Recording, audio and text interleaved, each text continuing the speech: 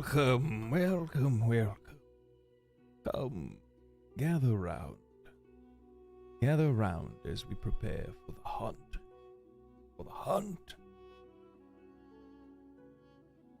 What's up, madman? Let's go. Like the hunting hat. Very Muldoon, yeah. Yeah, I chattered my my inner fucking Rurikon with that one.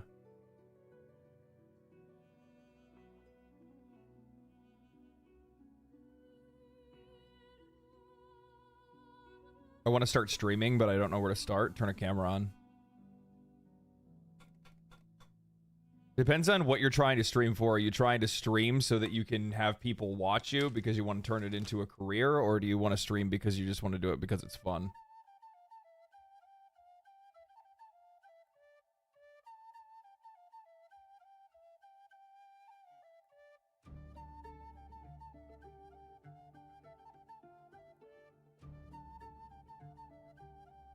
I want to make beats. I mean, you can do that regardless, right?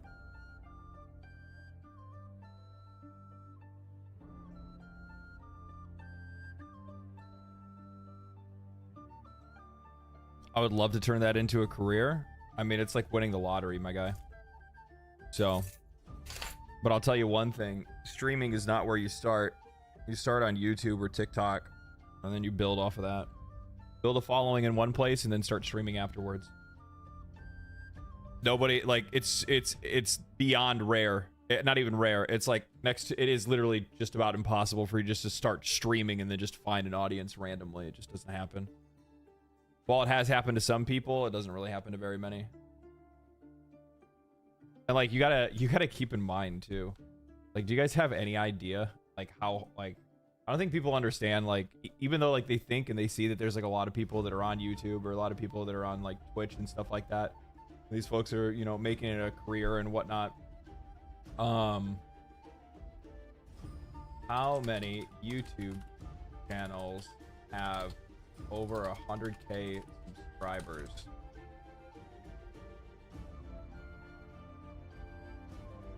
Okay. How many active YouTube channels are there? Yeah. Okay. So I'm just going to show you this. Look at this. There are approximately 520,000 YouTube channels with over 100,000 subscribers. Okay? 520,000. There are 114 million active YouTube channels.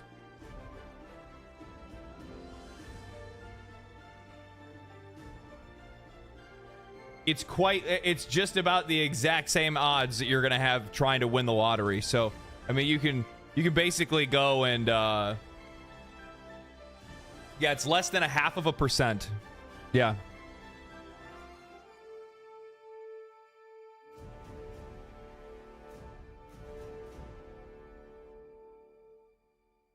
Right? That ends up, what did we say that was? 500, we'll say 520,000. So 520,000 divided by 114 million. Yeah, it's less than 0.5%.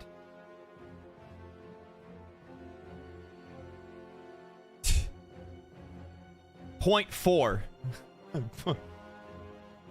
0.4%. That's crazy.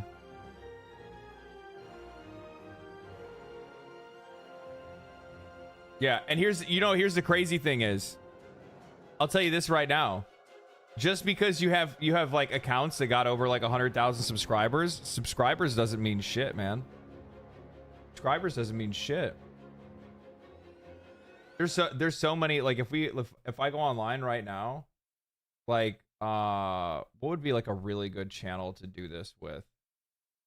I'm trying to think of somebody who's out there that I think, oh, like, and by the way, this isn't like this isn't a shot against my guy or anything like that. I love this dude. But if I go look at like Wolfie, right? Wolfheart. I mean, don't get me wrong. He has like multiple different ways for him to be able to make money or whatnot. But I mean, like, like his viewership isn't like fucking like absurd or anything like that. You know, 26, 28K, things like that. You know what I mean? He's 225,000 subscribers. So like the thing is that like there's a bunch of different ways for people to be able to make like a living off of it. But the thing is that like even with 520,000 people that have channels that are over 100,000, like the vast majority of them don't do it for a living and couldn't make a living off of it.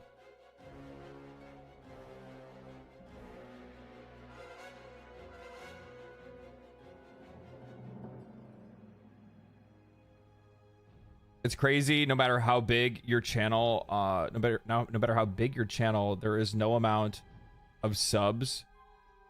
There's only a tiny amount of subs. Yeah, because well, YouTube's just not built for live streaming. People don't really go to YouTube for live streams. It takes that, and the thing is too is that you have to keep in mind that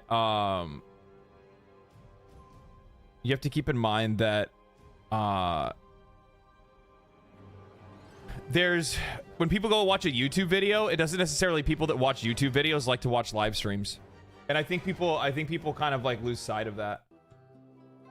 It's like, you know, there's a lot of people that like me as an example, right? Like they're like for a long time, I never cared about anything so far as like live streams. I mean, I watched a lot of YouTube videos, but I didn't ever worry about anything outside of that.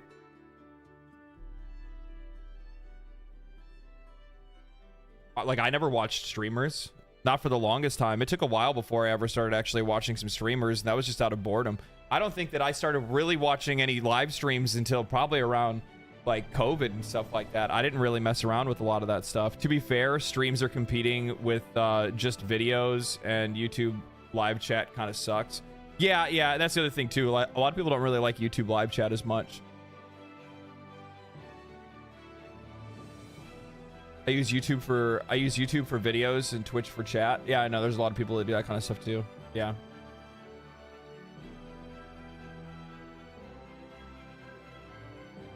Bro, Monster Hunter Wilds beta has surpassed Monster Hunter World all-time peak by 100,000. Yeah, that's actually pretty crazy.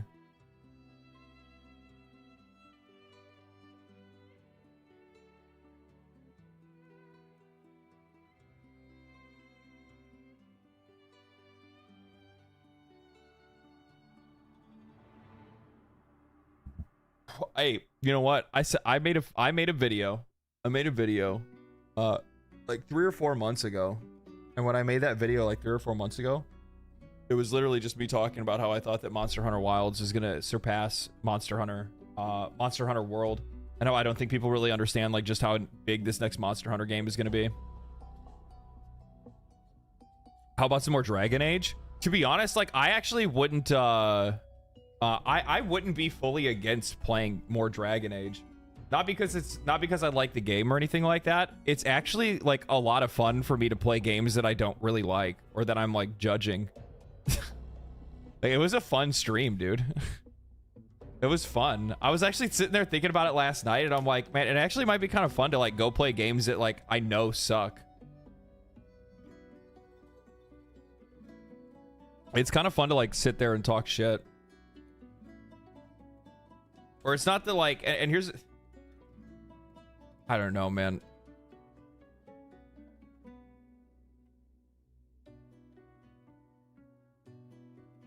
It's like watching a shitty movie. Yeah. And here's the other thing too, is that like, there's been folks that have been like talking about this in Discord and whatnot. And like, I've talked to a couple of my friends too. And I got a couple friends that fucking love the game. They love Dragon Age the Veilguard. And it's just like, it's just a personal taste thing, I think is really what it is.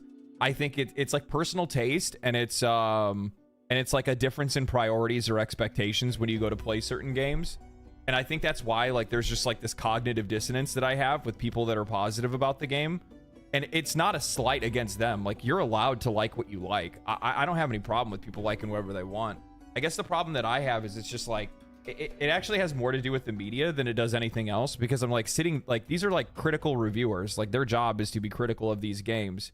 And I'm like looking and I'm like, how are you guys slobbering on this game you know, saying that it deserves to stand next to Baldur's Gate 3 with its narrative and writing, and I'm like, I don't know.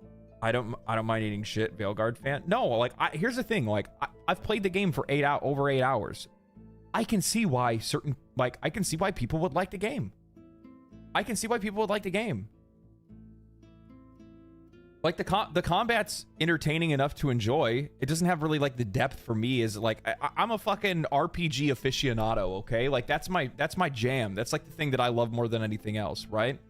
So I think it just depends on like what mood people are in and stuff like that. And I think that's really what it kind of comes down to. I think it's just like how much of a snob you are for RPGs and whether that's what you're looking for. Whether that's what you're looking for in a game.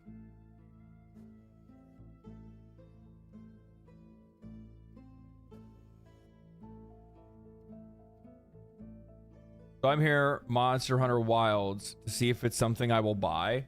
I would not base your purchase off of the beta, because I've heard a lot of things about the beta being very, the beta's having some problems. PC, I think it's the PC beta. I think the console one's been fine though, if I'm not wrong.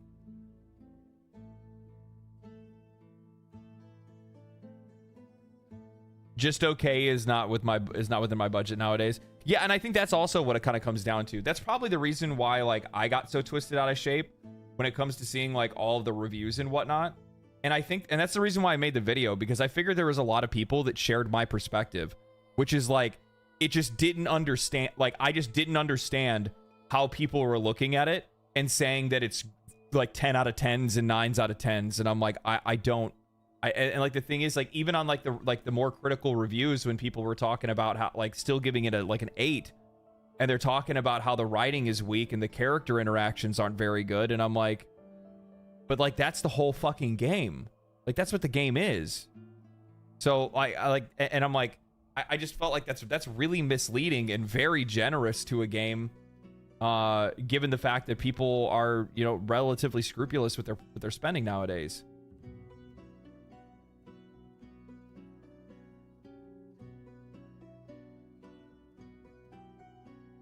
Metaphor worse on consoles. Monster Hunter better on consoles. Is Metaphor not good on consoles? It's great on PC. Holy shit, it's so good on PC. It's like loading like maps between maps and stuff like that is like super fast. Like one of my buddies was talking about, he's like, the only thing I don't like about Metaphor is all the load screens. And I'm like, load screens? I don't even notice them. They're like 2 seconds. Not even. The most outrageous ones is when they compare it to Baldur's Gate 3. Those are the ones that trigger me, actually. Like I'll be real. I get fucking triggered by it. I'm like, what? How? Like go play Baldur's Gate 3 for like fucking 10 minutes and go have a conversation with the characters. It feels like you're in a genuine conversation with these people. They respond naturally to the commands that you put in.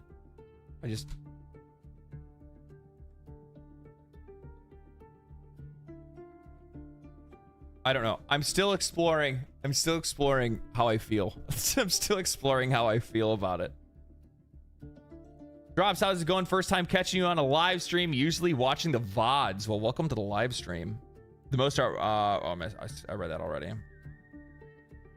don't know for Dragon Age, but I'm used to the Dragon Age Origins style more stuff for Veilguard. I mean, Dragon Age Origins was also like fucking a million years ago too, right?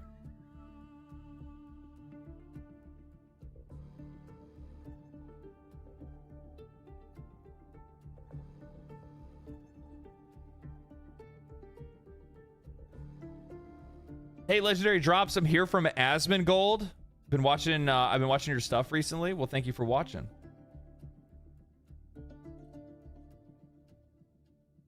Does the Veilguard crash and burn? We can be excited for Greedfall 2. I don't think. Here's the thing. I guess my only like, the game's actually not doing bad. I don't think. I think they beat their current concurrent already today. Yeah. Yeah. Game reached just a new peak 20 minutes ago. People are buying it. People are still playing it. I don't think that it's like, I mean, the weekend, like tomorrow is going to be the real test, because I think it's usually Saturday and Sunday where it's going to, you know, hit its highest. 100,000 peak concurrent players for a game like this is actually pretty good. I don't know, like, they spent 10 years making it, so it really depends on how much they spent trying to make it. If I had to take a wild guess, they probably spent around... They would have had to have spent, like, over 150 million on it. So I don't think it's going to be... I don't think it's going to be, like, a financial failure. I don't think it's going to make them a shitload of money, either. I think that they're probably going to...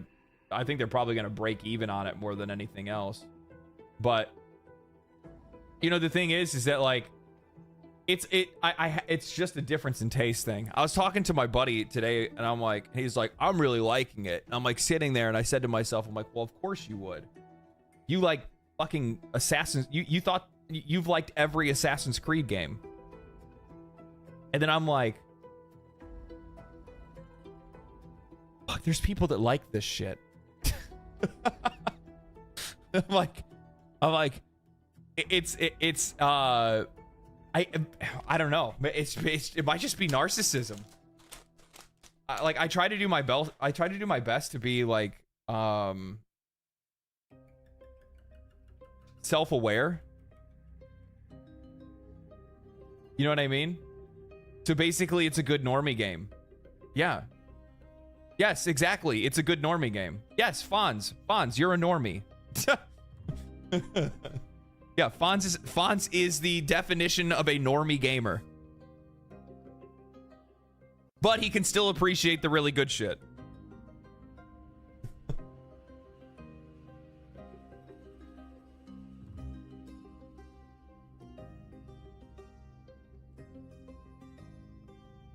That's a sad state of affair for BioWare. The first Descendant, a game made by Nexon, peaked at 200K. Here's the thing. I don't feel like it's fair for us to try to compare a $50 game or a $60 game. Sorry, I don't think it's fair for us to try to compare a $60 game to a free-to-play game. Of course, it's going to have a higher concurrent player count. It was a free-to-play game, a looter shooter at that. Different genres, completely different crossover, right? I like Dav, but it's not. But it's no Baldur's Gate 3. That's the part that. That's the part that I had an issue with when I was reading some of the reviews and going through it. And I'm seeing like journalists give the game like an 8 or a 9. And they're like, you know, similar to Baldur's Gate 3, the narrative and blah blah blah. Or on the other hand, you'd see people giving an 8 or a 9 or like a 7, and they're talking about how terrible the writing is and how bad character interactions are. And I'm like, dude, that's like 90% of the game.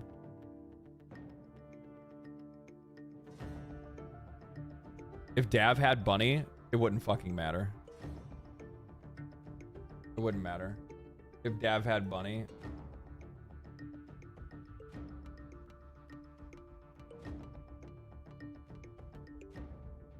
Man, Bunny's really not working out for that game anymore, is it? 17,000 concurrent players. This is the game that was supposed to kill Warframe, man. What happened?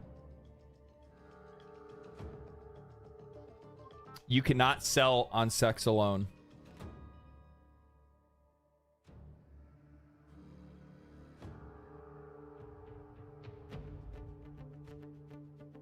Worst grind killed that game? Fuck yeah, it did. Your grinds are bad. Your monetization was bad.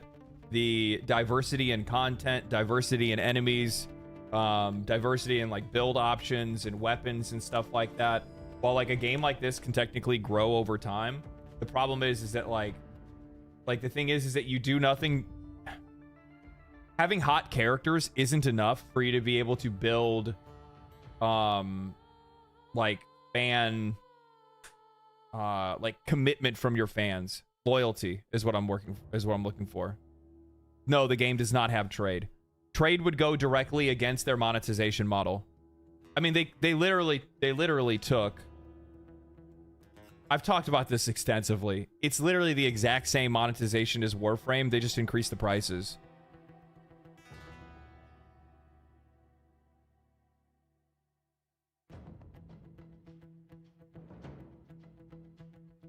Because they know that people are going to want to like goon over characters and stuff like that.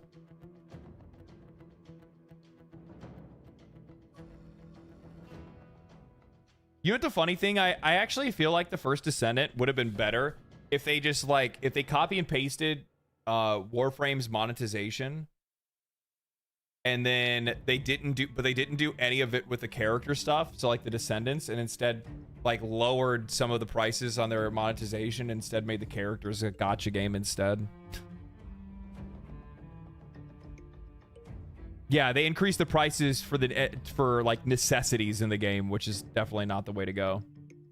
Like going for Star Rail characters hard, but there's also a diverse fun game to play. Yeah.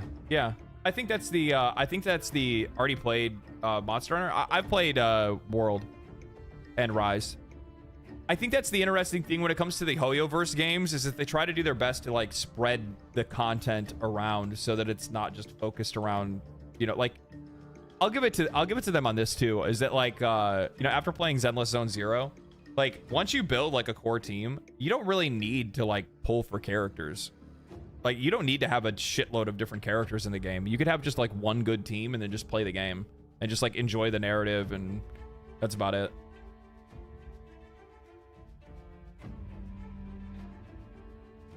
I play a lot of different games, and if gameplay loop can hook me, I'm in. I love a good story, and especially Choice What Matters. Still play badly written, story-driven games, but with good gameplay. Yeah, so like my only thing is that like, and this is just for me, this is not for anybody else. It doesn't mean the game is bad or anything like that. It's just that I can see, like after watching like Skill Up's review, how he could say that like, you know, initially he you know, the combat was all right, but then it grinded on him after a while because he just kept using the same things over and over again. In a lot of ways, now that I think about it, that's basically the exact same. But you know what, to be fair, that's the same for all the Dragon Age games, and same goes for Mass Effect. A lot of it's just repeating the same moves throughout the entire game. I think the difference is that like, especially with like so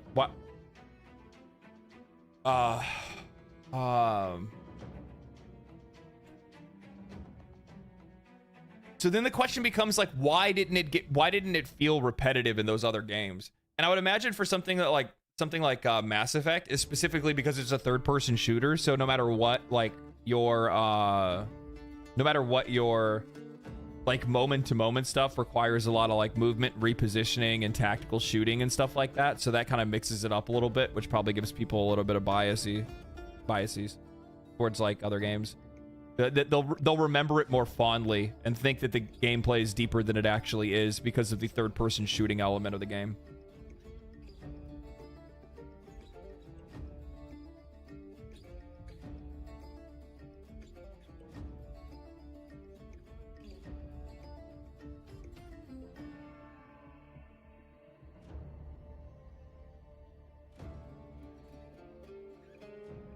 Stasis in Dragon Age Origins. Yeah. Well, Stasis in Mass Effect too, right? The stasis effect, like the stasis effect in Mass Effect, and is that what it was? Where you'd hit them and then they just like float up in midair, and then you just like take pot shots at them. In Dragon Age Origins, all that tactical complexity falls down when you get one build right, and then just beat the game by spamming 2 buttons on Mage. True.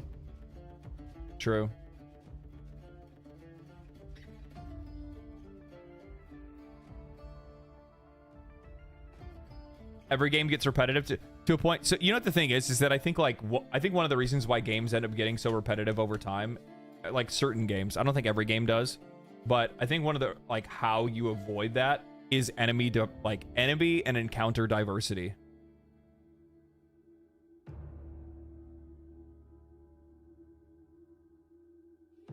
You know what I mean? So I think like a really good example of this is like Baldur's Gate 3, right? Like a game like Baldur's Gate 3, your moveset is relatively limited. It's not like you have a ton of different abilities and stuff like that you learn. You do get a lot. And leveling in that game does take you up to like a much higher level every time you level up. But there's even levels where you don't actually get any abilities. It's just flat stat increases more than anything else, right? But the difference is what makes combat not feel repetitive in Baldur's Gate is because of how diverse the encounters are, right? The encounters are so much more diverse.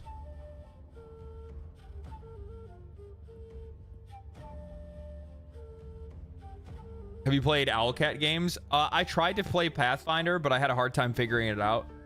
I have Rogue Trader. I downloaded it last year, but I haven't played it.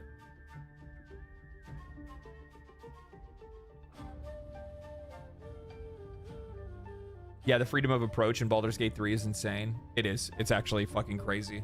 Like the way that you could go and be like, you could go and like find a group of enemies and then be like, okay, you know what? Like, I'm gonna go and be a fucking I'm gonna go be a fucking idiot and I'm gonna go and like grab like 1,000 barrels and surround the enemies with barrels, or I'm gonna use whatever it might be. But my brother beat Baldur's Gate 3 4 times and he hates the combat because the only way he enjoys a game is by not playing with any mages.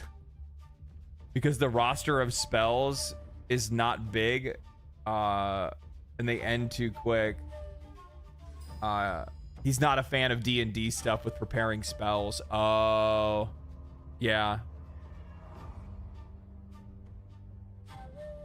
Yeah. Yeah, the only way that you can turn that, I'll tell you what. There's two classes. There's two classes that can definitely turn Baldur's Gate 3 into a incredibly repetitive run. And that is using a Gloomstalker Ranger or a like the melee monk. Tavern Brawler Monk. Because the Tavern Brawler Monk and the Gloomstalker Ranger will just literally fucking destroy everything before anybody could do anything. Warlock can get repetitive too with EV spam. Yeah, I could see Eldritch Blast spam popping off too. The problem is that in a lot of cases we end up we end up kind of meting ourselves out of like the draw to want to just play the game the most like as optimally as possible with every game. It's so hard. It's so hard to resist. I mean, that's kind of the aim, right? Like the aim is to try to make sure that you are getting stronger, so you want to be the strongest you can be. The problem is there's just so much damn YouTube content and shit like that ends up literally making you as optimized as possible, and it kind of just like it, I don't know. Yeah, 770,000, over 770,000 players are playing it right now. It'll probably go higher tomorrow. I could see the game getting like 100,000 players for sure. Is that good? Yeah, it's good. It's good. I mean, by comparison, what's something else we can think of?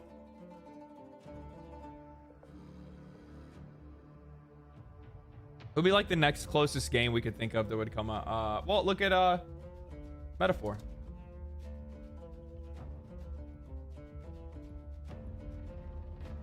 Metaphor hit a peak of 85,000 concurrent players, 86,000 concurrent players.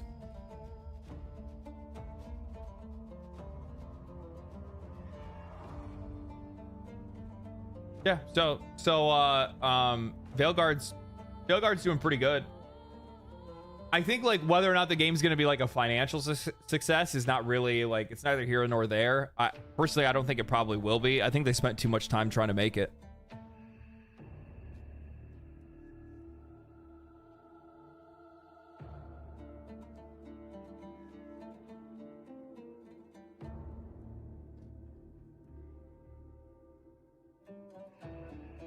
Monster Hunter Wilds beta peaked at 500k concurrent. Yeah, I think they even like busted the servers too, didn't they?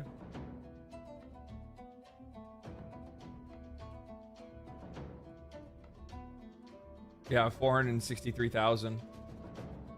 I think like, and here's the thing, it's gonna fall off super fast because there's only I think there's only like a couple things that you can even do in the beta to begin with. None of your information is gonna be is that near the total cost of Concord? Not even fucking close. Concord was that studio was evaluated at like $1 billion. Sony bought the game in the studio for like $400,000. So like financially, like the reason why Sony canceled the game was because they knew that there was no shot the game was going to be, even at free to play, the game wasn't going to be able to make that money back in any way. Metaphor is good. Have you played it, Ian? Yeah, I'm about, how far am I into Metaphor?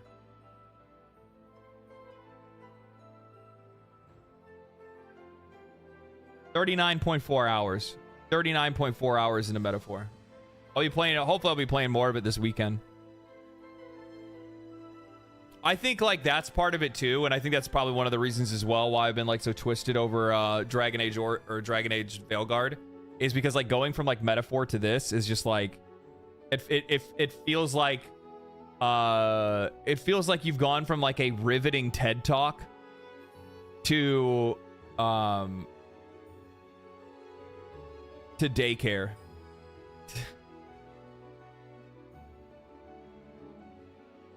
Like contextually and conversationally and narratively.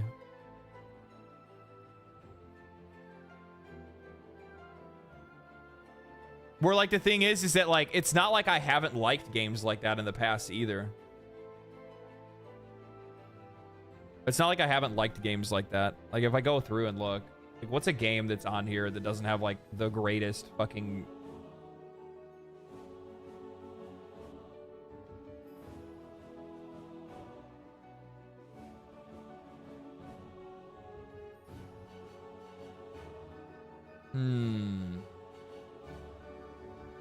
I mean, I like Devil May Cry, right? It's not like, but you're not playing Devil May Cry for the narrative anyway, so that doesn't really make any sense.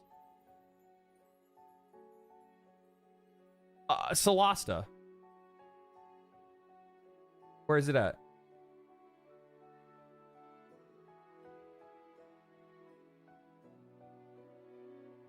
Right here. Solasta, Crown of the Magister. I fucking love this game. It only shows I have like 6 hours on Steam, but I have like 100 hours.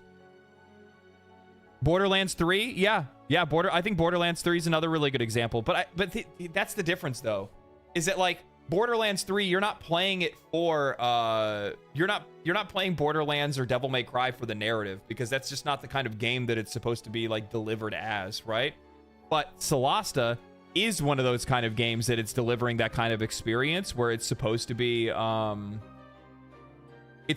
narrative-driven experience, right? But the combat, the combat in this game is actually better, in my opinion, in some ways than Baldur's Gate 3. Like the level of depth and like the D&D style, because I think this is based off of 2nd edition and not 3rd.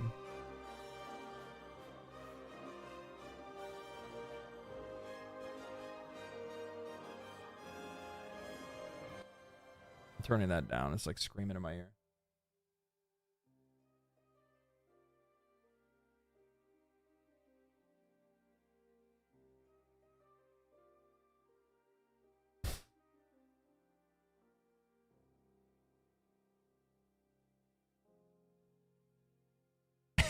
Yeah, I play for the story. If I don't get another leap in Virgil's extended family drama, I won't be able to enjoy DMC. Fucking true.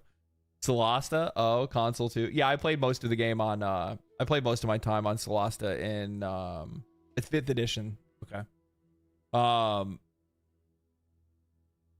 played most of my time with it on Game Pass more than anything else.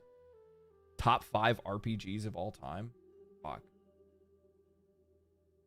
For nostalgia's sake, one of them would have to be, okay, so I know 2 of them off the bat. 2 of them that I know off the bat would be Legends of Dragoon, which would be one of them. Tales of Vesperia.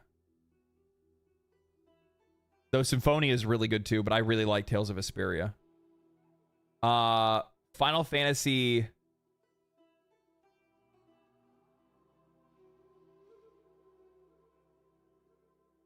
VIII.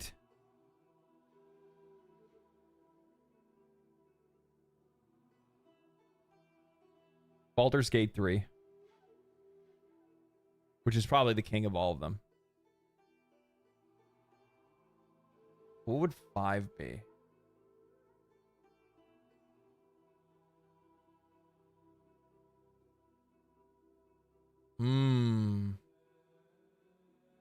I don't know. Is 5 on here?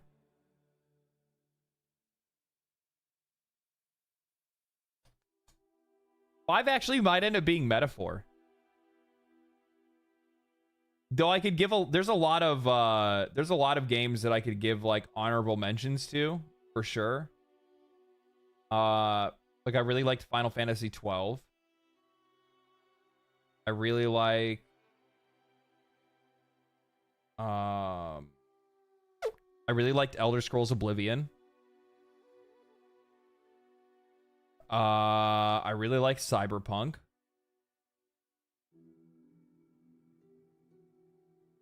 I don't know. Also really love Disgaea. Now, mind you, I have 30 hours on Disgaea PC, but most of the time that I played this game, I had played it on PlayStation. I played it on PlayStation 2 back in the day.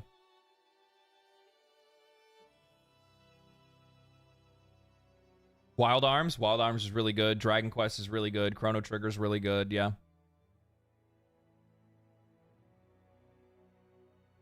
Vagrant Story. Yep. Vagrant Story is really good.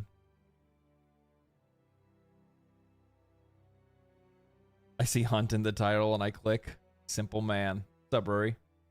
How did the game run for you, Rurikon? Did you have any problems with it? Kenshi? You guys and your fucking Kenshi, man.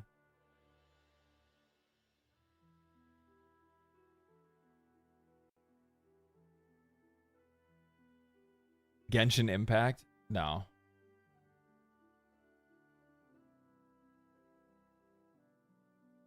Monster Hunter Wilds is great for me. I'm wondering, like, did you play it on PC or did you play it on console? It's not terrible, not perfect either. I can run it at 1440p. Oh, okay, well, there you go. Shadow lowered and stuff like that. Yeah, I'll probably tinker with some of the settings and stuff before we actually play it. Baldur's Gate 2 is one of my favorite. Yeah, I can see that. Morrowind equals Oblivion equals Skyrim, all for different reasons. I still think Oblivion's better than Skyrim, personally.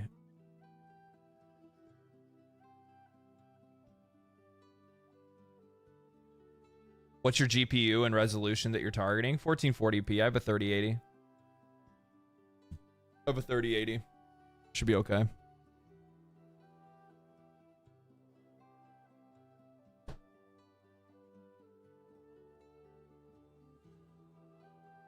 I don't like it. Might actually end up be getting to that time where I need to. Maybe I need to get a fucking L-shaped desk and get another PC and then get like an editing setup.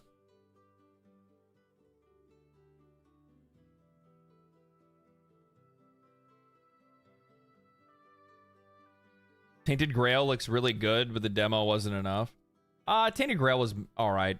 I don't know. I thought it was going to be more than it was, and I didn't really like it. Are you talking about the Tainted Grail, like the first person, like Skyrim style they're making? Did they actually make that game yet?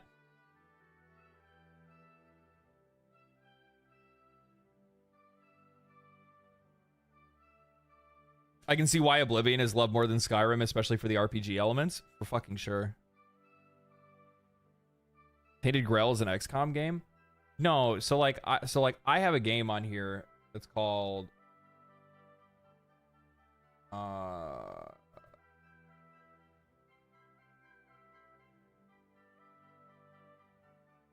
thought it was on here.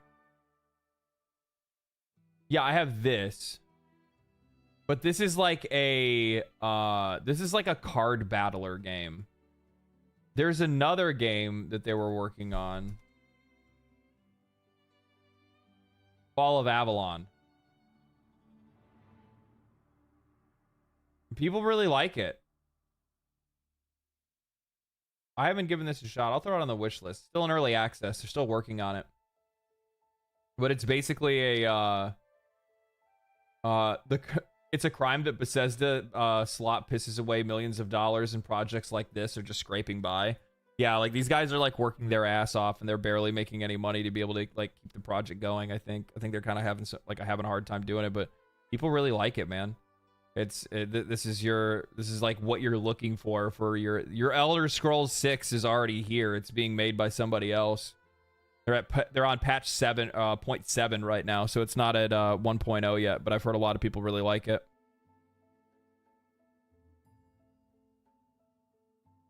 I tried Tainted Grail, but I don't want to play early access. So the thing is that like you have to make a decision. I mean, you don't have to make a decision. It's just a personal thing. You can choose whatever you want to do when it comes to these kind of games. But at the end of the day, the thing is that if you if there are projects and smaller studios that are out there that you want to support and you want their games to be made, in a lot of cases, early access is the only way. It's the only way for those games to get made. Especially if you want something any more than like your standard indie like pixel art game, because it's too costly and difficult for people to make anything bigger on their own.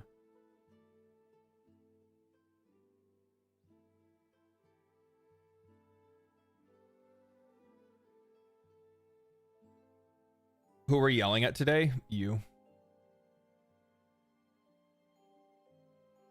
Fair, but I don't even have time to buy the games that I already bought. Yeah, exactly. I mean, obviously be smart with your money. Spend money how you want to. Fall of Avalon is made by like 40 people or something. Of course, it takes them a long time. Yeah, it's going to take them a while to be able to put it all together. I think we need an RPG where you play as a AAA company. All the skills could be new ways for you to rip people off until you monopolize the industry. Yeah, where's our video game developer simulator, right? Like I got Supermarket Simulator. Did I buy Trading Card Simulator? I thought I bought Trading Card Simulator. I didn't? That doesn't sound like.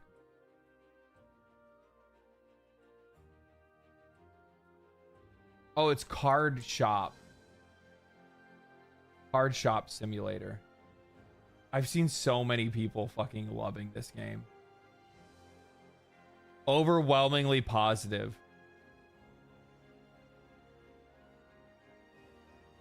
It's literally the exact same thing. It's addictive because of the card packs. I bet it is. The problem is, like, I can't download, like, this is a stream game. I can't play something like this and download something like this and play it off stream. Because all it serves to do is basically stop me from like being constructive with what video games I play off stream that can actually turn into content. Like, I'm not going to make a video on Card Shop Simulator.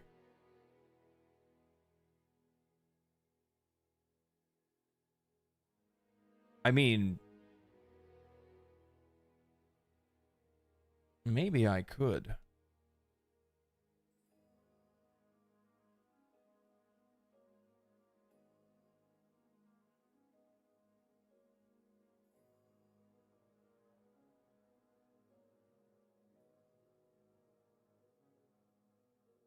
Wait, play Pokemon instead? Why would I play Pokemon?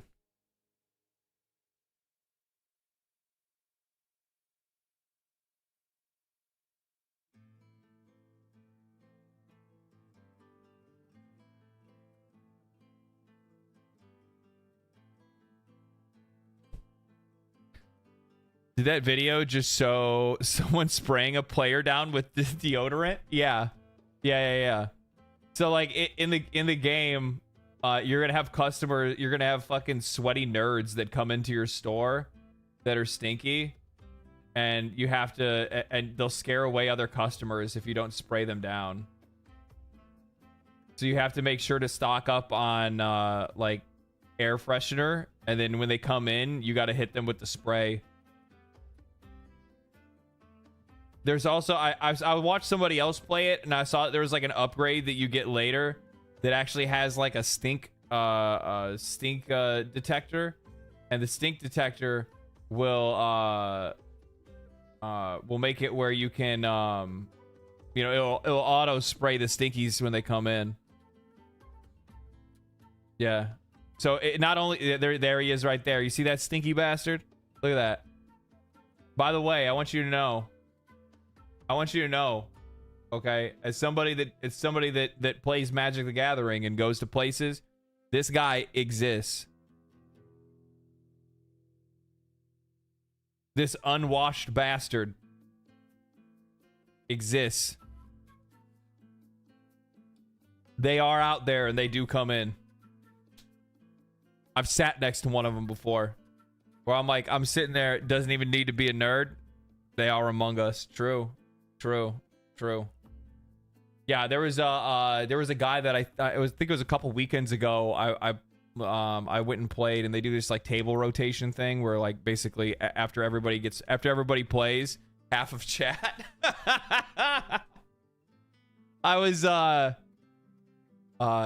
They do this like rotation thing where basically like after the games end, an hour goes by. You got an hour per game.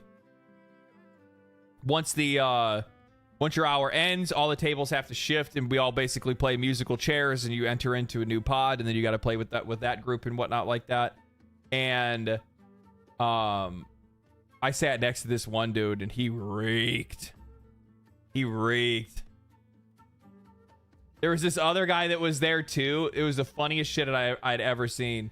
Like he literally, you're just not used to seeing it, but like dude pulled his deck out of his pocket, like loose, no box or anything like that. Just his deck with a rubber band around it in his pocket. And then every single time he needed to play like a token, or had to make like a token copy of a card or whatever it is, you know, some trigger went off or whatever.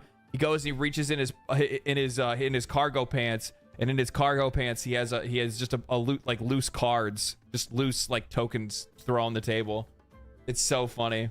Have you heard of the Final Fantasy Magic the Gathering collab? Yeah, it's gonna fucking rob me blind.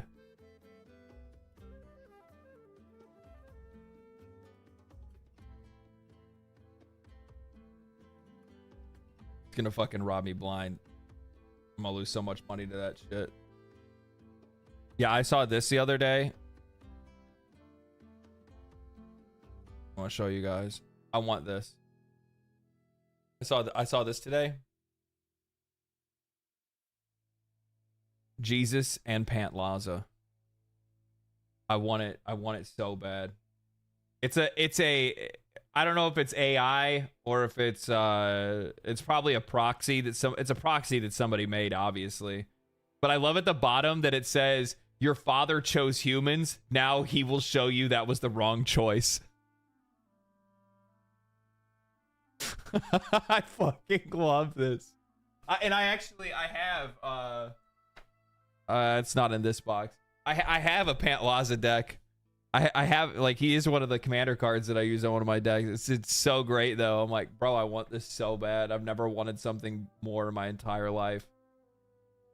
Your father chose humans. Now he will show you that was the wrong choice. I love it. I play Giant Meteor. Fucking, I love it, man. I love it. All right, let's talk about some news stuff here.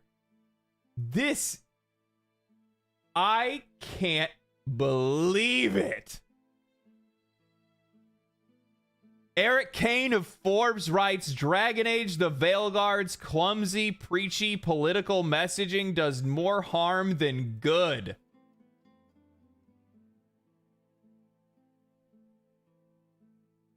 This has to be a first. This has to be like... What? When is Forbes dropping bombs? I don't know. What? Today's opposite day, guys. You didn't know that?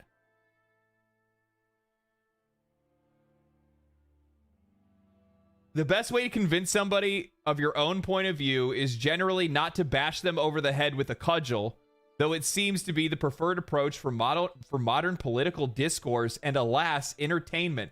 Holy shit!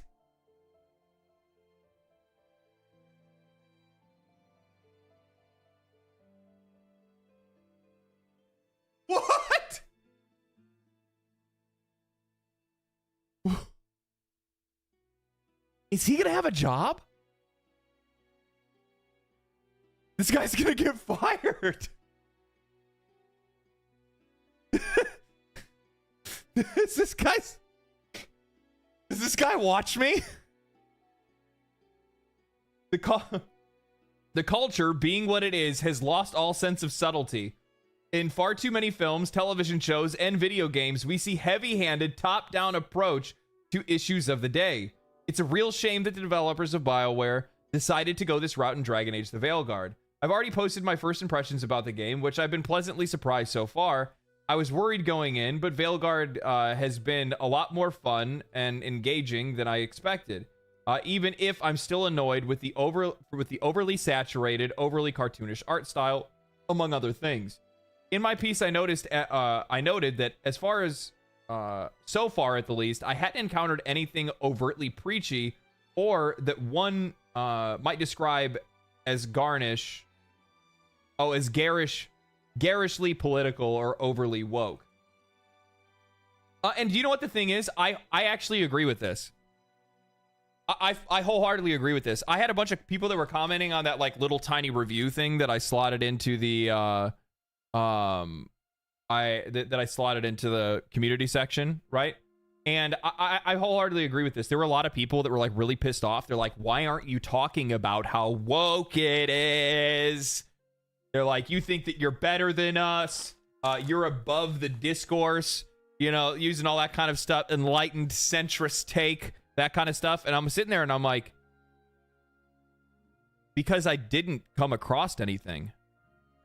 The only thing the entire time that we had played that we had gotten was the mirror. The mirror, and then character selection when you're actually like making your character. The only response is, I am better than you. Well, I mean, that kind of goes without saying. Right? The only extremely woke thing was the mirror. Yeah, like, I mean, like, if you're gonna categorize things in that way, that's the only thing that we've come across so far.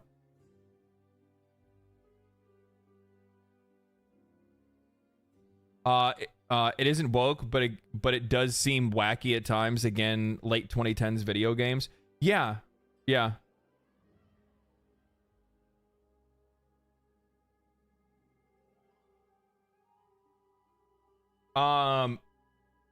The game is diverse and gives you options to play as male, female, or trans. But in my time with it, this felt like most likely to give players more choice and freedom. And I'm all for that, especially in an RPG. 100%. I have no problem at all with people having the ability to choose to be trans in a fucking RPG game. It's a fucking role-playing game. What do you like? Yeah, give players freedom. I don't care. Where choice and freedom is largely the point. Yeah, fully agree. Other big games in recent years have done the same thing. But I had not yet arrived at a certain section of the game that has now been making the rounds on social media, being roundly and rightfully mocked. Holy shit, being roundly and rightfully mocked. Mark with the $10. Dragon Age is game of the year and you're not real. That's true. Thank you for the 10, man. Fucking goober. Unfortunately, the scene in question will play directly into the narrative that this game is woke, feeding the cycle of online discourse that goes nowhere but earns a lot of clicks. This motherfucker watches my videos. He watches my videos.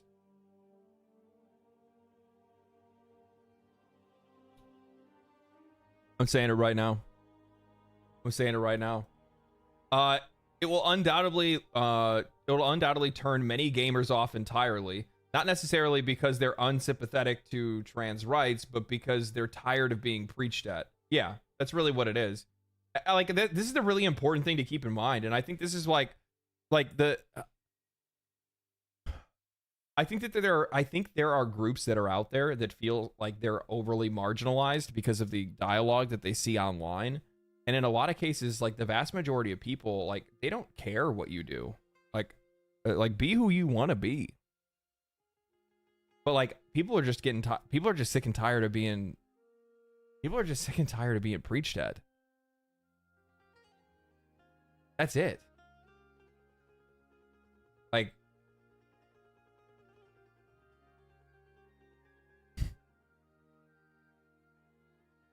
In the scene in question below, one of the characters misgenders another. To atone for this sin, they do a set of push-ups, and then they lecture the characters on how to properly apologize.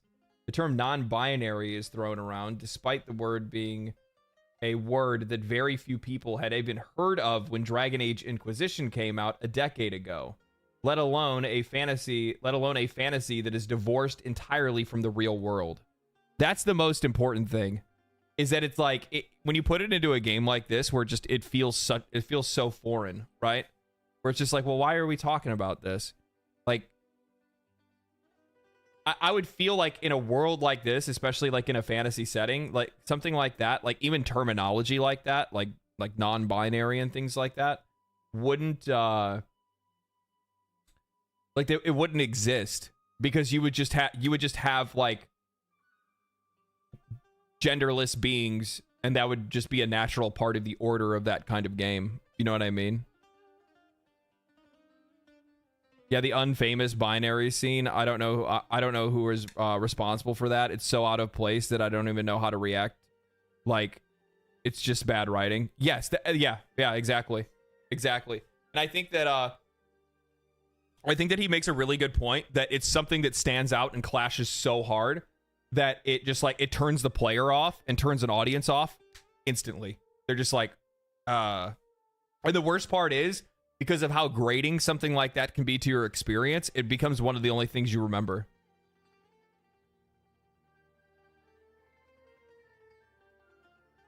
Like some intern just jumped into the writing room for 5 minutes and then ran away. Yeah.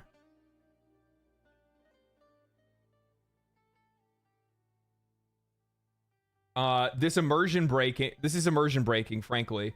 And it is written so poorly that it comes across as a self-parody. It often does. Look at Dustborn, right? Like, Dustborn comes off as a full, like, parody.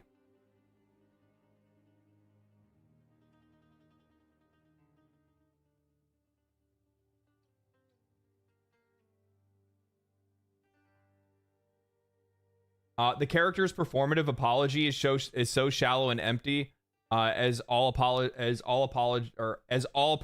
apologies are. In my experience, a simple and genuine sorry is better than making a big show of it and then bragging about how much better your apology is. The whole scene is filled with the whole scene feels freshly cut from a conversation in an undergrad gender studies class in the year 2024. This is, you know what the best part is? I guarantee this part right here is actually probably true. And it likely did come from an undergrad gender studies class in 2024.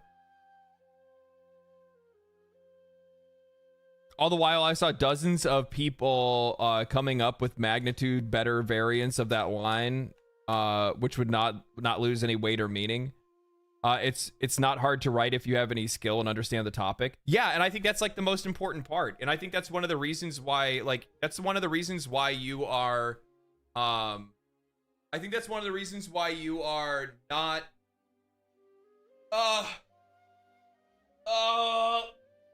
I'm trying to think. I'm trying to get my brain to turn on right now. I think that like lack of ability from people that are out there who are trying to like communicate and be an ally of these issues, they end up making the situation more worse for the people that do identify in this way, because they do such a shit job of representing them. And all it serves to do is just piss off the people that don't understand or don't care to understand. And then the result of that is that once they piss them off, then all they want to do is just piss them off even more. Oh, well, you don't like the way that I said it? Well, that's because you're a bigot. And then the other side goes, oh my God, look at you guys. And then they go back and forth, back and forth, back and forth, back and forth. And then they just ignore the conversation entirely and ignore the criticism entirely, right?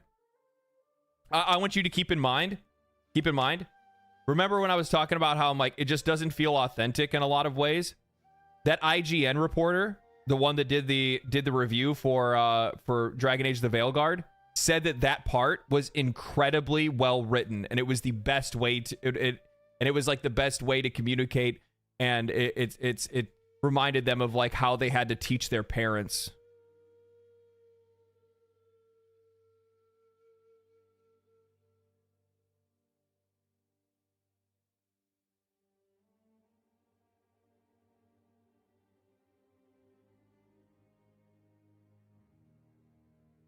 So, yeah. The kind of conversation that undergrads the kind of conversation that undergrads will someday look back on and cringe over. Yeah, we already know this scene. Everybody does. Again, my problem isn't with the see, but you have to qualify with this, otherwise you're going to lose your job, buddy. Be careful. Be careful. Don't get attacked. Don't get attacked, bud. Again, my problem with the scene is not the inclusion of trans or non-binary characters in Dragon Age, but the ham-fisted way that the issue is framed. I recently wrote a review of Lev Grossman's excellent Arthurian fantasy, The Bright Sword, and noted in that review that a trans character is one of the Knights of the Round Table. The difference in the approach in noting here is that in the book, the term trans is never used since it would not have been in the Arthurian era, similar to how non-binary would not be used in Dragon Age. Instead, the character is born as one of two twins. At birth, she is a girl, and her twin is a boy. But she chaffs at all things girly and confines her restrictions placed upon herself, and wants nothing more than to train with a sword and become a knight. Yeah, like the thing is, like, this is called subtlety. This is called subtlety in storytelling. Like, yes, yeah. So a tomboy, yeah. Which like the thing is that at its core, I mean, in a lot of cases, that's what like a non-binary discussion is, right? It's somebody that does not really, they're like society's view of what a woman is or what a girl is doesn't fit this person, so they don't like they come to end up having some like it's not like really like, I don't want to. It's such a sensitive topic, and I don't even know how to voice it the right way personally myself. But it's just the thing is that like society's view of what something is doesn't align with their view of themselves and what they want to do with their lives.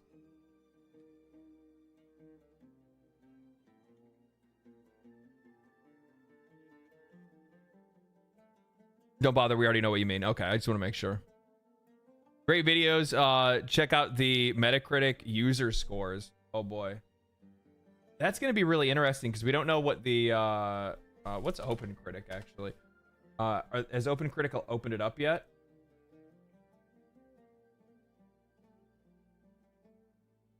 Oh, I can't view it. Visible after 20 ratings. Nobody's rated it. Metacritic's kind of a cesspool though.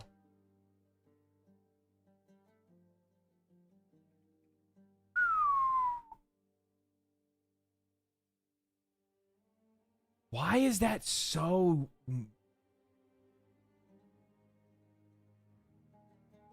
Why is this so outrageously different than Steam?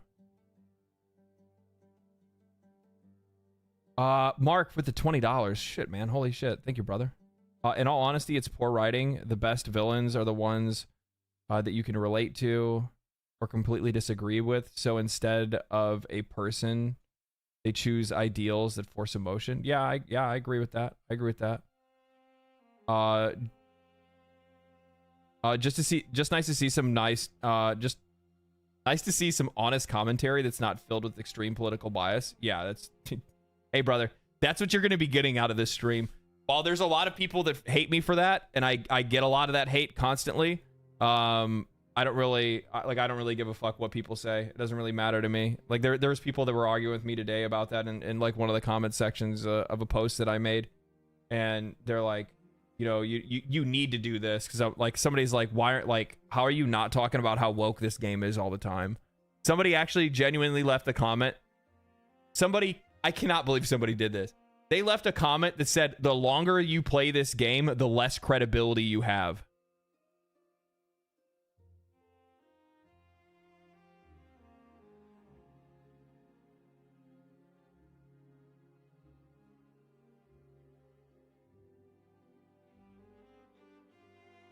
Yeah, just dissect the logic on that one for me, could you please?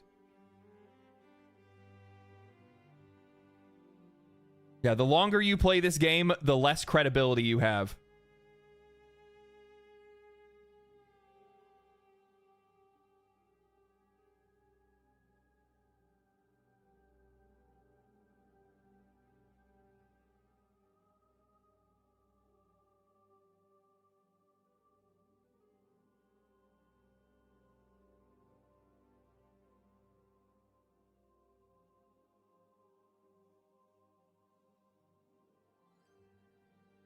Yeah, this is all gonna be. It's all gonna be like.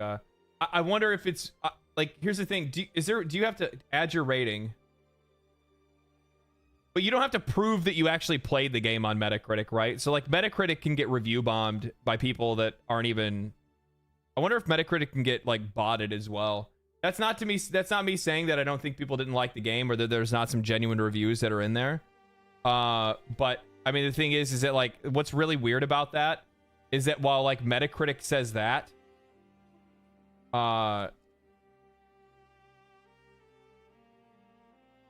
it's mostly positive on Steam.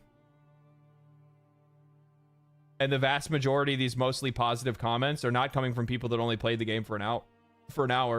8.9 hours on record, 13 hours, 14 hours on record, 2.9 hours on record, 22 hours on record, 4.2 hours on record, 15.5. If we go to the negative ones, how many hours do the negative folks put in?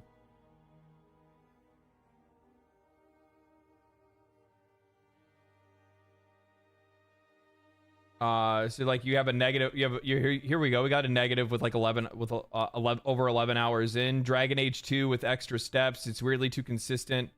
It's weird to be consistently reminded of the worst game in the franchise, and I missed that other game. It's so weird that after 10 years, this is the game that they give us. Since Dragon Age 2, I felt that the combat was the worst part of the game. Yeah, and this is people that they didn't like the direction that the game went with the combat. They didn't like the direction the game went with the narrative. So like that's fully understandable. Yeah.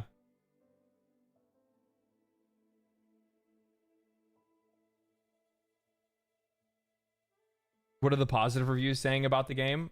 So these are ones that have over 10 hours, right? I played the first hour and I can't believe how much critics focused on a single scene on YouTube to make this game ridiculous. So here's the thing. I want you guys to keep this in mind, but you are going to see reviews that are positive that are quite literally counterculture, right? Like you are going to see people that are like never left a review on a game before, but want to leave a positive review on this game to push back against conversations, right? So you will see some of that stuff in here. But again, person has 13.8 hours in the game. It's not like they don't like it. They're still playing the game right now, right? I think Veilguard's improvements are great. The changes to the system. Storytelling feels like it always has in Dragon Age. I do buy the story from the beginning.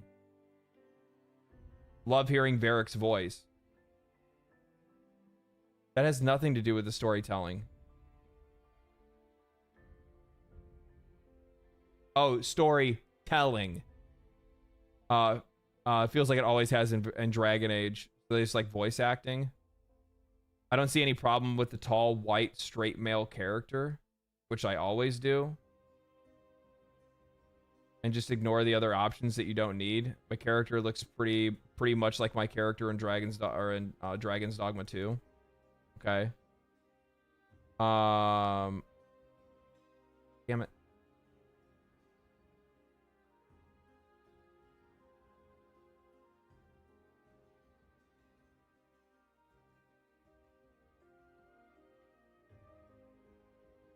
This is somebody that liked it, that played it for 14 hours. The negatives: gutted world state continuity. I totally fucking feel that. I could see people getting really pissed off with that, especially if you're somebody that's like really invested in the franchise. But to be honest, like historically, like haven't they basically completely destroyed our world states in every single BioWare game?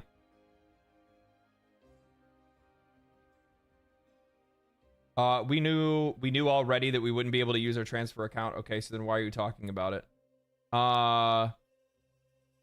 This felt very lackluster. Oh, the options, the limited timing, character creation, Inquisitor profile. Okay.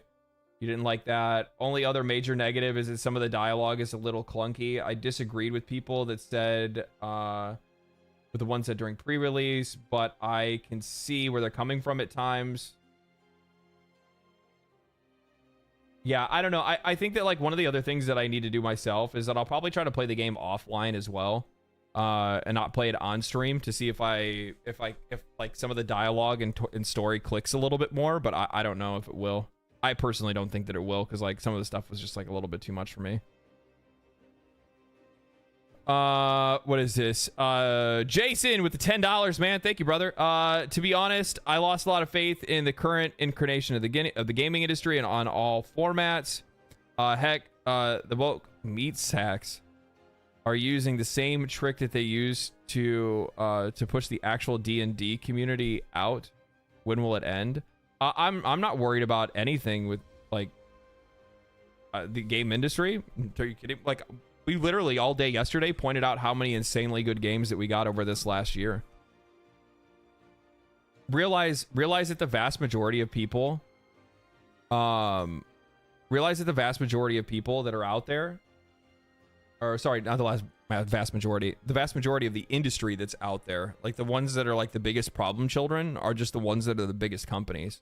It's not every video game, it's not like the entire industry. It's just certain areas. I enjoyed the game because the game came out. Yeah, you're probably gonna have some people that are like that as well. Thank you for the 2, man. I appreciate that. What is this? Not really, but kind of. There is the thing, legendary drops. Previously, you called, you could import choices. Almost all of them in Dragon Age 2 and Dragon Age Inquisition, but 95% of your choices never mattered. It was just an illusion. Yeah.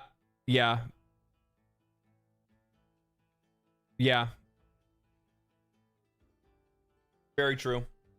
Very true. Was it like, weren't there choices that you made in Mass Effect 2 to Mass Effect 3, but like the only thing it ended up being was just like some like super vague moment like way later into the game, like a phone call or something like that you got, where they were like, hey, you know, remember when you did that thing? Yeah, that actually happened. Anyway, I'm good because of that, so thank you, bye.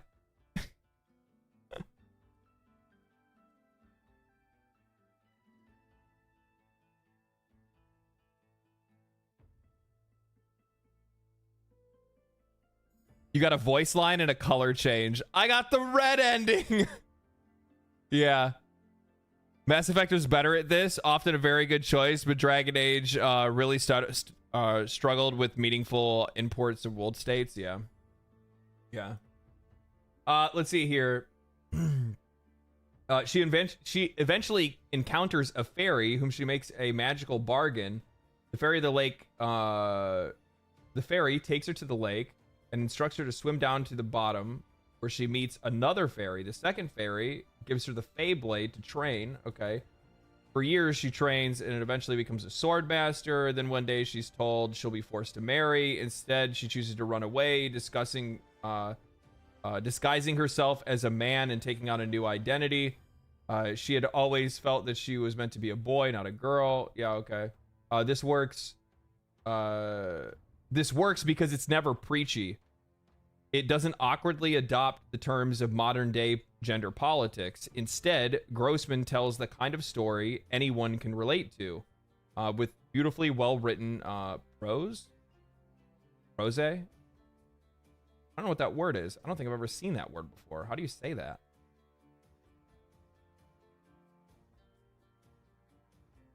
Expanding my dialogue. Motherfucker, make up a word. Prose. So it is prose. The ordinary language people use in speaking or writing. I just added a new word to my fucking verbal dictionary. All right. Tells the kind of story that anyone can relate to. The character in the story calls himself Dinadin.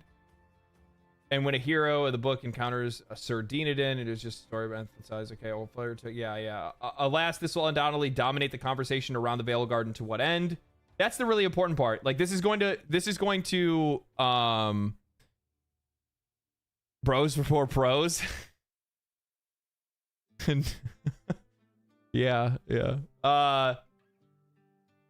This is the point that I wanted to. So this is the thing that I want to discuss, and I'm still trying to like figure this one out exactly. So, alas, this will undoubtedly dominate the conversation around Veilguard, and to what end, right? So, like, one of the things that I look at specifically is that, like, I see a lot of the dialogue that's on social media, and we're always like, you see a lot of people that are just like, you know, ideology bad, woke bad, and it's just like, okay, so what's your actual solution? So when you see a lot of people that are talking about a lot of these things in games, right? And in a lot of cases, like the minute that people even see a hint of anything that's gay or even diversity in some cases, like immediately maliciousness is inferred, right? Or not inferred, it's assumed. So then, like, my question is that, like, what's the actual solution that people want, or the side of a woman? Yeah. So if like, and here's the funny thing is, you guys know that's fucking true. You guys know that's true. Like, this isn't. We're not being hyperbolic here. We're not being hyperbolic. If there's not a conventionally attractive woman, if they're from a different, if they're from a different ethnicity or something like that, if there's the inclusion of like a gay character or something like that, immediately accusations are being thrown around.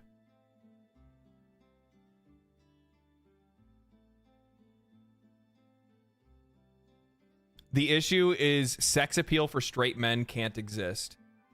They disintegrate it. Okay. So, I'm asking a question. So, what is the actual solution to this? Because it doesn't sound like it's parody. I'm just gonna say, like, I'm trying to look at this and try to see, like, what the perspective of somebody on the other side of the fence is going to be. And in a lot of cases, if I'm looking at a lot of the conversations that I see online, or a lot of the ones that I see in, like, YouTube videos or Twitter or whatever it might be, in a lot of cases, I'm not seeing parody. I'm seeing dominance. I'm seeing, you need to get out. We need to get this out. It can't exist. Everything needs to pander to me specifically.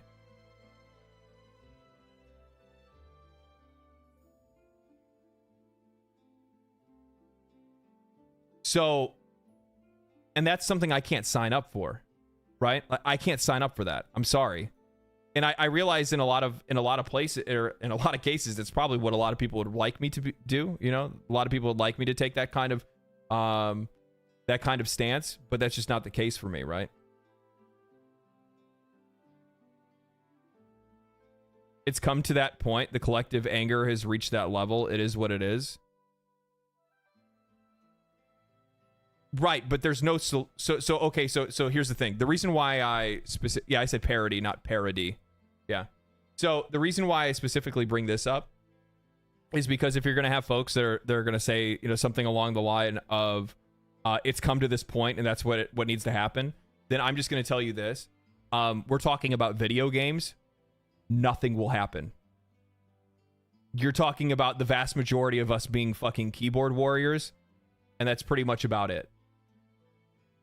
Right? So, like, how are you gonna push back? What are you gonna do other than stop buying things? You could do that, but also at the same time, we're talking about a group of consumers that has the least amount of control out of anybody. We're talking about a group of consumers that,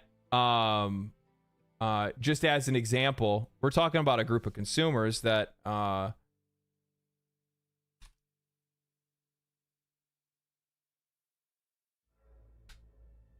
I'll bring up two examples actually.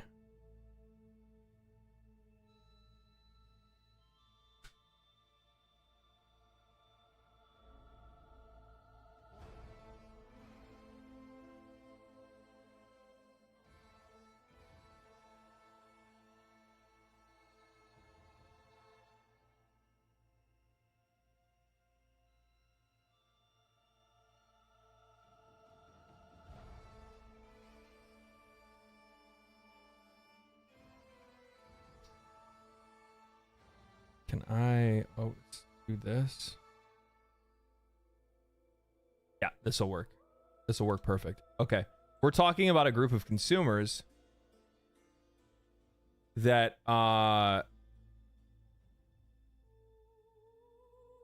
wants to talk about how monetization is bad, about how people need to stop, you know, the microtransactions need to stop. Meanwhile, World of Warcraft's $90 mount is so popular that the in-game auction house is selling out of WoW tokens. We're talking about the same audience that is funding hundreds of millions of dollars into gacha games, while at the exact same time bitching about them.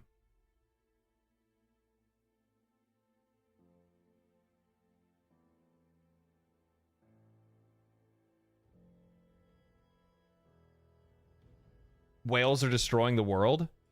It's not whales destroying the world. It's just because of the fact that like people don't have fucking control. People don't have control. Concord flopped because normies didn't care about the game. Wukong got a W because normies didn't care about media outrage. SH2. Oh, yeah. Silent Hill 2 got a W because normies didn't care. Yeah. And I fully agree with that. I think that in a lot of cases, a lot of these issues and things like that are really are cared by like a fringe amount of consumers more than anything else. No, like, and the funny thing is when you say normies is just like, it's just moderate people. Like the moderates don't really give a fuck about a lot of the things that people are bitching about. Like if I was one of those people that was like so fucking red coded that I had to be anti-woke about everything that I wanted to play, then I wouldn't have bought Baldur's Gate 3. I wouldn't play Hades, right?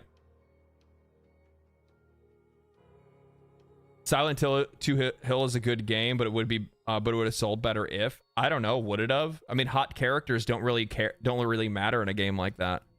I think that in a lot of cases you have a I think it just depends on the kind of game that you're making, right? Hot characters in a gacha game? Yeah, it's going to go hard. I'm a moderate myself, but I care about my entertainment, and I do too. That's the reason why I talk about these kind of things, right? That's the reason why I have no problem talking about exactly what this Forbes writer is thankfully talking about right now. This is crazy to see something like this. But not even Resident Evil. Yeah, like here's the thing, like am I really to believe that like Resident Evil sells well because of Ada Wong?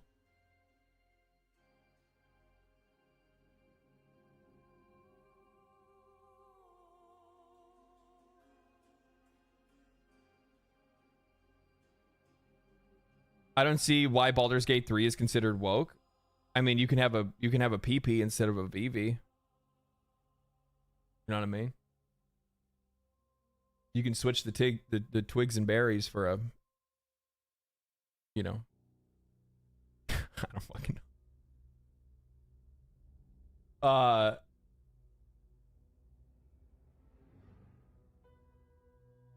So alas, this will undoubtedly dominate the conversation around the Veilguard. To what end? No end at all. No end will come. Because the vast majority of the people that discuss a lot of this stuff don't actually really want an end in the first place. I mean, let's be fucking real. Do people really want people to get along? No. In a lot of cases, if people started to agree on these issues and people actually started to like want to like push towards change or anything like that, that would put a lot of people out of work. Like, let's be fucking real, right? Like, it'll put a lot of people out of work. It's way more profitable to keep everybody fighting instead.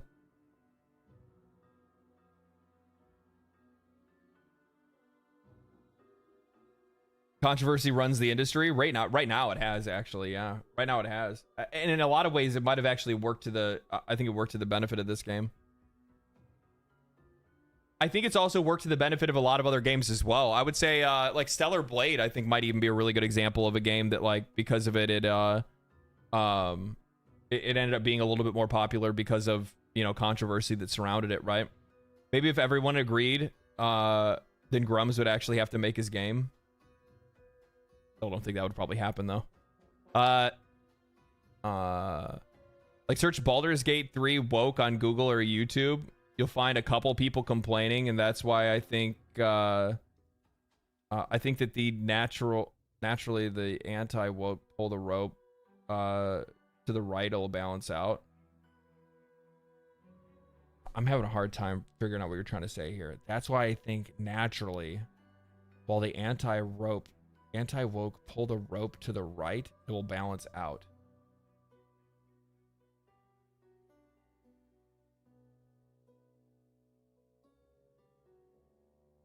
Don't know what that means.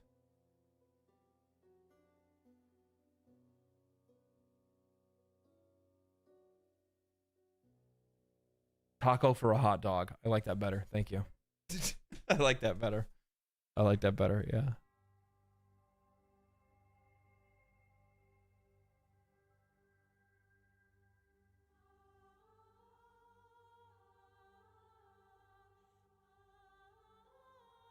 Oh, God. Is that what it is? Guys saying let the anti-woke run rampant because it will cancel out the woke in games? Or, like, cancel them out from getting too aggressive. Is that what it is? I think that, you know what the funny thing is? It's not, like, necessarily run rampant. Like, I'd rather conversations lay somewhere in the realm of, like, being more constructive. You know what I mean? And the thing is, like, you don't really want extremes running wild to begin with, right? Like, it's not worthwhile to do so.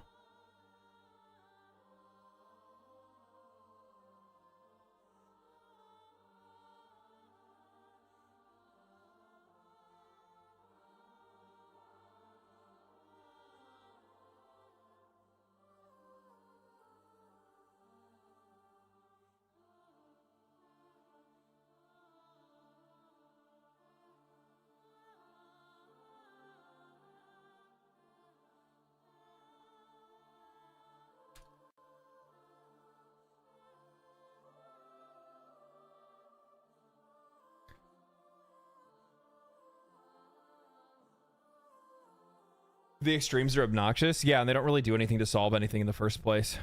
Bobo! Thank you for the prime, man. Appreciate that. Anyway, all right, let's finish this article real quick. He's still got a ways to go. Again, my problem with... Yeah, we already talked about that. This works as... Never preachy. We already talked about this. There are better ways to address the issue, but these subtle ways to touch clever writing, character building, especially in a fantasy RPG in a setting that is removed from the modern world. Yeah, I fully agree with that. If you can see how misguided the game writers truly are in the scene above, the character says that a normal apology makes it all about you when she has just blatantly hogged all of the spotlight to make it all about her. Nobody seems to spot the irony. I have to ask, has anyone successfully apologized while lecturing someone at the same time? Fuck. True. It is a bit on the nose, huh? And I made the mistake of, here's my apology, and my apology is so great, and your apology is so bad, even though you're not the only one who made the mistake. Look at me. Look at how wonderful I am. Yeah. Yeah, and you see a lot of that. You see a lot of that. Yeah. Yeah. This is running. Okay. I still recommend the game. Oh, that's sort of how I see BioWare in all of this. They're making it all about them.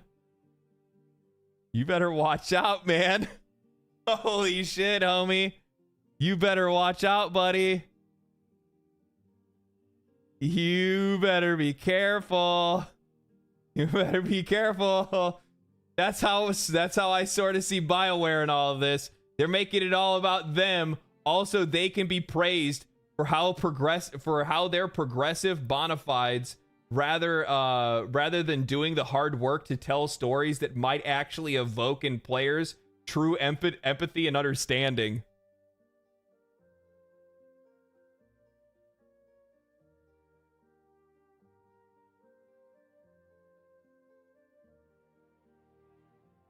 Holy shit.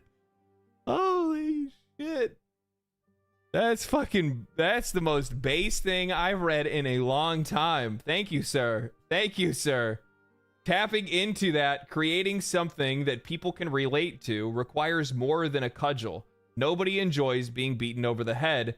In the parlance of our times, do better, BioWare.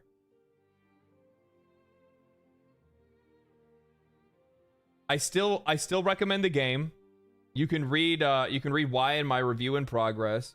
It's not perfect, but it feels a bit like Dragon Age meets Mass Effect, and I've had a lot of fun with it so far. Quite a lot more than I anticipated going in. Watch the full clip of the Mr. Matty Plays video. Update. I've lost my job. No, I'm kidding. Update.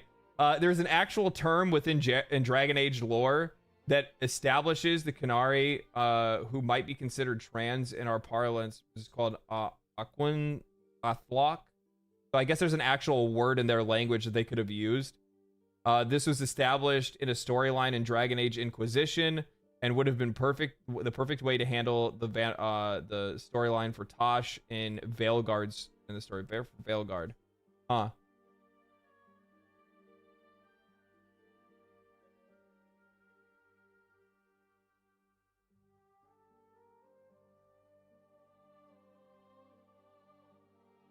Yeah, and I see this. I like this. So this commenter right here says writing is an issue. As a black person, we went through a token phase and hated being patronized.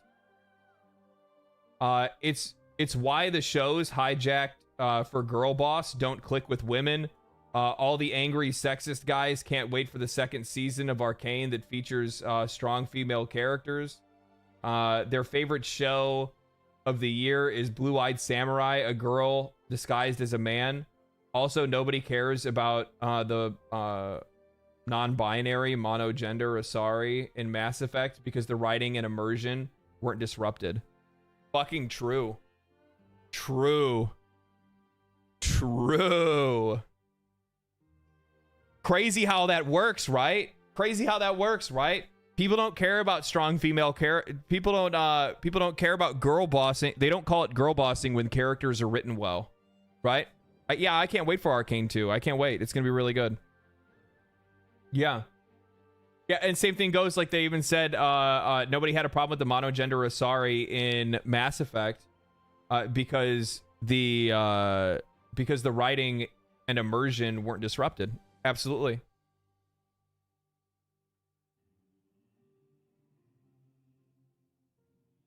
Yeah, and by the way, he's completely right in this case because as a black guy, he went through the token phase. That was huge for a while, and the thing is, they're still tokenizing people even today. And in a lot of cases, I actually think the way that people are being represented by the media is what is actually pissing people off, and it's what's creating a lot of like extremist dialogue, like people taking very extreme positions.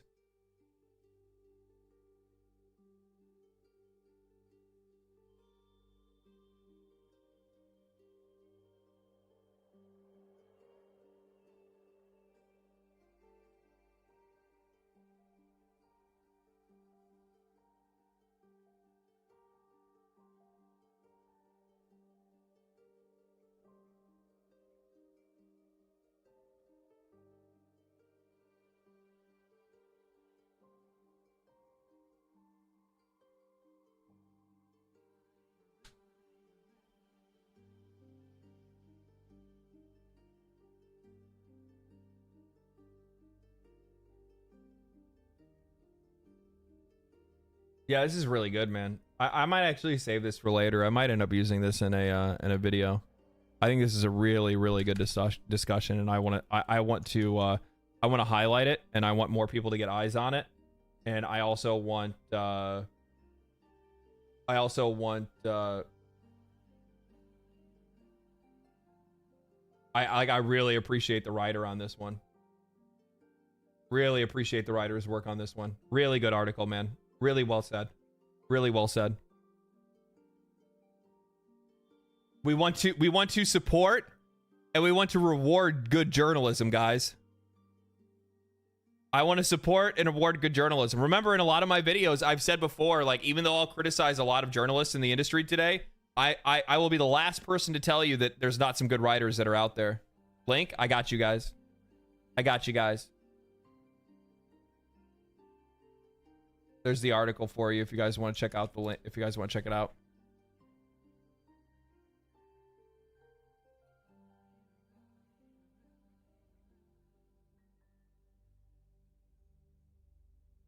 Your journalism is a unicorn. It feels like it nowadays. Yeah, authenticity has been dropped for authenticity. I like that, actually. That's kind of funny.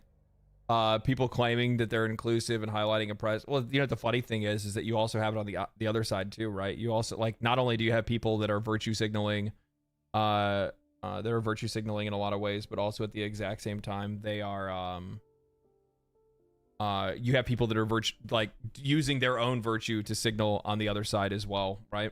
Like we've also have like spawned in this like weird, like oddly like sexist and somewhat racist like virtue. Like the vehemently anti-woke disguised racist. Yes. And they do exist, by the way. They do exist. I can't tell you guys how many times, like, what, I can't remember what video it was. There was like one video that I came out with that I pushed back against a few things, like, you know, bad representation in video games. It might have been like Concord videos or something like that. And then we had like a bunch of people that were coming in here like saying some like just like fucking blatantly racist shit. And I'm like, do you think this is like what this channel is? You think just because I say a few things that you agree with, that apparently this is a safe haven for you? Get your fucking dumb ass out of here. I don't want you here.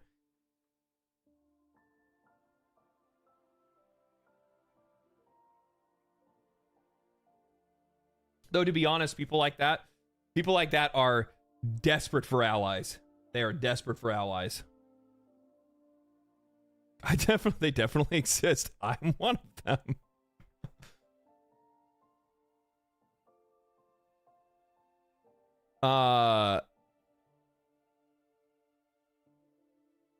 Okay, so people have been telling me they want me to pay attention to some of the notes that came from the investors call from Ubisoft. So here and we have another Ubisoft story today as well. So I know you guys are going to enjoy that. This is going to be really good. Ubisoft reconfirmed some things about Assassin's Creed Shadows in their investor call. There will always be bugs, but the day one experience should be well optimized. Ass Creed. That's right. That's right, baby. There will always be bugs. They have a strong level of resources focused on polishing the game during the last development phase, which will cost them $20 million extra in budget.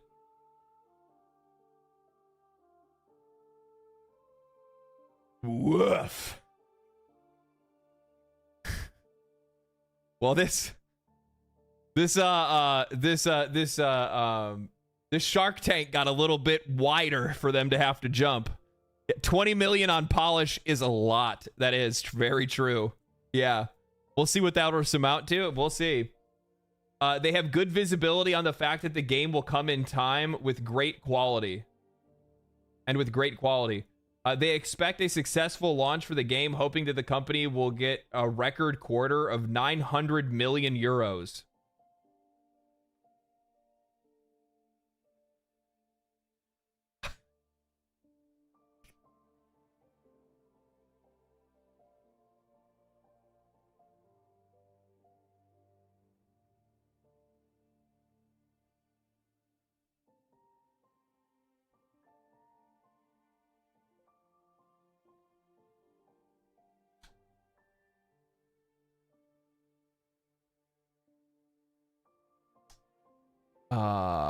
Here we go. This is what we need right here. I got you guys. I got you guys.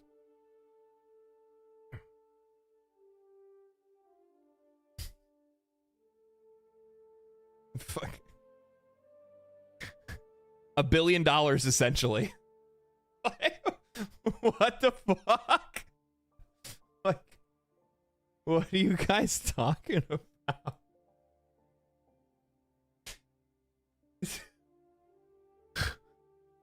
What?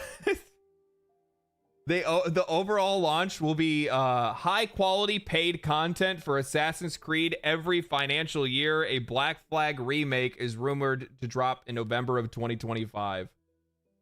Still crazy I haven't heard a peep about the Infinity / Animus Hub. How did nobody sniff out the 900?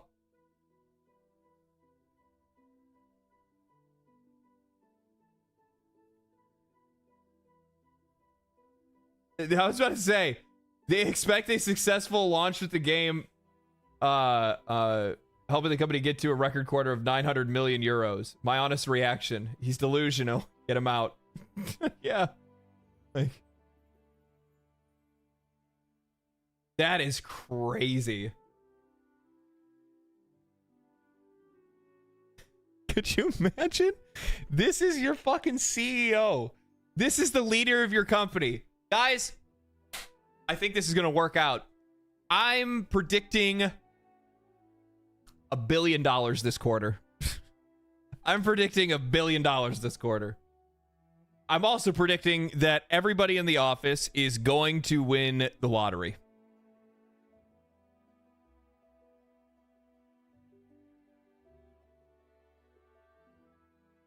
They're going to sell less with other games that are coming in that time frame.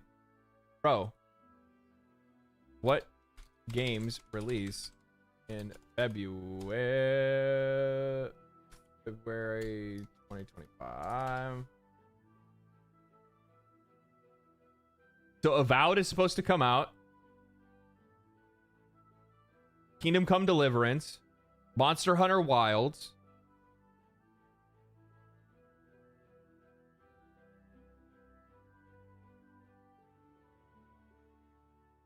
Kingdom Come Deliverance, Civilization 7, Avowed, Like a Dragon, Pirate in Hawaii, and Monster Hunter Wilds. No shot. No shot.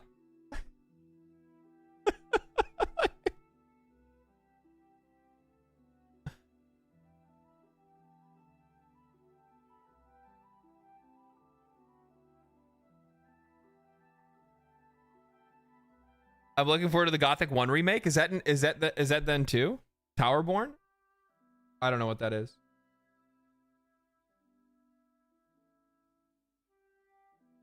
FYI, 2023, Ubisoft pulled 2.3 billion euros total. This seems ambitious. Yeah.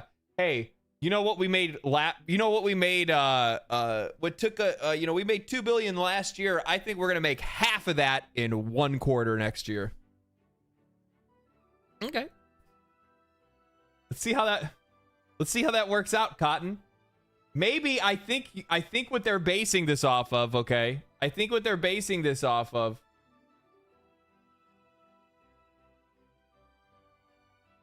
This is where they think that money's coming from.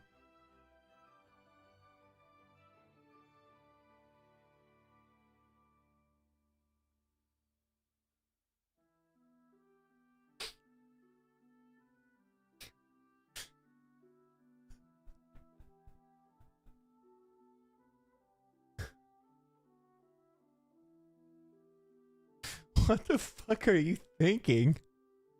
What are you fucking thinking? Ubisoft launches first ever blockchain game with NFTs costing up to 50k euro. Champions Tactics, Grimoria Chronicles offers deep strategic gameplay for those with deep pockets. Ubisoft releases first blockchain game, the tactical NFT battler Champion Tactics Grimoria Chronicles. The company announced the game late last June after years of dabbling in the blockchain, but has only now quietly launched it. Very quietly. The game is on PC, free to start, though players can purchase figurines which battle using others or using either in-game gold or cryptocurrency. These figurines are NFTs that can be bought on the game's marketplace from anywhere between $7,000 and $664,000. $7 to $64,000.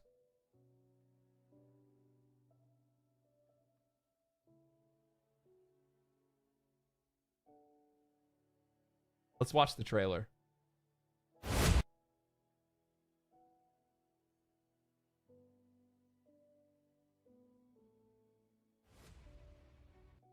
Hold on. All right, guys, buckle in. We're about to be on. We're in for a ride here, okay?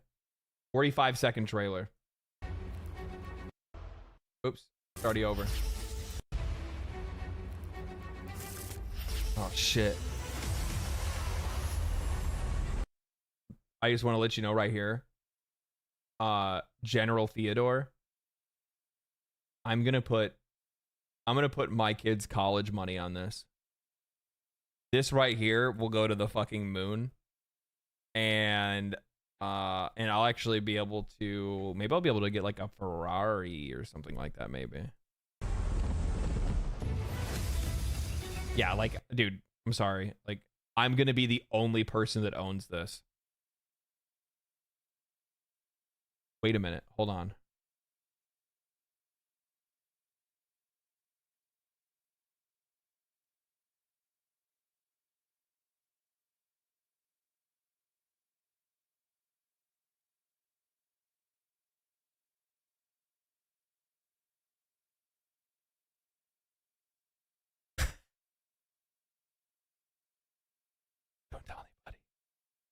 Don't tell anybody. Don't, guys, stop! Not in chat. Don't. You're gonna get me in trouble.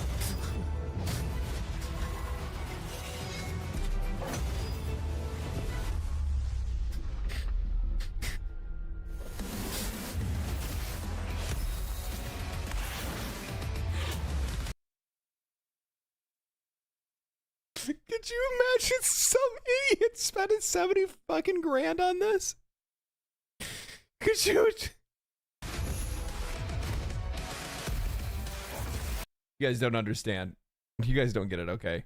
Look. Generic zombie warlock number 2. This right here, I'm gonna probably say 15 grand.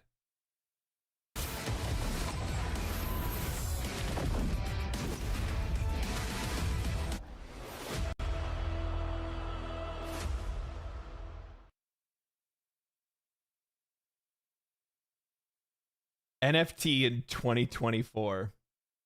Bro forgot to remove the mouse pointer while capturing the trailer. No way they're gonna break Concord's speedrun record. This is the end of Ubisoft. Millions of procedurally generated assets, but they could only make 5 animations for all of them. Guys, you don't realize that the animations are they're that's gonna cost you, okay? That's gonna cost you. Ubisoft should go under. We've seen enough. Man.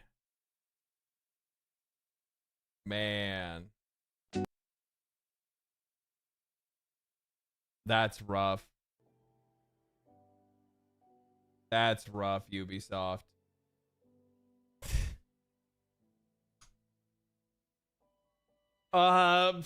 It says it appears to be possible to play the game without purchasing figurines, though those willing to pay the extortionate prices will surely have more success in battle. Battles themselves are turn-based affairs against other players with squads of 3 figurines. Francois Bodson, a studio director at Ubisoft Paris, told IGN offers deep strategic gameplay featuring unique in-game assets of several exciting innovations, comparing it to a physical trading card game. Here is the statement in full.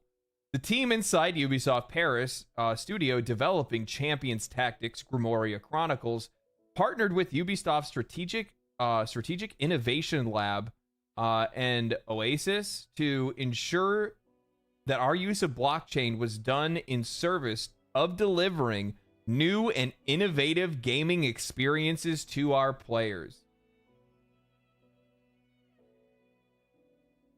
Our shared goal is to explore new ways to play alongside.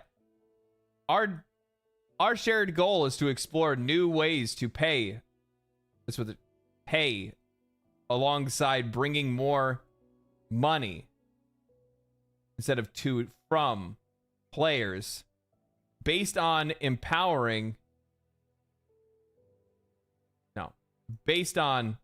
ownership. You just need to edit this a little bit.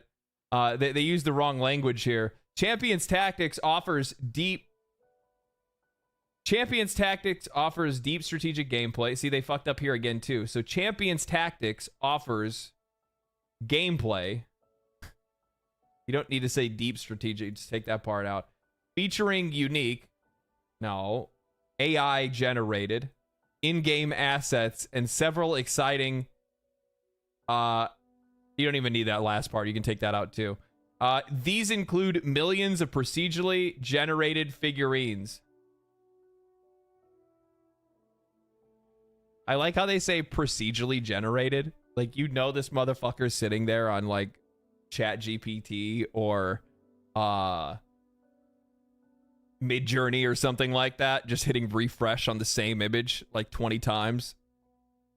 Each with distinct stats, assets shaped directly based on players' choices, and an open market for letting players compose their own teams on peer-to-peer basis, much like physical trading card games. For months, we've collaborated closely with our community. For months, we've collaborated closely with our investors, is what that should say.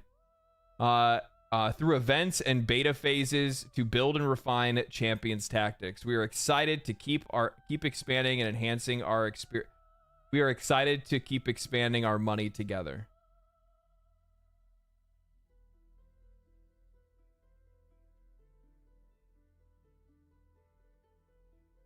Hell yeah. Hell yeah. Bold strategy. We'll see how that works out. We'll see how that works out. I'm going to say that I personally don't see this going anywhere, but that's just me, okay? That's just me. I don't think that NFTs are going to be like... they're already dead, aren't they? I thought that like NFTs was already kind of like done. I thought that like after all those scams kind of like fell through the floor, everybody just kind of ignored it and just walked away from it. Am I wrong? They died 1,000 years ago. Were they dinosaurs? Was there a meteor?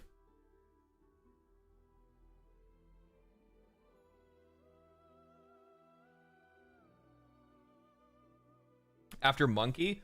Oh yeah, that's right. There was that whole like that monkey crypto thing, right? I forgot what it was called. Yeah, I know what you're talking about now. There's a big scam with that whole thing. Wasn't it all mostly like Nazi propaganda as well? Yeah, Bored Ape. That's what it was.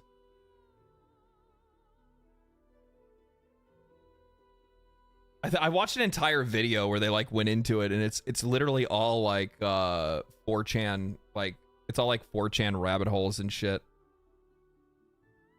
You don't get it at LD. It's not just the NFT. It is an NFT with AI. Surely they'll succeed this time. Oh shit, that might be right. You got a really good point. I bet investors would really like that. They're like, I just imagine them going to a boardroom and then being like, all right, guys, we're doing NFTs. Immediately start seeing the investors like losing their attention. And you're like, we're doing NFTs with AI. Oh, Oh, yes, yes. Excellent, excellent. That sounds innovative. He said the magic word. Take all my money. Yeah. Like, wait, whoa, whoa. What? Holy shit. This is what I was talking about earlier. This fucking shit stirring. You're fucking shit stirring. Like I get it. I understand that the other folks on the platform are shit stirrers as well. But as journalists that are supposed to be representing the voice of the players and are supposed to be representing our interests, it just really fucking sucks to see them also just become shit stirrers themselves.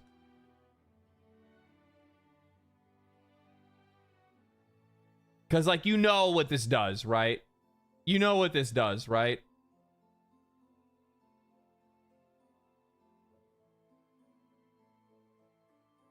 And you know what the funny thing is? This isn't wrong, by the way.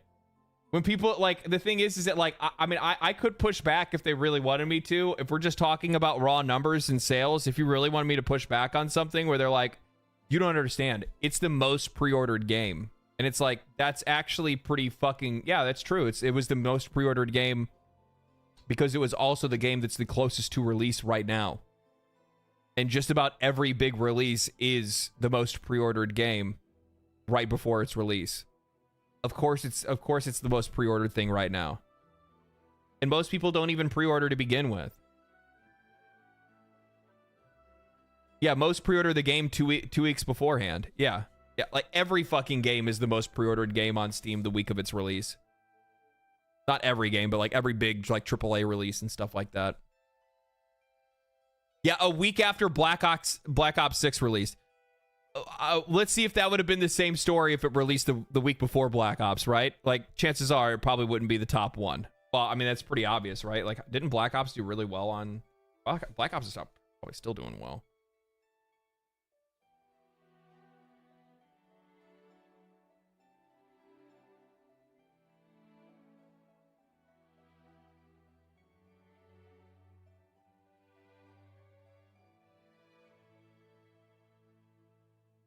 Huh?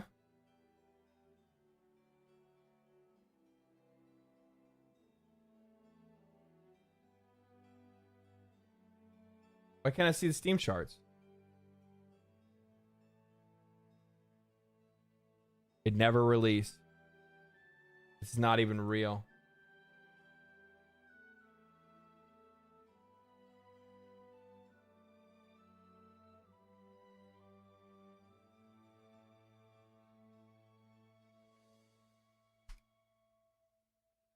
Is it this? Oh, because it's the COD launcher.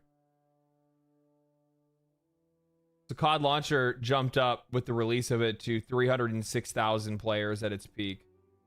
Going from 68,000 players to 306,000 players. So it popped off. It's still doing really well. Black Ops is keeping people playing, man. People have really been liking it. I've heard nothing but good things. Even though the reviews are bad, I mean, that's just fucking FPS players, right? They're just fucking shit-talking shitheads. What if this was all just a dream? Fucking true. I mean, it is Jason Schreier. He has a pass for all he's done. Let the man have some fun. Yeah, yeah.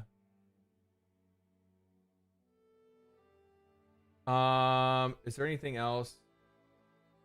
Is there anything else in the outrage sphere?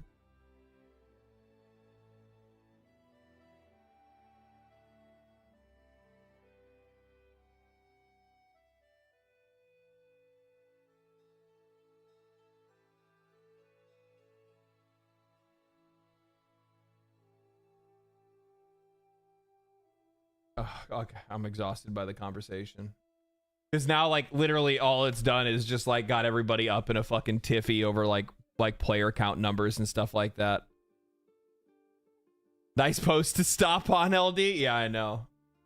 It caught my attention. I can't help myself. I gotta, blonde anime girls, man. I don't know what to tell you.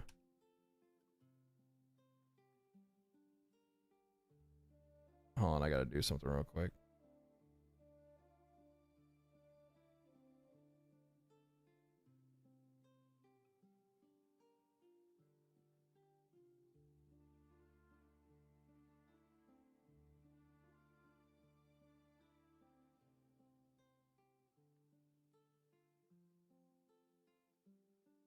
Hold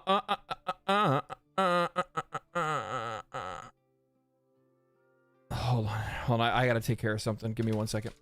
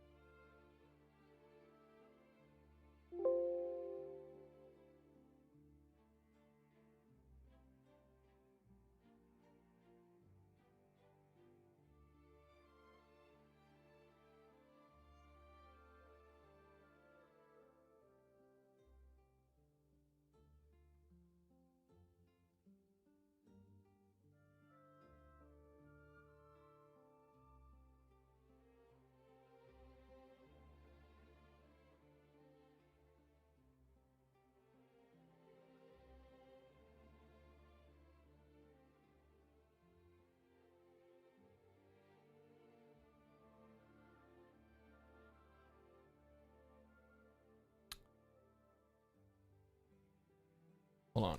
Okay, almost done here.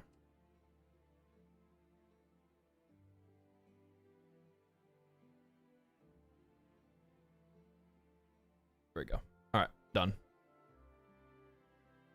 Did I miss the Monster Hunter Wilds portion? No, we're gonna get to that actually really soon here. I'm not really gonna mess with any of this. I think I'm good on news time. Oh, I wanted to see this. Somebody sent this recent. I think Norsky sent this to me, and I haven't had the chance to watch it. I've been wanting to watch the Stalker 2 stuff. I've literally seen nothing on Stalker 2. We're gonna watch this real quick. I'm very excited for this game, though. This game has a lot of things that Daddy's looking forward to. This is the exact kind of game. This is the exact kind of game that I'm looking forward to. To suffer? Then help me find the culprit. 2 hours isn't enough time to see all the branching stories, admire all the beautiful graphics, and discover all the secrets within the world of Stalker 2. Who sent you? Richter? But it is enough to be left impressed.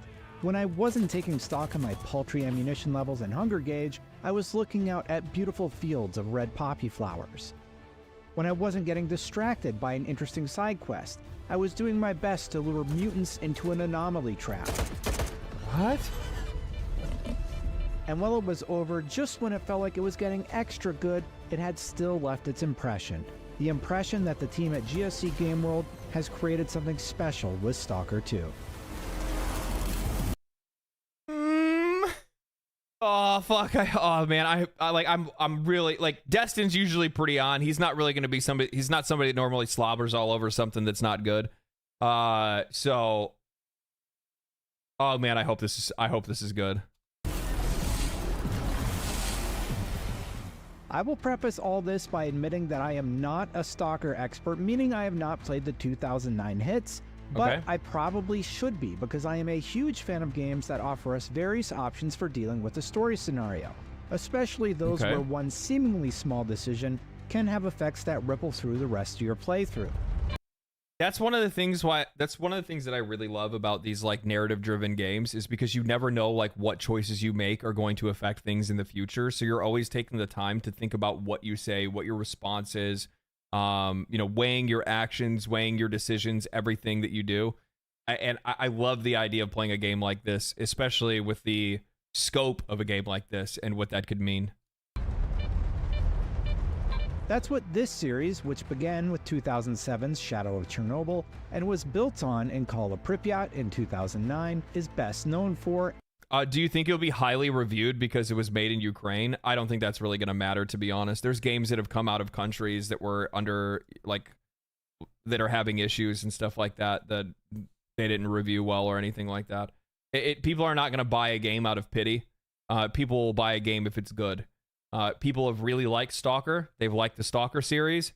If this game plays well, like, it doesn't matter where it was made. It's just going to get loved.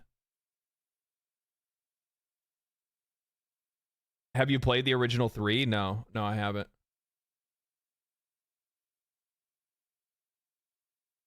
And it's what struck me the most from my handful of hours with Stalker 2. I kept thinking about those decisions I had made and wondering if I had made a mistake by choosing a violent, guns blazing approach, and wondering if I should have tried a stealthy or even fully peaceful one.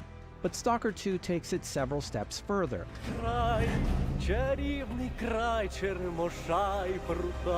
There are times you'll Doesn't this game kind of like so like I haven't played any of the games.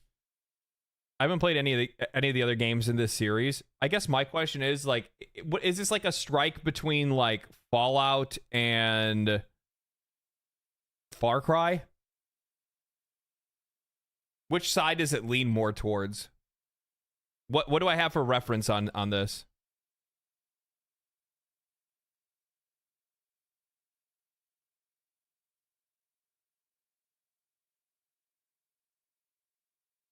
BioShock plus Fallout? Are you saying BioShock more towards like the more like psychological side of it or what? A good Metro? I haven't played any of the Metro games either. Metro adjacent? I might have to play one of the Metro games. Have NPCs abruptly end a quest without rewarding you because you've looted the body of their dead friend, for example. I'm sorry, Strider. Have that happen a couple of times and it'll give you pause even when you're doing the kind of routine task that you normally wouldn't even think about. Suddenly, the voice of Monolith was gone. I felt as if I was awakening from a years-long coma. Our demo began with that Enter the Zone trailer cinematic before we were unleashed into a small field area covered by the darkness of night where we were hunting for anomalies. Okay. These are dangerous areas that have been disturbed in the irradiated area and can reveal powerful artifacts with special attributes on them. And on the graphics front, for both PC and Xbox, these areas look stunning on both platforms. Скіфе, радий тебе бачити, друже.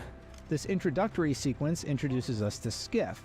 While we still don't know much about Skiff, we did learn that he seems to be well versed with the new technology of Stalker 2, such as the Gilka 1 detector that you can flip open and use to search for artifacts as it beeps louder and louder when approaching the correct area. Stalker 2 artifacts.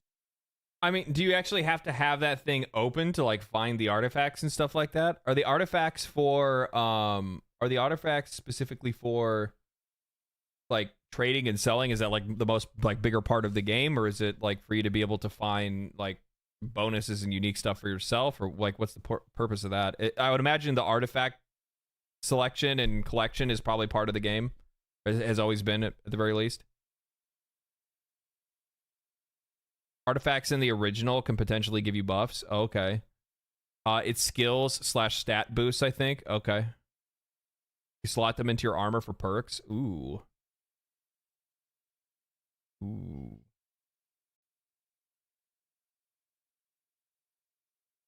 Something like Escape from New York. There is an isolated they're isolated from the outside in a world world zone called a zone where all kinds of mercenaries go to hunt for sci-fi related stuff in one atomic catastrophe. That sounds so fucking cool. What a cool premise. Inspired by a roadside picnic novel. Oh, okay. I got you now. In a post-apocalyptic world, but more like a small patch of land that's decaying. That's interesting. So it's just like this one area. Isn't there a TV show that was based on something like this as well? Why can't I think of the name of it? I watched like an episode of it. I never went back to watch it. It's like it came out in like the last like 5 years or so. Maybe a little bit longer than that. I can't remember. Like it's literally about a town like where a bunch of like this weird shit goes down, and it kind of reminds me of this universe.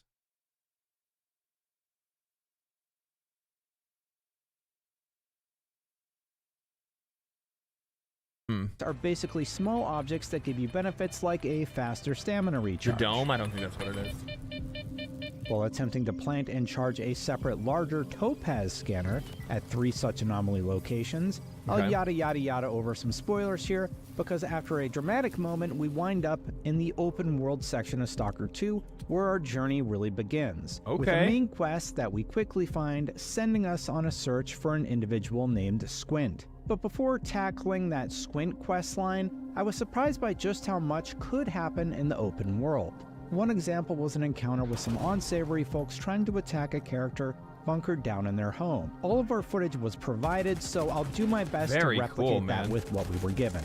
Anyway, once I took them out by sneaking around behind them and making quick work of them with a sidearm shot to the noggin, I was introduced to a new NPC character. And on the animation for a second, no matter who you meet in Stalker 2, the character models express emotion and the somber mood is on full display as you sit around campfires on a brief break. See, man, this reminds me of playing like Fallout 3 for the first time. Like I love these like more like immersive sim style RPGs with like the open world setting. Like this shit this has the potential to like hook me. Like hook me. I already hope the field of view is highly adjustable. That weapon took up like 90 or 65% of the screen. Usually that's kind of how like usually there's an FOV slider. This particular new character, What is this? however, sent This me on a is quest to check on Stalker 2. his friend and a chain of other small quests unlocked because I opted to help this one individual who I could have simply walked past had I been mainlining the story missions. I found it interesting because it was an early example of how one small side quest could begin branching out into I love how much it looks like Tarkov though. Like I actually like I hate everything that company stands for. I love the look and the feel of the world when playing in like playing Tarkov. I really do. Like the look and the feel of playing Tarkov is fucking next level. It's so good. a larger and more involved story beat that I could have easily missed. So weird. Not only are there It's so weird to human see them like shoot them and then like the dogs like turned into feathers. enemies to worry about, which usually have your standard arsenal, but there are also larger, more unpredictable flesh mutants and bloodsuckers who are extra deadly and can make short work of you if you're not careful. Holy shit. And there's fields of poppy flowers to navigate, the latter of which sounds quite nice, but will put you to sleep forever if you wander too far off the main pathways. You can't Oh, rest wow. now, we're nearly there. Not only does Oh, this that's keep cool. combat and the wastelands of the exclusion zone interesting, but it also offers moments of awe as you look out at the beautiful red sea of poppy flowers, knowing you'll need to go in there and carefully navigate it to complete your objective. All that said, when I did finally find Squint, I was given two options: confront him with violence and head back to base, or help him survive and be sent on a completely different story branch with him. At first, I took the That's crazy. That feels like a huge turn to like throw players at the very beginning of a game. Into the Radius 2 is also a great alternative. I don't really play like VR.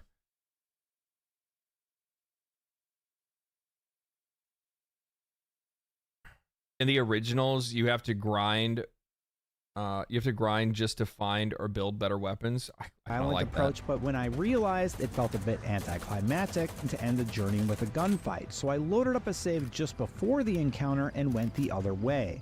I couldn't help but remember the hundreds of hours I played Fallout 3 or Fallout New Vegas, some of my favorite games I love that he's bringing that up right now because it's the exact feeling that I was getting from this. ever, and experienced that same lingering doubt as to whether or not I made the right decision in a given situation. Stalker 2 had just evoked that same emotion in a 2-hour game session. That's It crazy. may not be special, and a lot of games have used this before, but I hadn't realized how much I missed this level of nuance. While games like Cyberpunk offered interesting beats to explore, a lot of the stories wound up at the same place. Yeah. I'm left hopeful that the branching paths can result in some wildly different results in Stalker 2's case. This brief session with Stalker 2, which seemed to start us at the very beginning of the game, reminded me just how great a branching style of storytelling can be from a gameplay perspective, specifically when it's interwoven as it has been here with Stalker 2. I can't wait to see what else is in store for the full experience, and I'm able to discover just how far things can unravel. beyond the branches of storytelling you can explore and the pretty graphics. Like, I want more games to be like that. I want more opportunities to play games like that. I'm sure there's other good games to like use as an example where like completely different outcomes, like real consequence in games. You know, like one of the things that I was kind of disappointed by, obviously this isn't a real mark against Baldur's Gate 3. The game's fucking insane, right? It's so good. But like it kind of would have been cool if like based on the choices I made, like I had to go in one direction.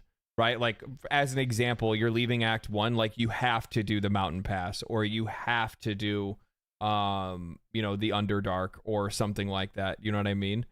And I want more games to have that kind of thing where, like, Baldur's Gate 3 does have a ton of these situations in which your playthrough and what happens will be completely different than what your friends have happen.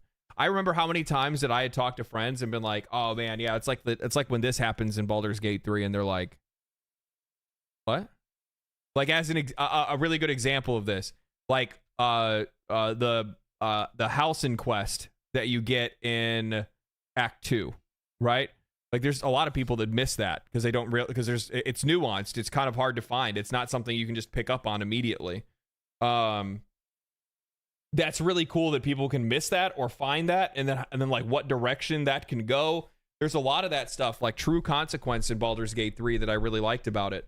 I just have this like internal desire to play a game that has these has those branching path moments where like how sick would it be if like my chapter 2 wasn't even in the same place as my friends. Like my chapter 2 was somewhere else entirely, or something like that. You know, like a completely different map with different quests and like I realize that's huge scope, and I realize that's really expensive, but it's what I want. And with how much money a lot of these companies put into their games, like that's what I want. That's huge. That's huge scope. I know it's huge scope. I know it is. You want a DLC amount of content? I fucking do. I do. It would have to be procedurally generated. I'm talking about like a couple of choices. Like certain things would lead you to have like a completely different like second act than other people would, or something like that. Like I realize you don't want to have to do that for everything, where all of a sudden you have to now you have a completely different third act and a completely different third area and stuff. Like I like at the end it still all needs to come to the same place. But I think that would be really cool to see something like that. Drops once says monthly income drop. Dude, I'm just fucking telling you guys. All of a sudden, I'm being the unreasonable one. These motherfuckers are spending $300 million on these games.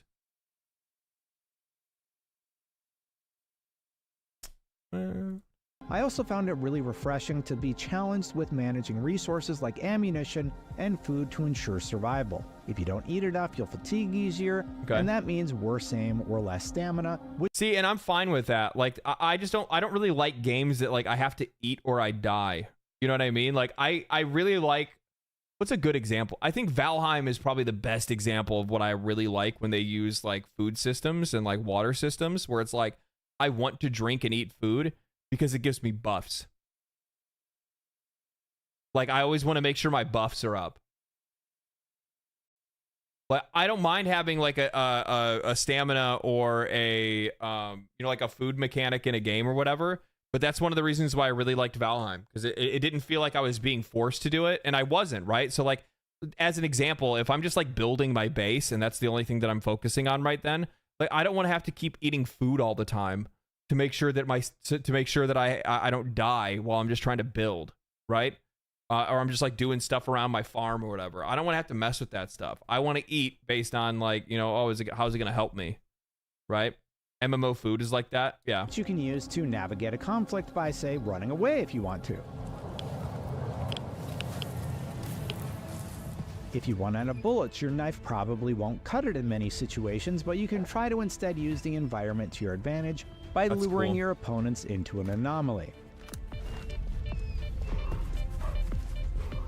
This kind of resource management lends nicely to the overall feeling this I don't mind resource management. I think in a lot of ways, resource management is another one of those like, because like some games really want to lean on the narrative for consequence. I think it's really cool to have a game that also wants to lean on the way that you play as a consequence as well, right?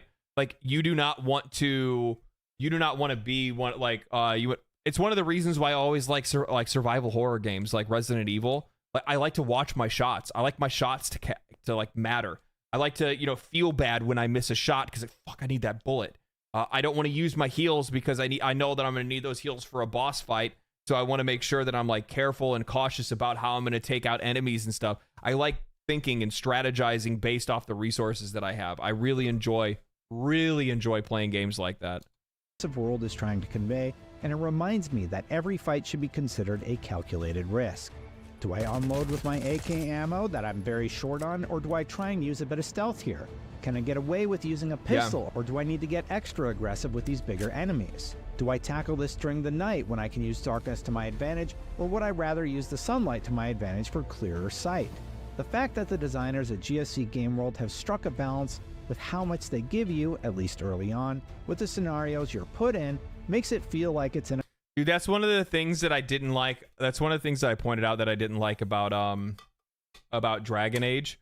Is it like the like maturity and like gore of like dead bodies and stuff that are laying around? It's literally just a like NPC body that's just like on the ground. There's no like oh man, this monster came through and look what it did. It killed all the people. Like nobody's slashed, nobody's cut, nobody's limbs are missing. There's no entrails on the ground or anything like that. It's just like it just looked like everybody's like, look what happened, and they're all. It just looks like they all got fucking T-posed out.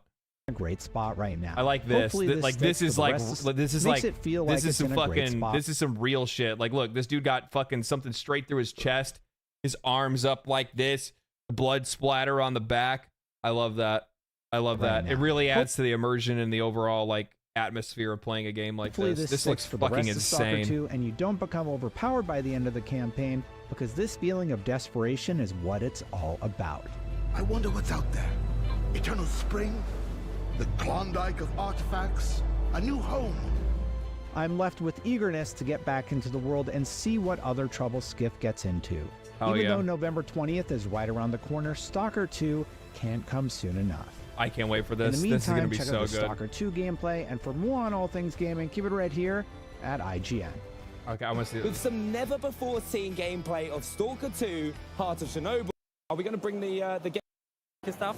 And then they saw that something happened, a wall was destroyed with a huge noise. They just turned up going to see what's happening and found you, a player. And He's got a lot of ammo though. It's probably because it's a demo. Don't want the innocent to suffer. This looks so good, man. This looks so good. I'm super excited for this. It sparks your imagination for what happened to them. Yeah.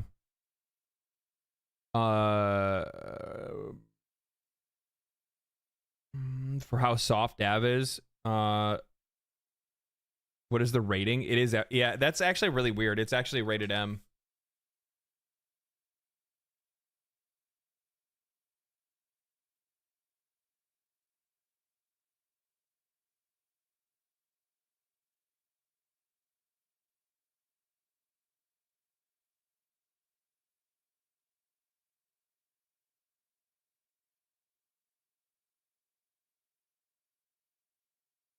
Environmental storytelling is kind of dying out, isn't it? I miss it. Yeah, well, I mean, like some games do it really well, other games don't necessarily. This is a lot. We already listened to Destin. We're not going to listen to Destin twice. Somebody else put that in the Discord, so I'll bring that up a different time. I'm not going to do the Dragon Age comparisons. I do want to listen to Co Carnage though. I want to hear Co's thoughts on the game. Hi, everybody. He's usually like relatively balanced on this stuff, and he usually has his head screwed on straight.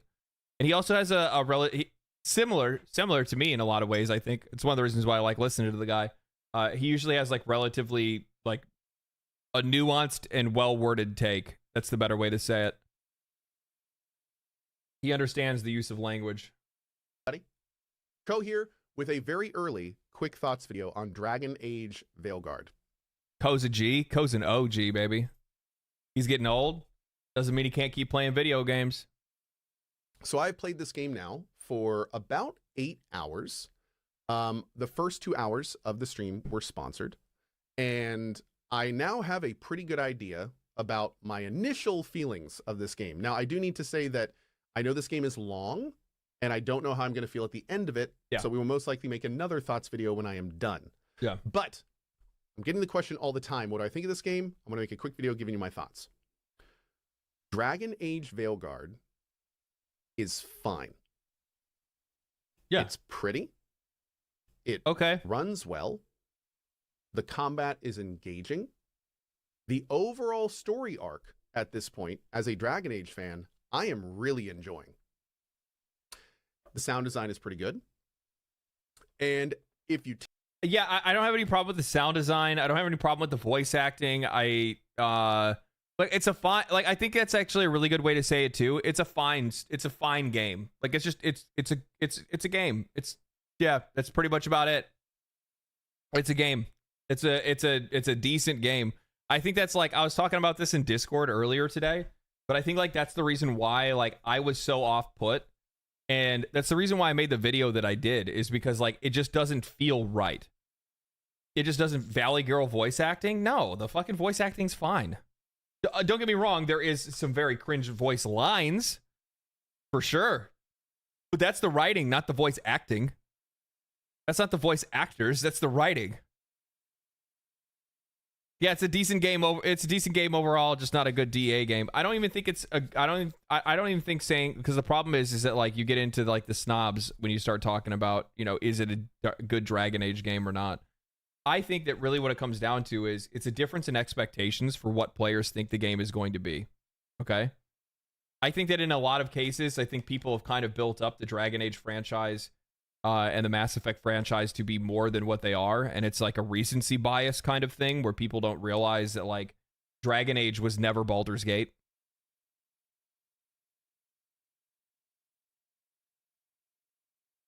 It was always like it's like, even though it definitely had more mature and serious themes, it was always a more commercialized form of fantasy than what I think a lot of people might think it actually was.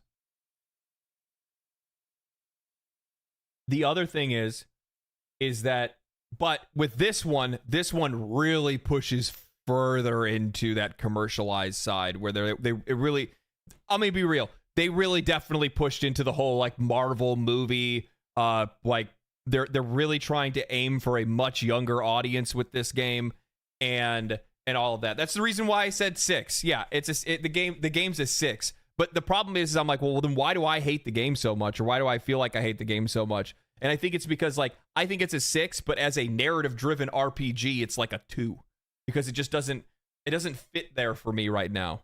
And that's a personal thing, right? And that's one of the reasons why when I looked and I started to see other people's takes on it, especially that in the media with how positive people are being on the game, that's when I was like, man, this just doesn't feel right that everybody's being super positive about. I'm like, how could nobody else be as skeptical as I am over this game? How is this game not divisive? Because it looks like it should be pretty divisive about how it's being received, but it's not for some reason. And I think that part of that is because the fact that the people that would be divisive on the game didn't buy it.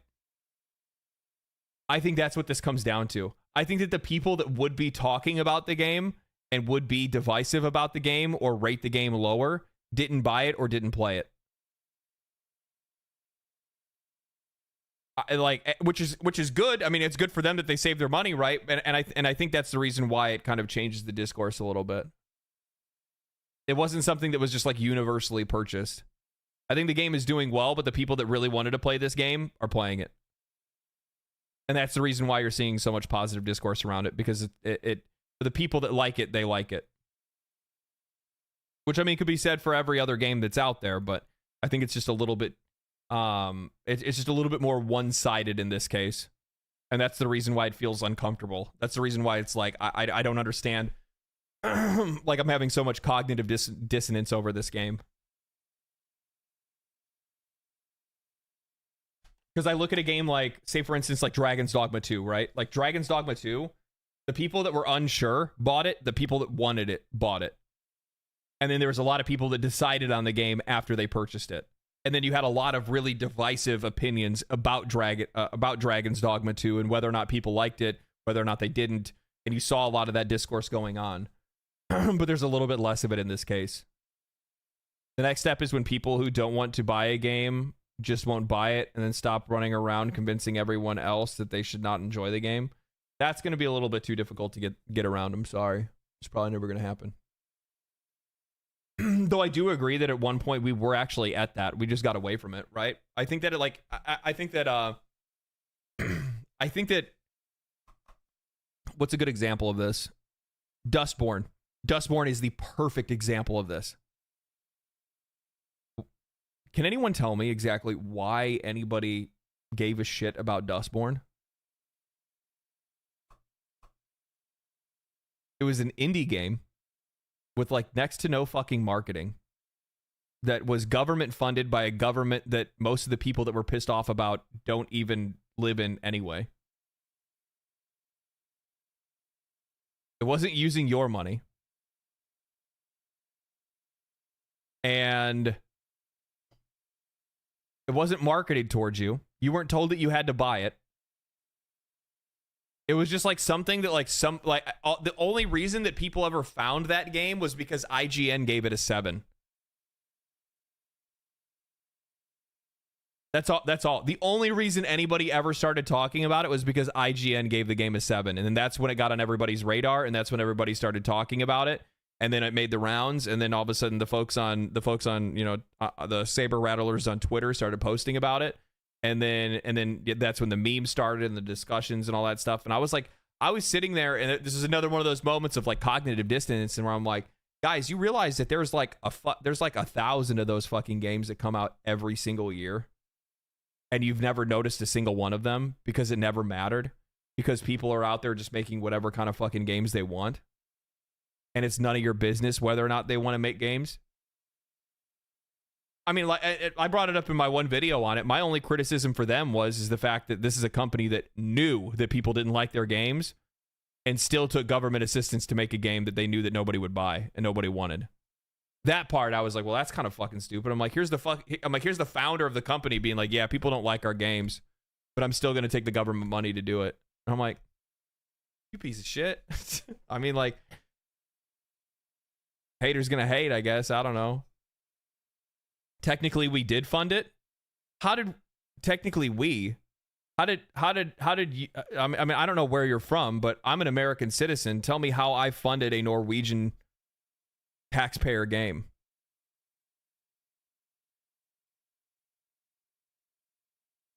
DOJ sent grants. You trying to pull some like trickle down effect shit here? Come on, man. I don't know if it got anything from US. I don't think it got anything from the US. When I looked into its financials, it got it from the EU directly, and then it also got from it got it from the EU, and then it also got it from where else? Yeah, they're Norwegian, I'm pretty sure. Got to buy gas from your car. I mean, I guess you know what? It's true, guys. As Americans, we do run this world, and everything that happens in your house is technically my concern. Chat is cracked. Well, they like, yeah, because people in chat get fucking brain broke. They get upset because I don't fucking stick to a single line of thinking. That's why.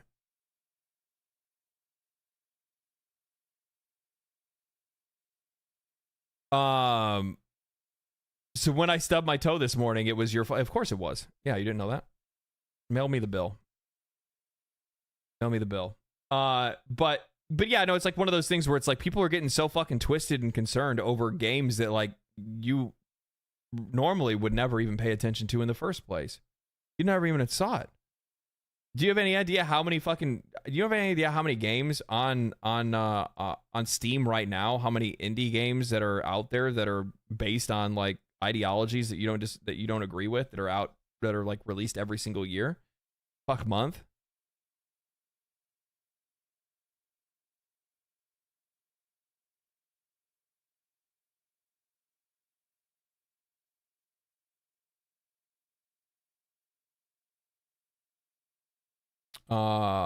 What is this? And Sweet Baby Inc. is a consulting agency. They don't fund games. No, they take fucking money away from them, though.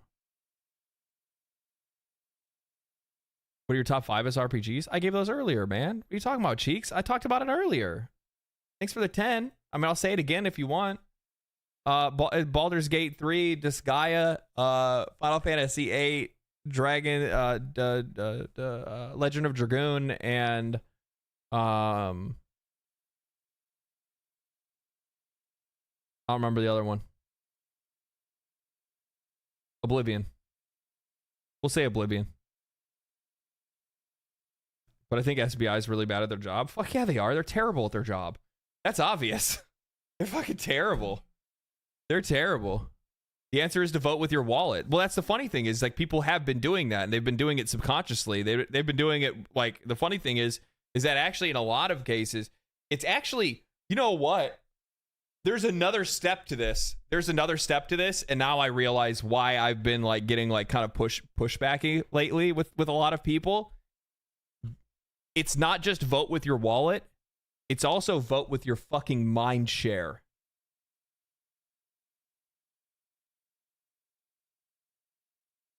Start trying to vote with your attention as well.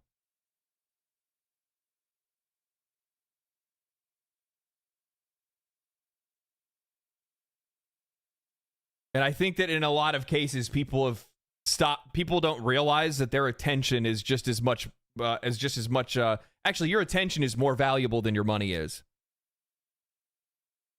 Yeah, start not giving a shit. Yes. Yeah, try it out. Try it out for once. Believe me, it's fucking great on the other side.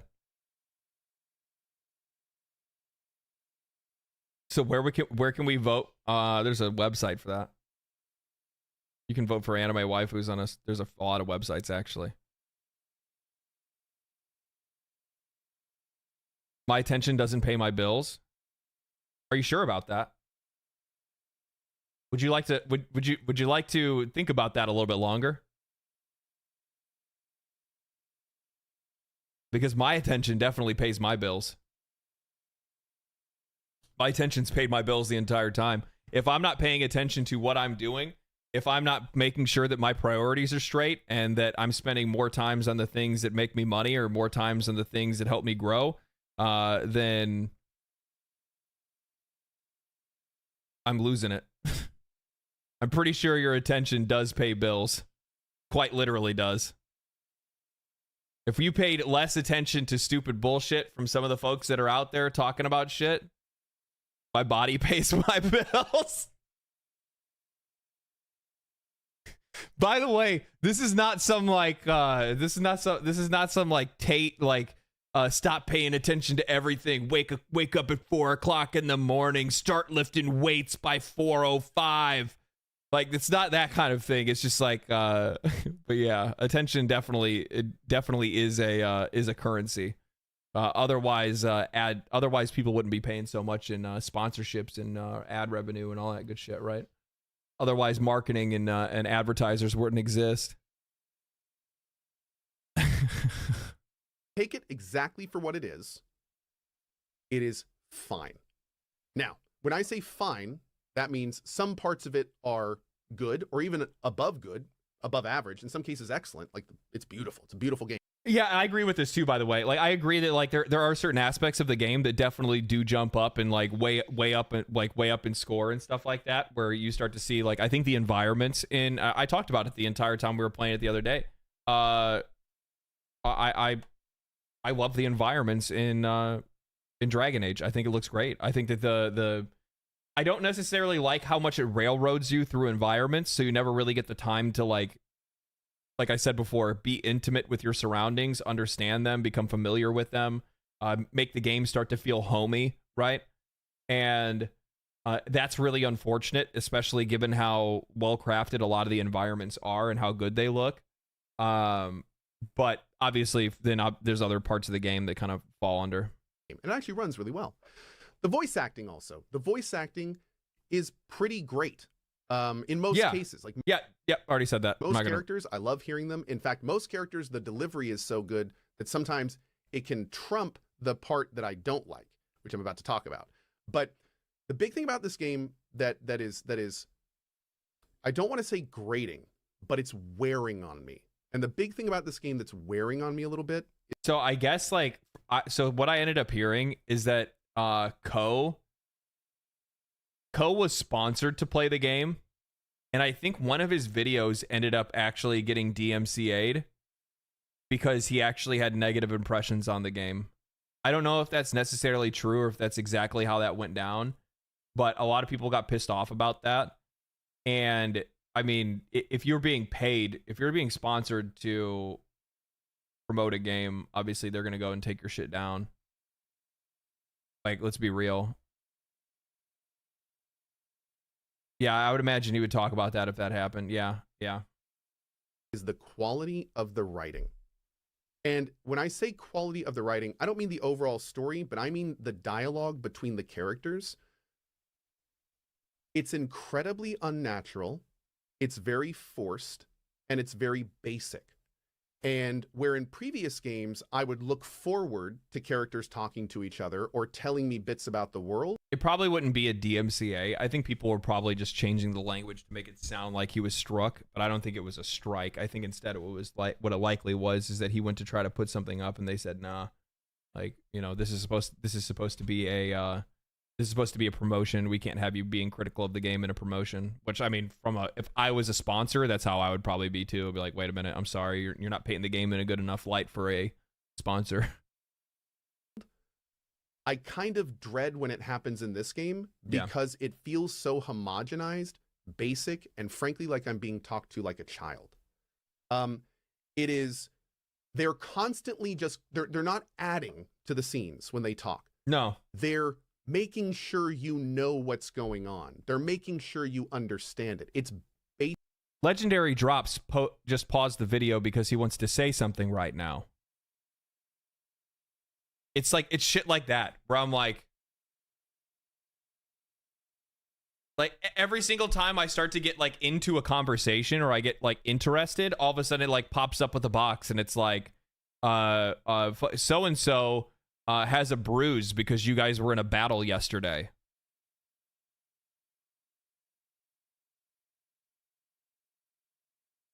Really? Like they like there's like no nuance. Like everything has to be like on the nose. Like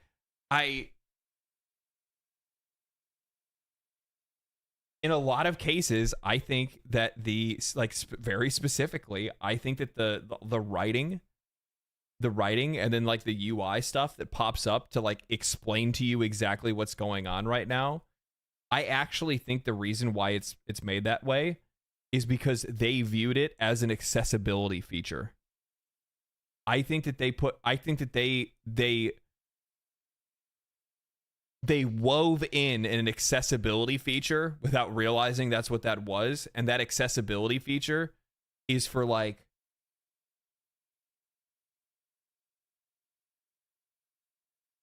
I think it's for autism. Like for people that genuinely cannot read a conversation. Like that's what makes the most sense to me. Because I'm like sitting there and I'm like, and you know what it reminds me of? It reminds me of when we played Warframe, and they had to keep bringing up the cards to show, like, they're like, hey, you know, like, remember when so and so did this for the Rel quest in Chains of Horror? That's what it felt like when the pop-ups come up to say whatever like is happening right now. That's what it felt like. You're 100% correct on that. It's more likely an accessibility feature for those that are socially inept. Yeah, like that's what it feels like. A lot of basic dialogue in the game is also a lot of the basic dialogues in the game is also the need in exposition. The game really treats itself as if it'll be the first game for most players who will buy it. So everything should be chewed on. So everything should be chewed and passed on very thoughtfully. Yeah. It should be a toggle. If they had a toggle for that and it turned that part of it off, especially just that like pop-up that comes up to like constantly tell me like why people are saying things, it would make conversations like a shitload better. Would it make them perfect? No, not by any means. But it would still make it a lot better. For me specifically, that was the thing that just kept pissing me off the entire time I played it. I was like, please stop telling me things I already know. This is getting annoying.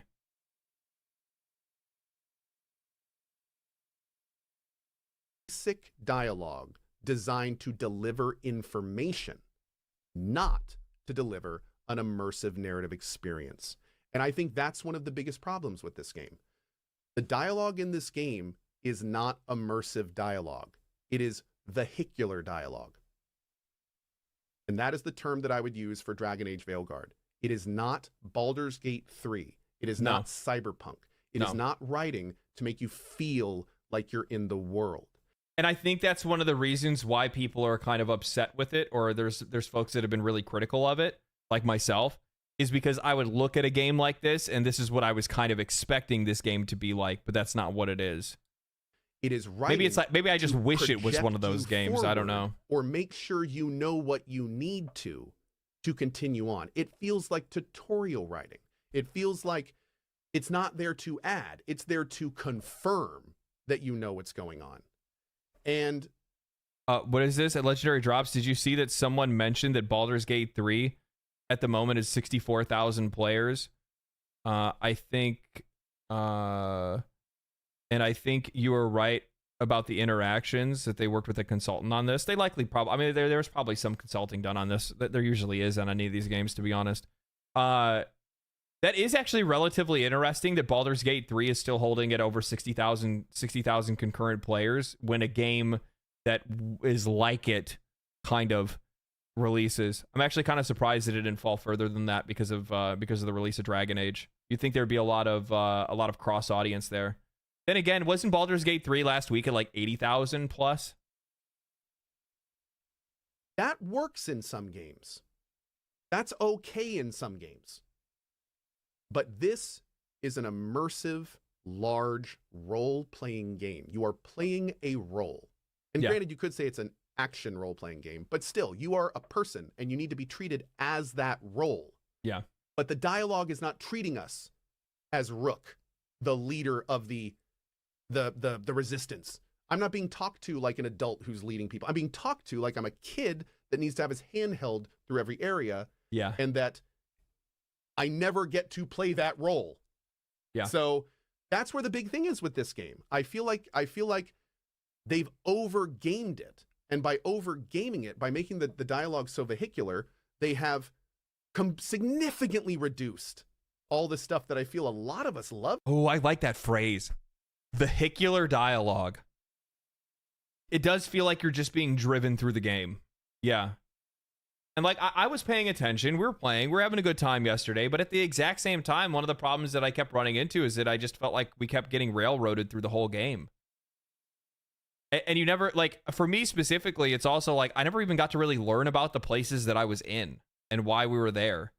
It was like, oh, this is a portal. Where does it go to? I don't know. Then you go through the portal and then they're like, hey, we need an assassin to fight fucking, we need a god killer. And they're like, oh, I got you a god killer. Just go through this portal. Okay, I go through another portal. Oh, I'm in another crazy place. Oh, this is a prison? That's crazy.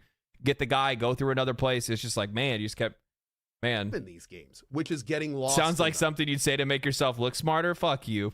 Fuck you, Busico.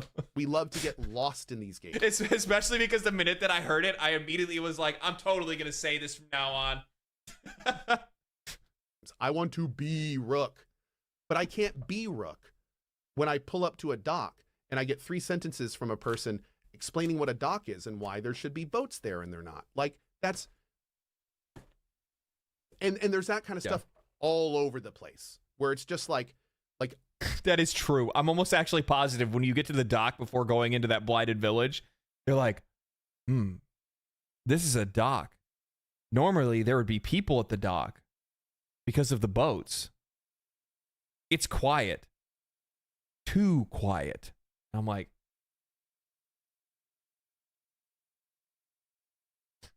what the fuck? Who lit this through, dude? Who lit this through? Who, even worse, who wrote this and was like, oh yeah. Obvious stuff, obvious things looking around. And most importantly, it's devoid of that dialogue that like adds to the region. You know, it's one thing to pull up to an area and have the person say, oh, it's a dock. There should be boats here and it's empty. And it's another thing to pull up and be like, oh, it's this dock. I was here 4 years ago. It was packed with people. I had a shop over there. And I remember this flooding with areas. And now I can't believe it's this empty. Like, one of those is a character expressing emotion over something they lost. The other is delivering information. Like, I just looked it up on Wikipedia. Google Maps. It's like your companions turn into like Google Maps. That's probably the better way to say it. You know what I mean? Where it's like that situation where you're like walking around or you're like driving and it's just like, you know, slow down ahead in 5 meters. Like this one's just like, the grass is green right here, but it's not green in 5 minutes. So it's weird. It's weird. So and that happens all the time where I feel like I'm being educated or told. And there's for the record, there's this other scene in the game that has to do that I've seen but I haven't encountered yet. And I'm not going to talk about the scene, but what I will say is when I saw that scene, the internet is exploding over the content of the scene. Yeah. I watched that scene and all I could think of is screw the content of the scene. I feel like I'm watching a Dare commercial in middle school. Like I felt like I was sitting in the audience at middle school watching a bunch of adults do a performance that was supposed to tell me how to feel about something. Screw whatever it is I'm supposed to feel about. The whole framework of that is just uncomfortable. Yeah. Like that's not why we play games. That's not like forget the message. Well, the idea for games is that games are supposed to kind of like, especially if you're talking about like narrative games specifically, like the whole purpose of them is to be able to convey a story. You're supposed to be able to convey a nuanced message through your game. That's the whole point. You play those games in the first place is to find out what the moral of that story is once that story is completed. But the problem is that you can't, when you just say what you're trying to get people to believe, that's just not the way you're supposed to go about it, right? That's just not where you're supposed to go about it. But it's like that's not it. So anyway, I know this got a little ranty, but no, it's he's right. Really hard to take a game like this seriously when we live in a world of Baldur's Gate 3s and Cyberpunks. Yes. It's really tough. Yes. When there's this much of a schism. Yes. Where it's like where some Thank you for confirming my biases, Co. I really appreciate it, bud. I really appreciate it. It's for me specifically, I guess it was like it was from the critical side for me seeing that like how high the review scores were, and I'm like, you are the same fucking people that played Baldur's Gate 3 last year. And now you're writing in your article about how this game is just as good. I'm like, I don't. Some games do it so well, and then other games just don't. And I do need to point out at this point, we're talking about one facet of Veilguard. And the other thing is too is that I don't want it to feel like every single narrative-driven RPG needs to be Baldur's Gate 3 from now on. Like I do feel like games like this should still exist and should like ones that are like lower stakes, easier entry, or you know lower bar, like you know what I mean. Please don't what? Like I still feel like games like I still feel like games that are like telling stories like this should exist. I don't think that let Larian games be Larian games. That's what I'm saying. Yeah. I don't think every game needs to be Baldur's Gate 3. I don't think every game needs to be that level of storytelling. I would like to see games like try to reach towards it, right? But I don't think it's necessary for everything. And some Owlcat games be Owlcat games, yeah, for sure. For sure. I'd rather swing a sword in an honorable fighters guild. Probably going like, oh, Co hates Dragon Age Veilguard. This is terrible, blah, blah, blah. But no, it's not what I'm saying. I'm saying this one part of Veilguard is so bad that it kind of drags down the other parts. And that stinks. And the reason I make videos like this is for the very small chance that I guess the point is that it's kind of like what I brought up last year with Baldur's Gate 3 specifically, is that like it was, remember when everybody was talking about how Baldur's Gate 3 didn't raise the bar? Well, I'm like, you don't get to say that they didn't. Like, you're not the one that gets to decide that. The customer at the end of the day is the one that gets to decide whether or not they rose the bar. And I would imagine critical opinions would probably follow. And I think that's one of the things that I guess that's like the distance that I have, or the confusion that I have, or the distrust or skepticism or whatever when it comes to a lot of the dialogue that I'd seen around it. One day, somebody in a decision point sees a video like this and goes, oh, maybe we're better off taking risks instead of homogenizing our product to a broader audience, which is what I feel like is going on in this case. This brings me to something completely different that I want to talk about. So, like he says, homogenizing the gameplay specifically to be able to suit a wider audience. I brought this up yesterday, and I still think this is the fucking truth. I think that at the end of the day, what actually needs to be happening is that I think these companies need to stop focusing on trying to appeal to an audience and just focus on just making the game instead. I think that it's too difficult and it's too easy for you to make forced messaging when you're trying to target an audience so very blatantly, right?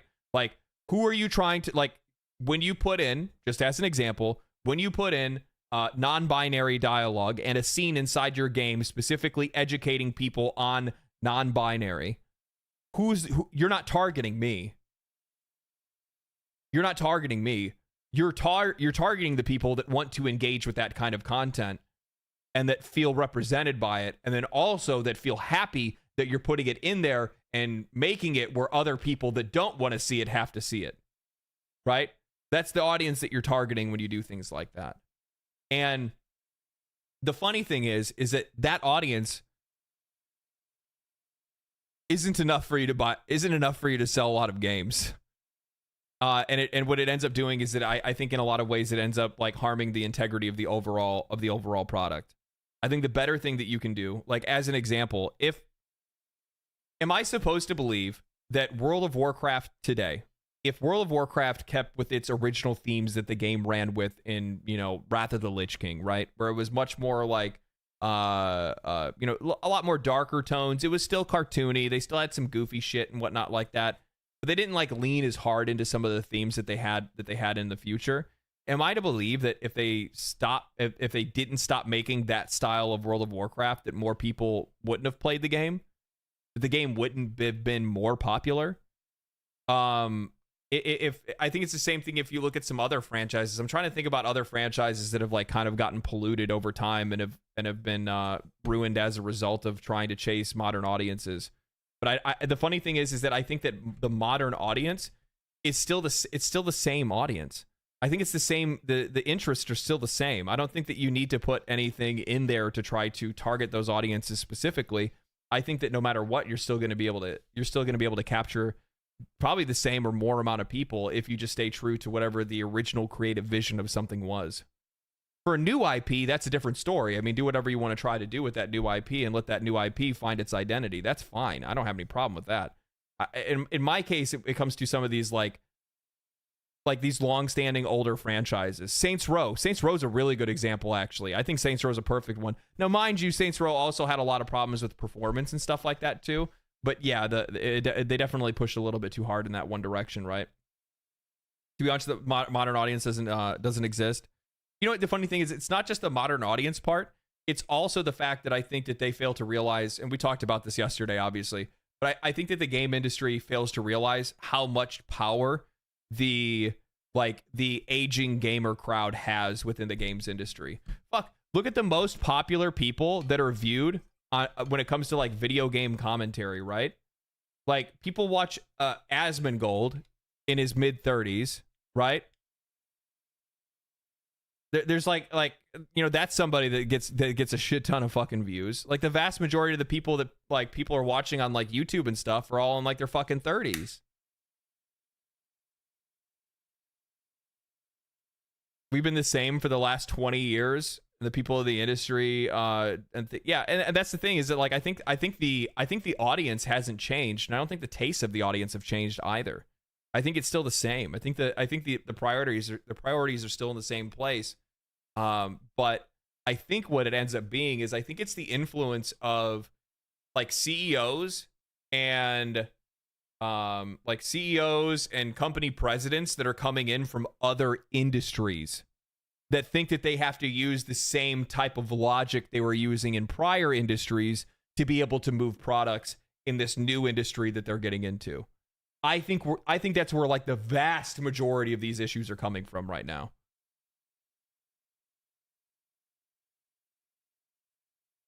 because like in a lot of cases, the way that I see people that are handling these companies and what they've been doing with some of these games, it really does feel like it's like very cold corporate standard America, like trying to like push its way in and figure out how to ride a bike in an industry that is more centered around art and creativity, and the tastes of the audience are a little bit more cultured than they are in other places.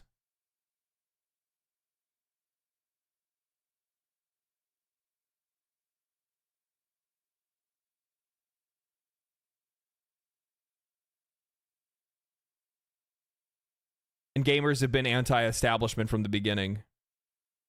I know you say like you know, like you're being sarcastic, but that's actually kind of true. I mean, like gamer culture has always been kind of counterculture.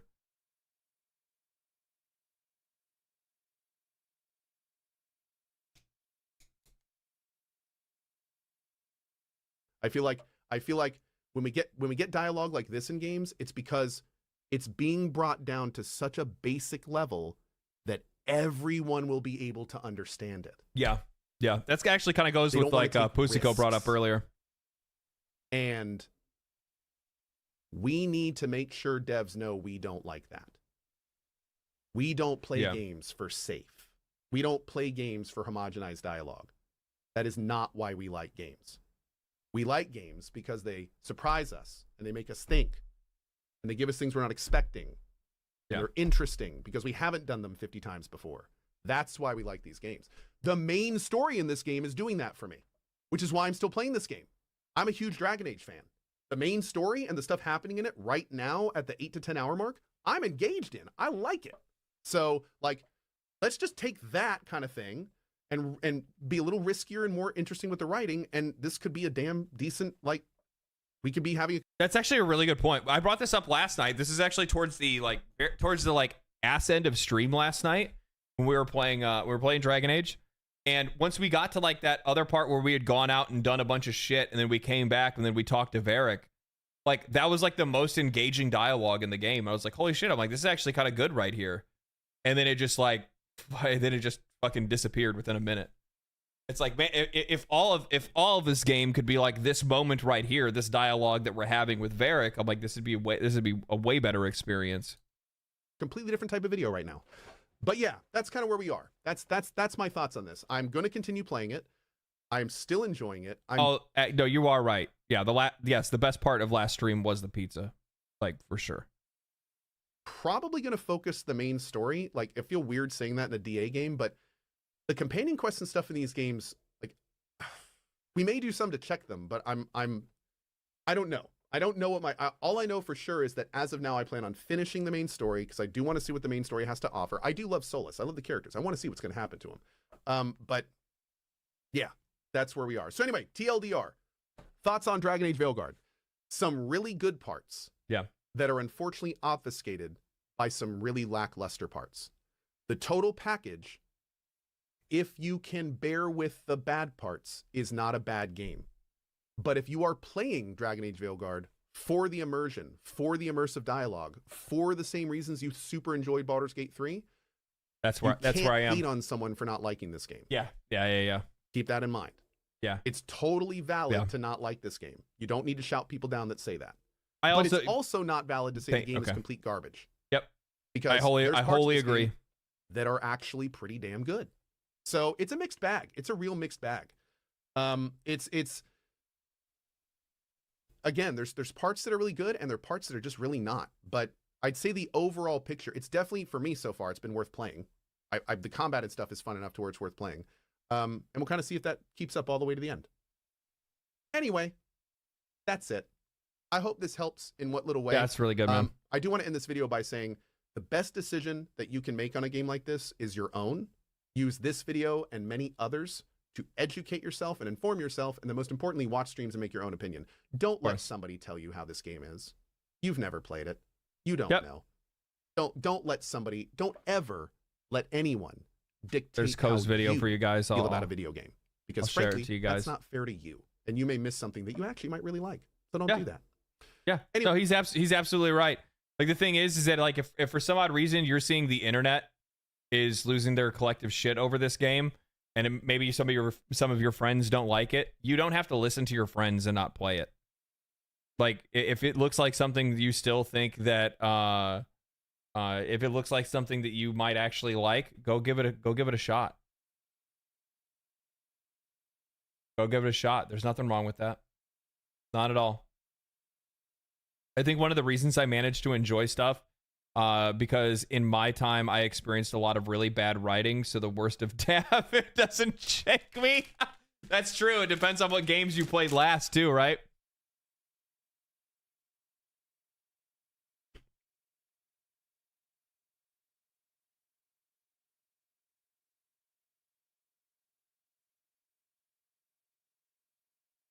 Nope, bad take. I disagree. $60 is not chump change for me to throw in the fire just to be a contrarian. What are you talking about? What are you talking about? Who's telling you to go buy it?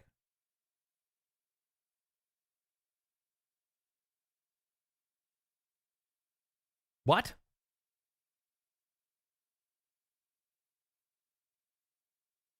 Brain rotting, literally. I swear, sometimes people hear something and they can't help but fucking disagree, and like even though like it's completely fucking normal, and then their brain's just like, you just told me to buy it. No, I didn't. Nobody told you to buy nothing. To be a contrarian.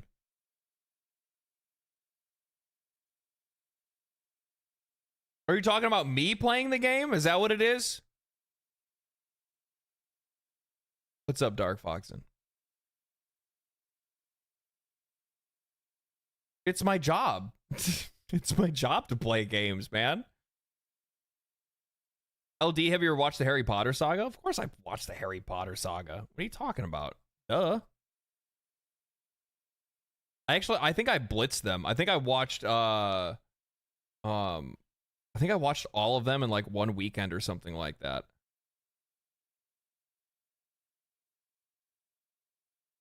There's like an ex-girlfriend of mine that like she was obsessed with it. I think this is like probably like back in high school or like just after high school or something. And she was obsessed with Harry Potter, and she made me sit down and watch every single one of them. And then I think that subsequent Halloween, she also then made me dress as Harry Potter.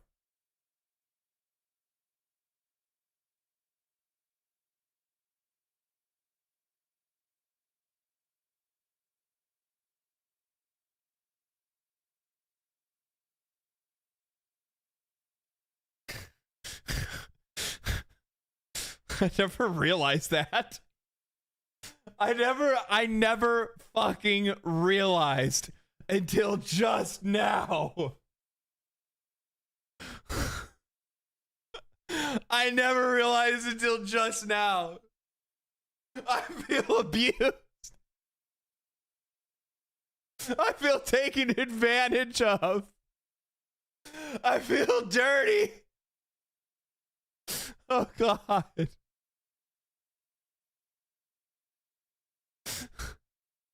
The whole time she was probably like, he doesn't even know.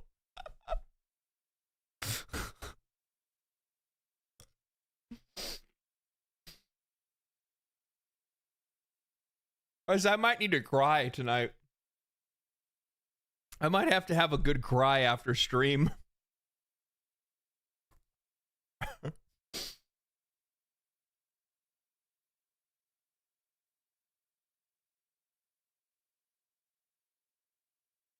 You're a wizard, LD? Why? Why am I a wizard? Oh, okay, no, I get it, because that's what I said, yeah. You're a wizard, Harry. You're a wizard, Harry.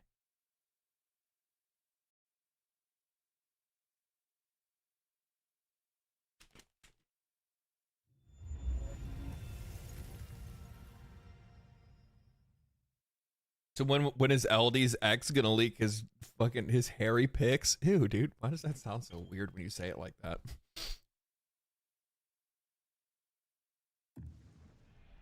It was also back when I wore like way smaller framed glasses. They were like probably like half the frame of these, so it made me look very like weird.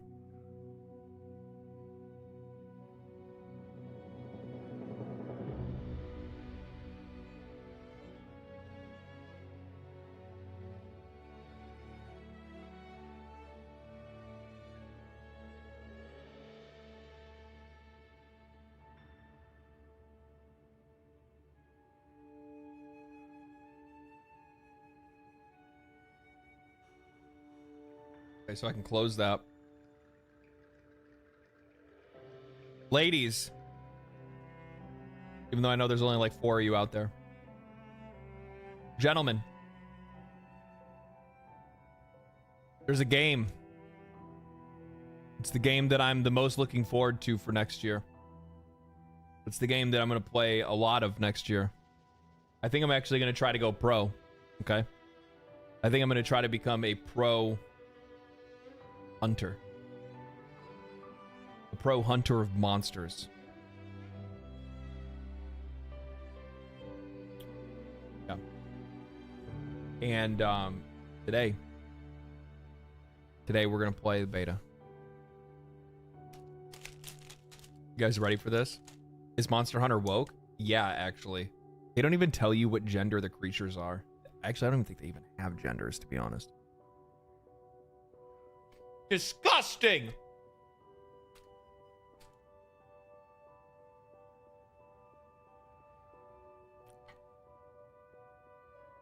Disgusting. You guys ready for this? I'm ready for this. Let me know how the sound is. I gotta turn down a little bit, but that should be okay. Start game. Here we go. Will it start with character creator before the cutscenes? Isn't your character going to be in the cutscenes?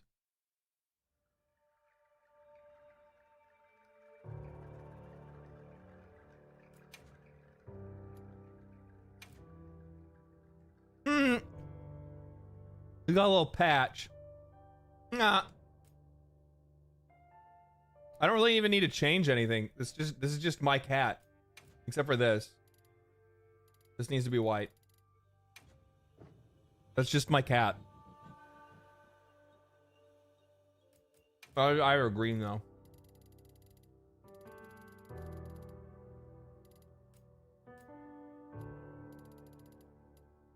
They're right here. Actually, they're like amber.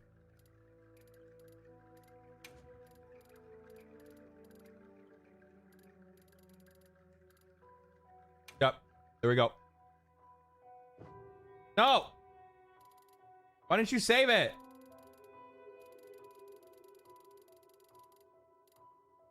There he is. Guys, that's my kitty. Why does the cat look so happy? Because he fucking loves to hunt, dude. Because he loves to hunt. You know.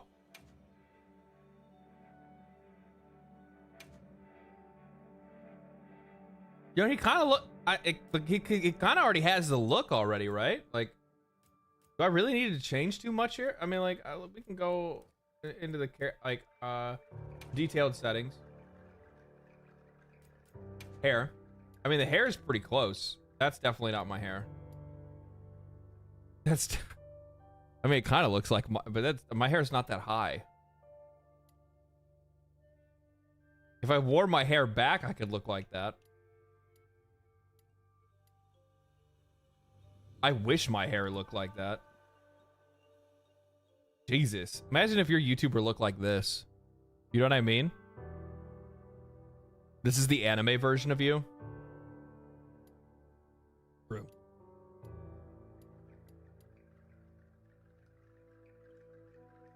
Look at the jiggle in the front. You guys see the jiggle physics? That man conditions? True.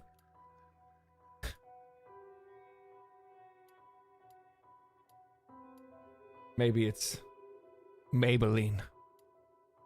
Oh, that's beautiful. I'll probably end up making a female character actually in the main game. I don't know. We'll have to see. Oh my god. Guys.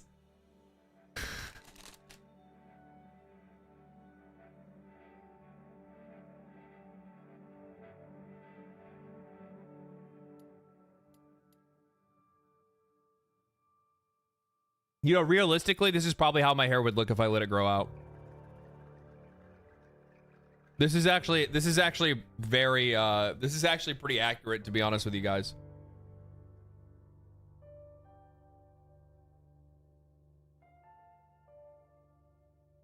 That one. Well, what you guys don't like a little side tail?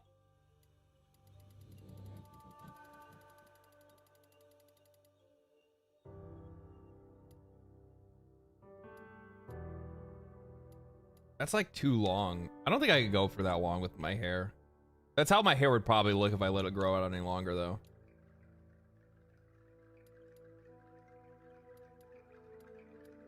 I actually don't mind it. We need to give you some color, though, my guy. We need to give you some color, though, big dog. Okay. Okay. Accent color. Oh, it's like the color of the color. It's the color of my curls, guys. Sure, that works. Gradient ratio and everything else is fine. Skin color is... That's better. Eye shape. Eyebrow shape. What do you guys think about no brow? Like, you see somebody like this, don't fucking trust them, okay? My eyebrows are not that big. They're a little on the thick side, though. They're not that thick, though.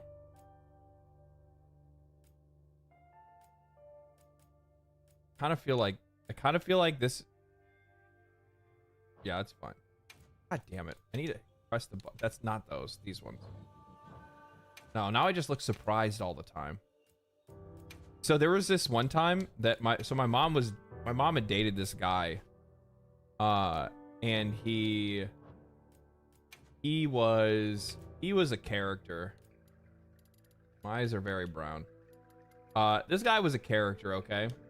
Like a cartoon character more than anything else is what this guy kind of felt like. He was funny as shit. He would do some of the dumbest shit you'd ever seen.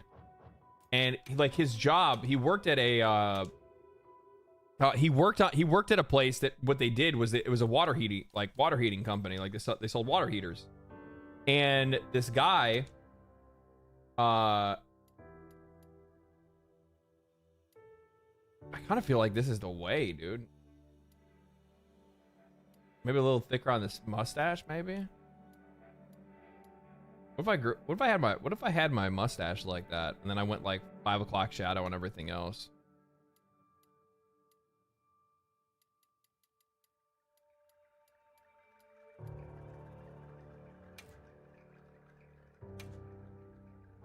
That's fine.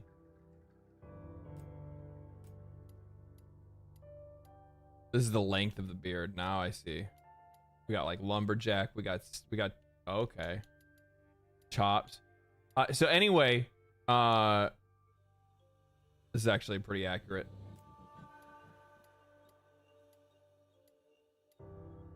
Yeah, it's pretty accurate, to be honest. So what ended up happening is that he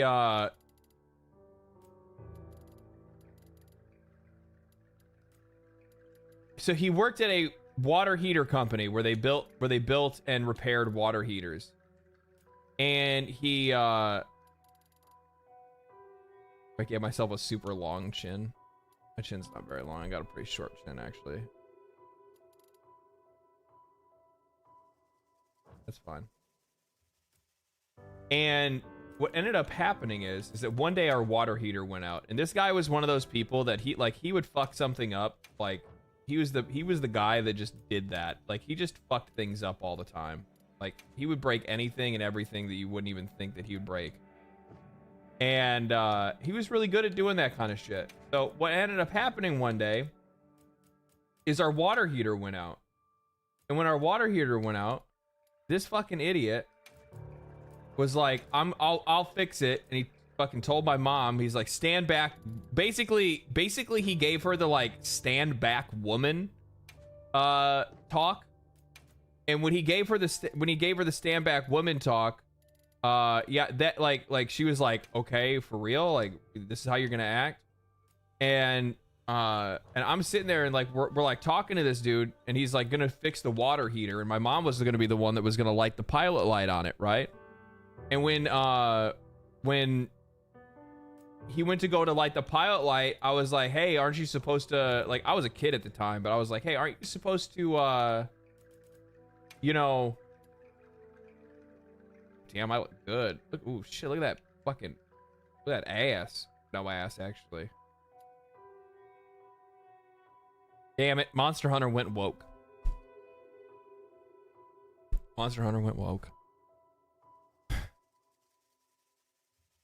So, where's the cake? That's actually a really good point. Let's go ahead and fix that, actually.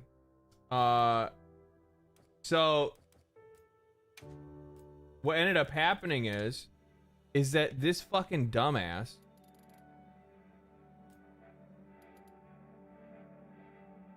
God, I'm a fucking Chad. I was just trying to give myself some glutes, man. Oh, see, they won't let you. It's probably because like the designs and stuff. They don't want you to do the damn, I look like a fucking G though. I kind of like myself in a skirt though.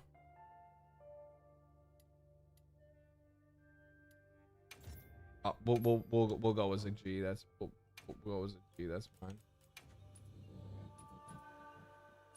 Cover yourself. You're disgusting. Guys, what do you think? So he goes to light the water heater, and my mom is like, hey, you need to make sure that the gas is turned off first. And he's like, he turns around, and I swear to God, this guy turns to my mom and says, woman, I work on water heaters. This is my job. Do you think I don't know what I'm doing? And she's just like, okay, man, okay. So she backs up. This motherfucker goes to light that water heater. Fucking flames shoot out the bottom of it.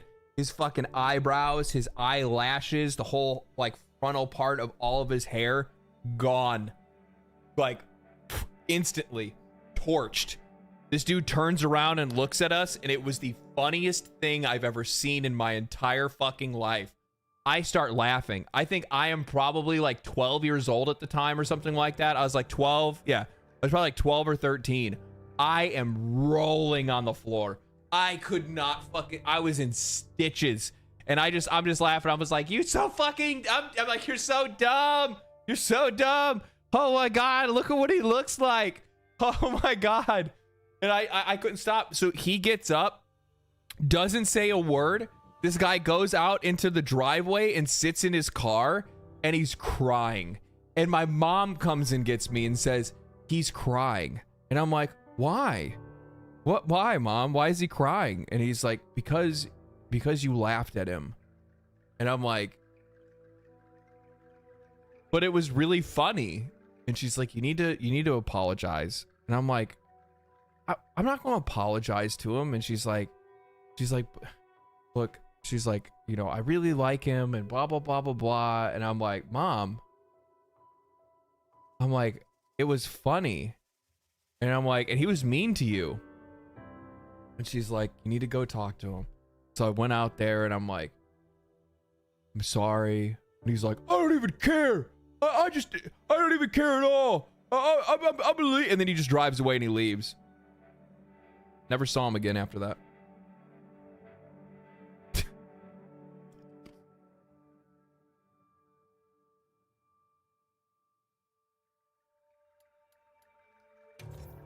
I think what it was probably him having the realization that that he's like, I can't believe I've done this. Like here I am, like having a kid fucking console me because my girlfriend once because my girlfriend told her son to say that he was sorry for laughing at me being a fucking dumbass, and I'm crying in my car. Never saw him again.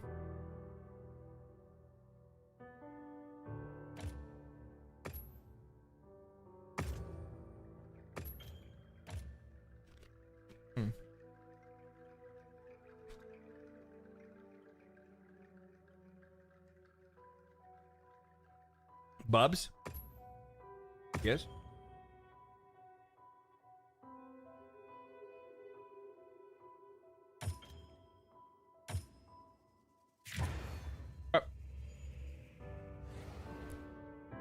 Yep, Bubs. It's the name. It's the name of my cat. My cat's Bubs.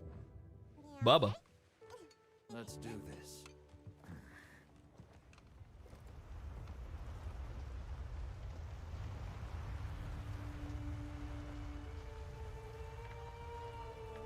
I'll just send all my dates to LD's stream and see if they break or not. True. Oh, hey there. How much does this game cost? Nothing, because it's a beta. It's just a trial. Good lord. Oh shit. Your reputation precedes you, Hunter. I trust you know what I've called you here to discuss. Yes, sir. The Forbidden Lands? It's so weird having a hunter with a voice. But more precisely about the boy we rescued in the vicinity. Entry to the region itself has been restricted for 1,000 years. We thought it completely uninhabited. Any remnants of its ancient civilization rest solely in historical record. Now imagine our surprise to have discovered this boy. He claimed to be part of a clan, the Keepers. He said they have a village in a land we thought uninhabited for ages. A few years have passed, but the Academy, of course, has remained skeptical. This village, is there evidence it exists? Nothing absolute, but the mysterious composition of the boy's pendant suggests it might. And as for how we came to rescue the boy... Sir? It seems a certain monster had forced him to flee. It attacked his village, and he escaped alone. Unfortunately, the underground tunnel he used to make his escape collapsed. We found him, took him in, and here we are. Do we know the status of the village? Unknown. And of the monster? Unknown. Unhunted. However, the scholars hypothesize that it may be a monster, which we thought to have perished long ago. Okay. An extinct species? They're calling it the White Wraith. The Guild has authorized the rescue of the Keepers and an investigation into this monster. I've selected you as a lead hunter for this expedition. Thank you, sir. Finding the village won't be easy. You'll need the proper guide. Speaking of which, I have an extra assignment for you. It's time to build your first harem. Great first edition. My name is Alma. Come on. It's okay.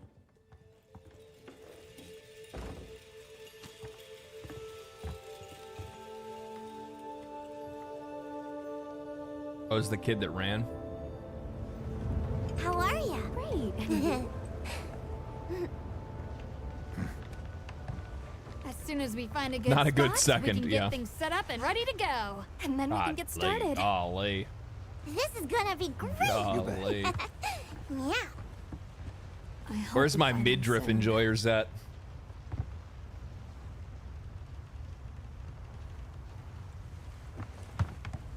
Look!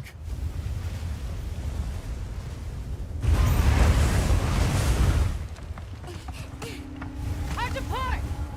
Aye! There's so many. What are those? Oh, those like Giratotus, but for the sand. They're exceptionally agitated. Could they be chasing something? It's a person.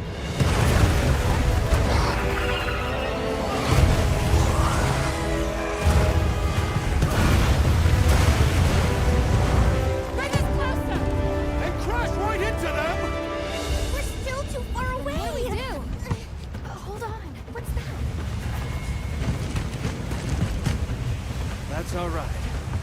Can you reach it? Oh, hell yeah, okay. I'm coming too.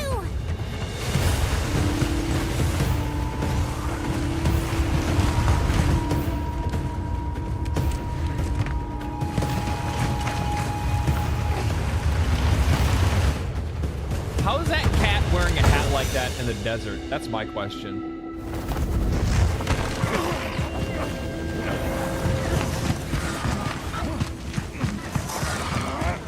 Seems like a little too hot of a hat to be wearing.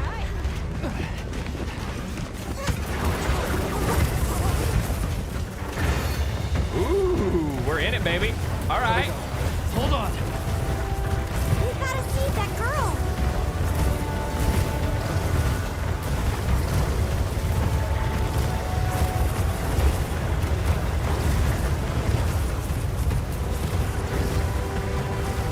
There's so many of them. Oh god. Make it through there. Oh no. Can we ramp it? Oh. But we can go over. Yeah. Looks like it knows a way. Yeah.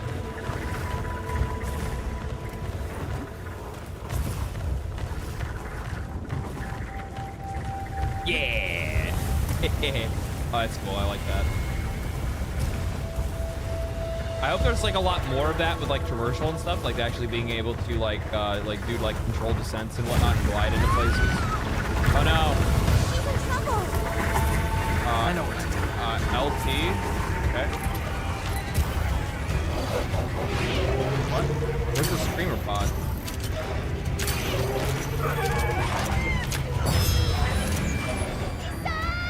Okay. And then fire the screamer pod.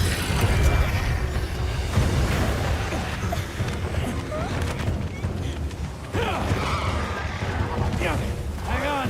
No way! I just lit that other one. Okay, my cat.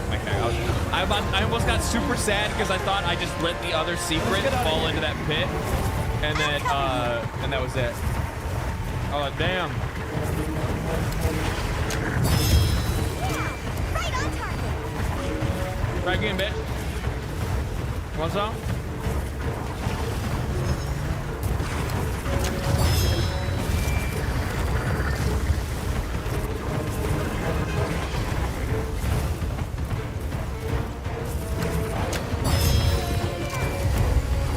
On your flank.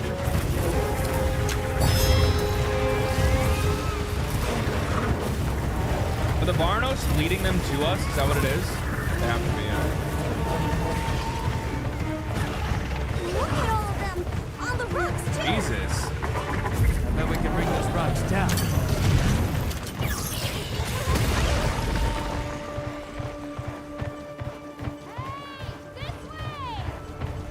Pretty game. Look, the others.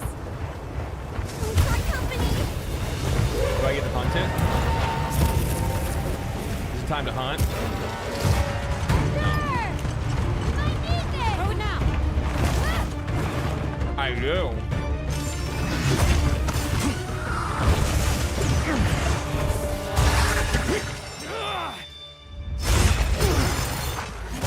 Got it right in his meaty mouth. Damn, I look like a G.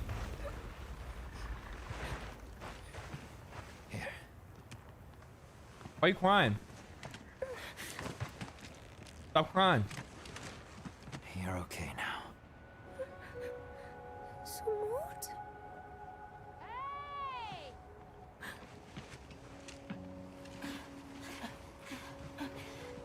Hey, it's okay. You're safe now. Yo. So much for this region being uninhabited. It must be a type of flightless.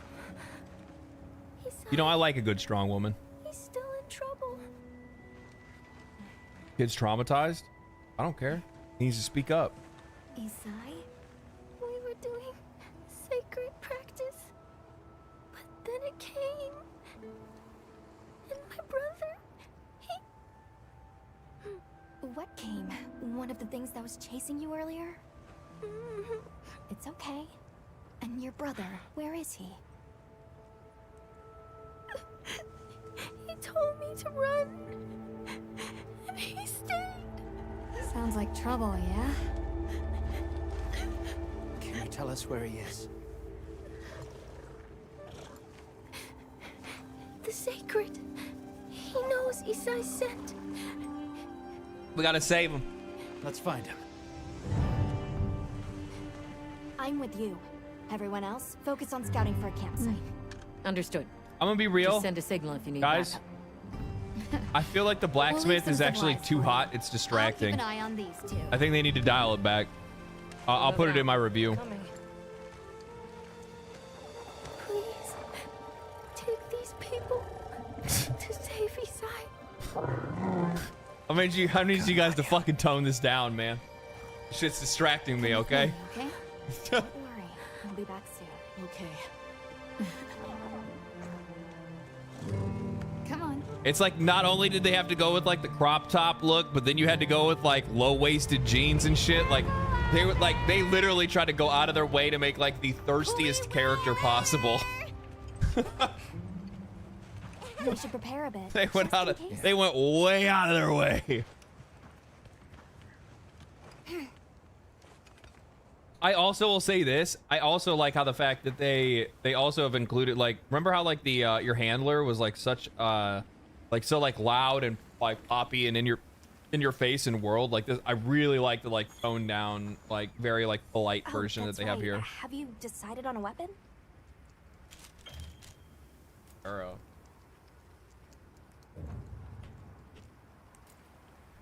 Yes, I've made up my mind. Wonderful. And that.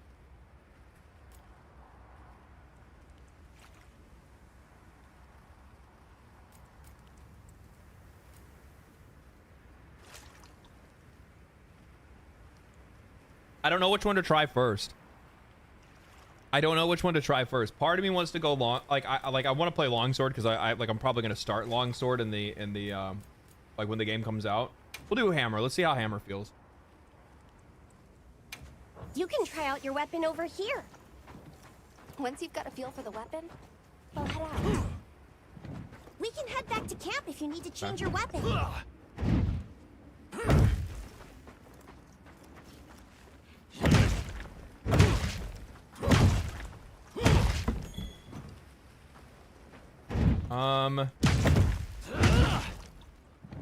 How do I hammer charge?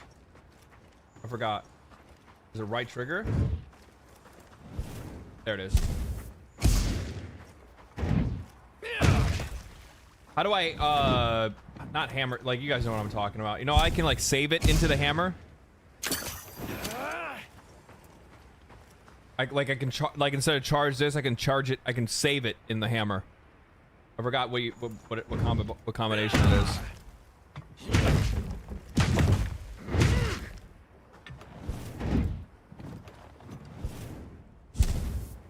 Is it B? No, that doesn't. That just allows me to be able to. They removed the alternate charge mode.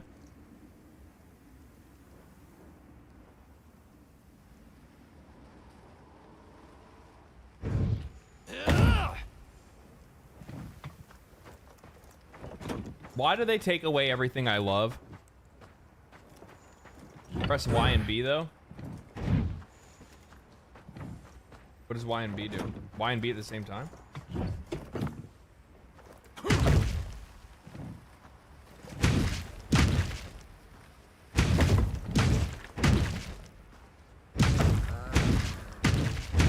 Press Y and B. Oh. Are you saying Y and B into the hammer swing like this?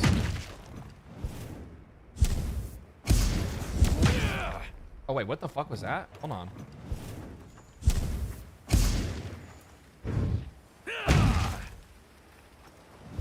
See how this works. Hold on.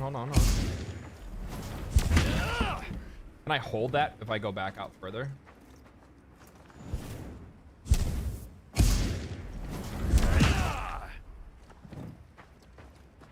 I thought I saw one where you like spin it. Hold that bitch. Hold the YB. I'll hold all three keys.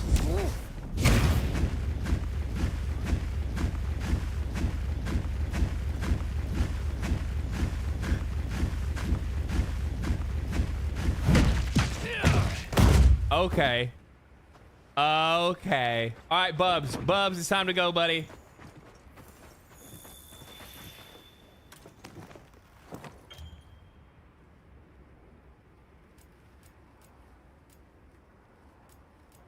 Use up to mount on your secret. It'll automatically come to you. LST. Okay. All right. Oh God, it feels like you're home. It feels like you're home. They're fast too. I love how like new yet familiar it feels at the same time.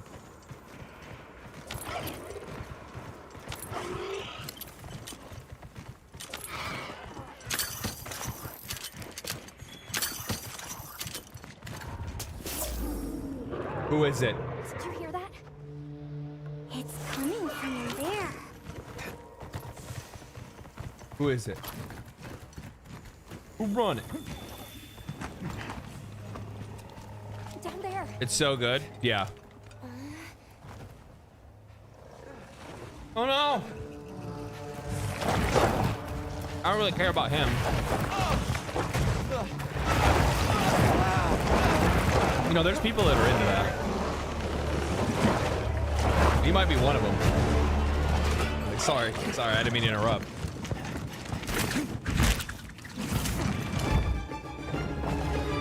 Yeah, he likes him. No, stay away. Come on, bud. Save the secret! Save the good boy! No! Here I come. Rock you like a hurricane. Bro, imagine how fucking annoying that would be and how much that would hurt. Somebody literally just shot like a bramble thorn into your face. And it's stuck. And you're an animal, so you can't even like pull it out like normal.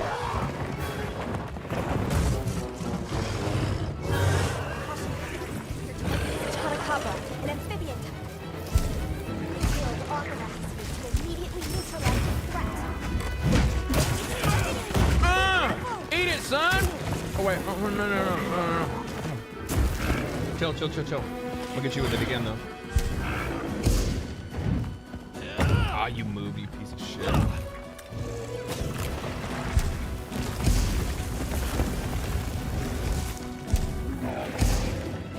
Big bang! Yeah, I know how to use the charge. Oh, you can charge the hammer? Yeah, I know. Gotcha, bitch ass. We're gonna hit you with another one. 2, 3. Here we go. Ooh! You didn't like that, did you? I'm gonna keep bonking. I'm gonna knock your ass out. Targeting you. Be careful. Oh, fuck. I rolled right into that.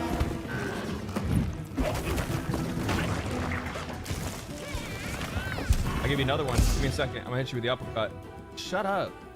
Hold LT to activate focus mode. This allows you to aim the direction of your ability. Oh yeah, I forgot about that. You did that in the middle of me charging, you ass. Oh, I see how that works.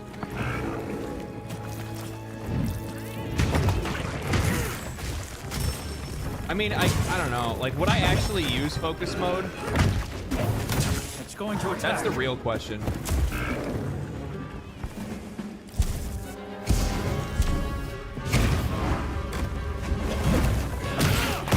Right in your ass, son. I wonder, can I still do my, like, slides? Probably not. No.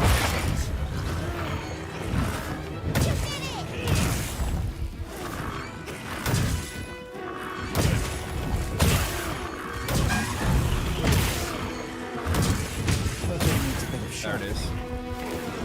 We should be safe when we're on the secret.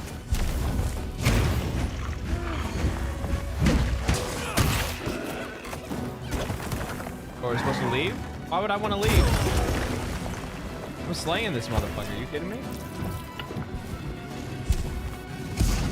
That wound looks one-off. There we go. Big headshots. Here we go. Big swing. No. Stop licking me. The weapon needs a bit of sharpening. We should be safe when we're on the secret. How can I use For the wound while I get its attention.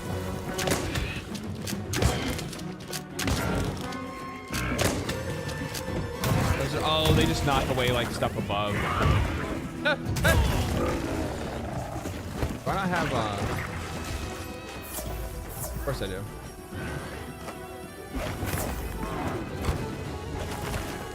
Where's my oh, I need to sharpen. I know.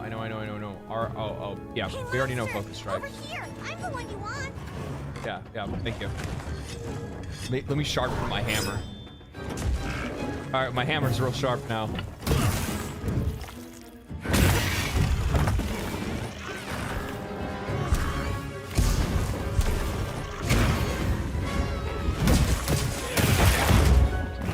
Good hit. Ooh, broke some parts there too. We're good. Okay.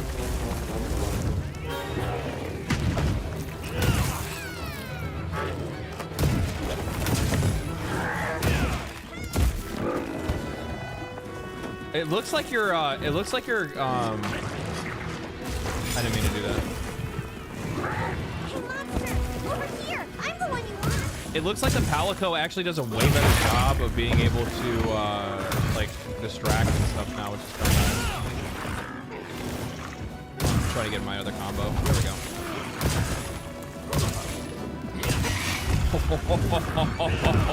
You're having a bad fucking day, buddy. You're having a bad fucking day, buddy. Why did you do that right now? You can dodge and reposition while still maintaining your charge. Oh, that's kind of nice to know.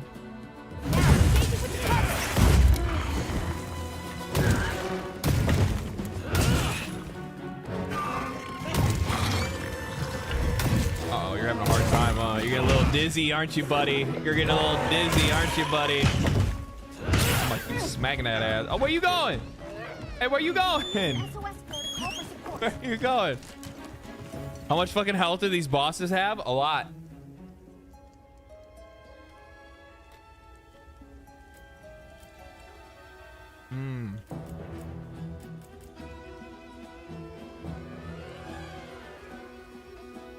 After a quest begins, you can send an SOS flare to help request from other players. You can form parties of up to 4 people. Yep.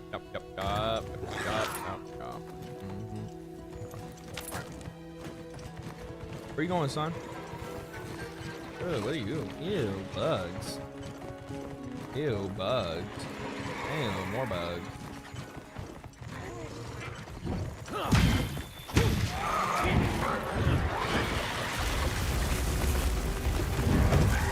I didn't get to land it. Come over here. I'm gonna jump on you. I missed.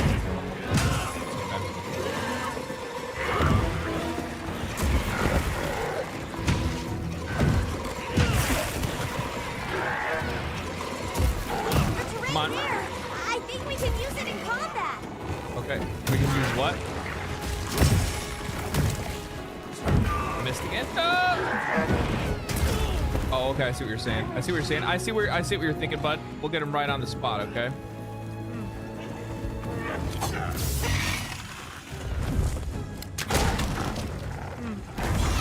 Right on target. Got his ass. I didn't really need it, but I just wanted to make sure we were good.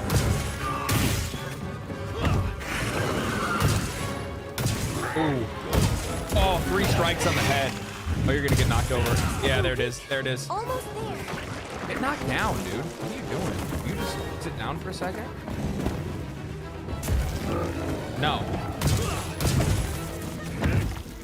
No. Lay your ass down. There you go. Oh, he's having a hard time. His tongue all hanging out. He's like, I'm fucked up right now. If we want to trap it, now's our chance. Oh, why'd you move? Do I even have? Did it give me any traps? I don't think it did it? Oh, I don't need to do that.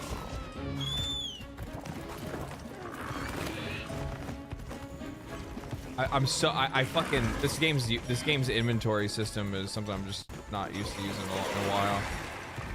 You gave me barrel bombs. I don't have any. I don't have anything to do anything else other than that. That's crazy though. Like they actually have autopilot for the secret. Like I didn't have to do anything. I just hopped on it and actually followed it. That's actually fucking cool as shit. I'm gonna be real. That's actually cool as shit. I missed. Almost had it. You gonna take a nap? You gonna sleep? You gonna sleep? You gonna sleep? Yeah. Yeah.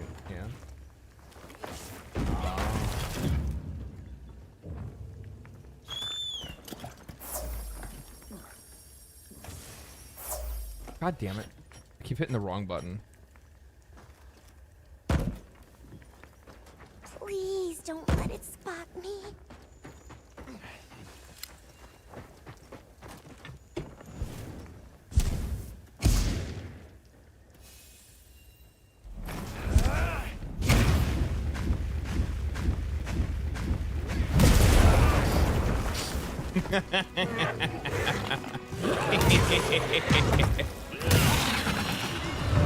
How's the performance? Good. Good. It feels good.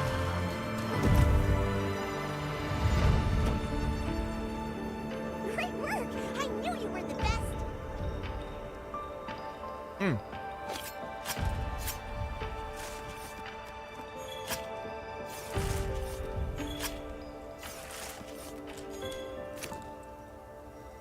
Give me more. How did I not get more? He didn't drop any shinies either. Like I got some good crits and shit on. Well, I'm probably get crits or anything. That was good though. Very simple, like introductory boss, but very fun to fight. What are your specs? Ryzen 7 5800X, 3080, EVGA, FTW3, a fucking B450 board.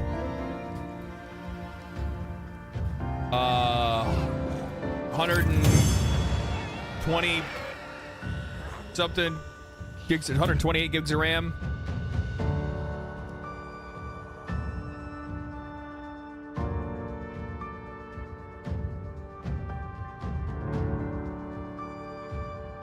It looks like World, the same engine or something. It's the RE engine. You can tell it's the RE engine by the like cutscenes and stuff like that. So hardware requirements should be around the same as before. No, I think the hardware requirements are going to be higher, because this is a persistent open world game. Keep that in mind. This is a persistent open world game, not a because like you're going to be able to like go to camps. You don't have to like keep going back to town like you did in Monster Hunter World. Let me feed the cat real quick.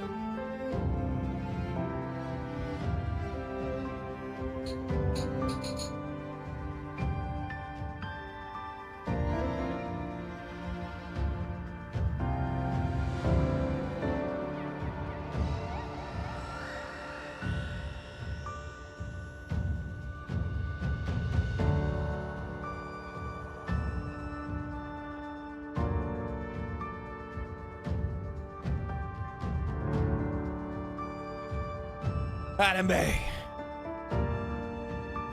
Well, now, guys, the real channel owner's running the stream. Yeah, how it goes.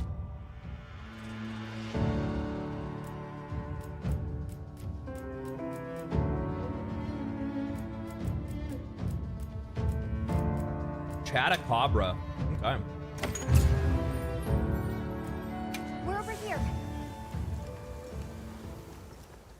Okay.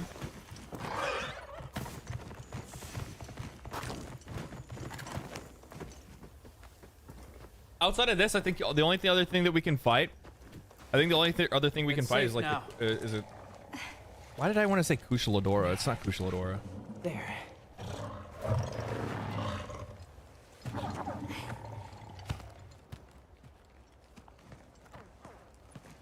Yeah, Chetacabra be laughing, be yapping. Thank the winds. The bear, yeah.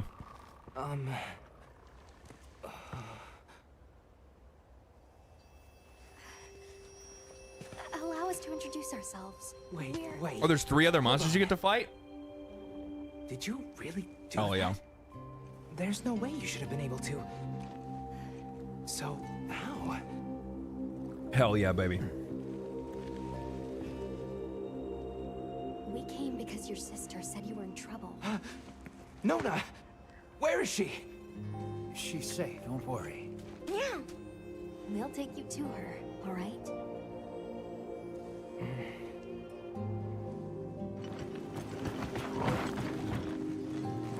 Hey! You made it! What a fascinating creature. Any trouble finding us? None at all, thanks to your flair.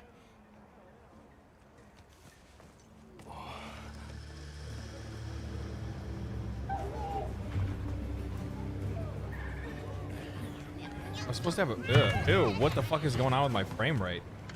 You must be Isai. Yeah. Yeah. Please, this way. Turned into a fucking stop motion animation there. Hey, Hunter. Show Booba. Back already? I mean, I'm sure there's gonna be mods for that. Thanks for the $4.99. Just over there. She's been worried, Sec. Hurry.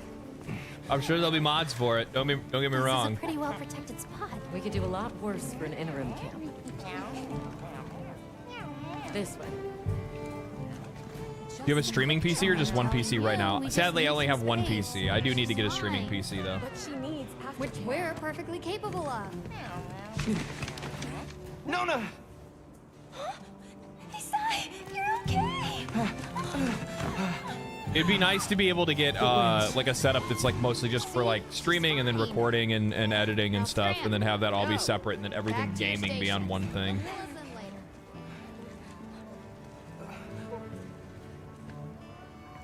I didn't properly thank you before. Everything just happened so fast. I didn't know what to say. Thank you so much. Thank you. Thank you, chat. Thank you. I'm Isai. My sister and I are from a nearby village. My name is Nona. It's weird. It kind of like struggles for a second, and then it like cools down, and it's The others fine. and I are here on a search. We're from a place far out west. What happened back there? How did you end up in that situation back there? Oh, it was all my fault. I was careless. I was helping Nona with writing practice, and the Chotacabra snuck up on us. Does anybody know how I told Nona to run Xbox for it performs? while I got You its should be able to play it on attention. Xbox But when today. my sacred and I tried to get away, he slipped, and we fell into that cave. And so, who exactly are the two of you? Oh, right. We must have really surprised you earlier. Forgive me for my lack of understanding, but do you use those tools? I've never seen anything like that before. Back where we're from, specialists use these tools to protect others from large creatures. With the understanding that they're never to be brandished at other people, of course. It's a fucking hammer. You've never seen a hammer? Have you not seen a hammer? Tools, specialists, permission. It's all new to me. But I'm just glad you were there.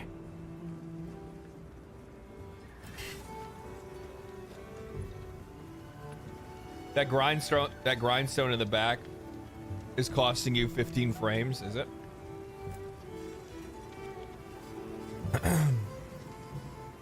Thanks for letting us borrow your sacred earlier. They were a tremendous help. Did you train them in your village? Loving these low textures next to the Yes. high ones. Yeah, it's kind of We weird. raised them from eggs and trained them ourselves.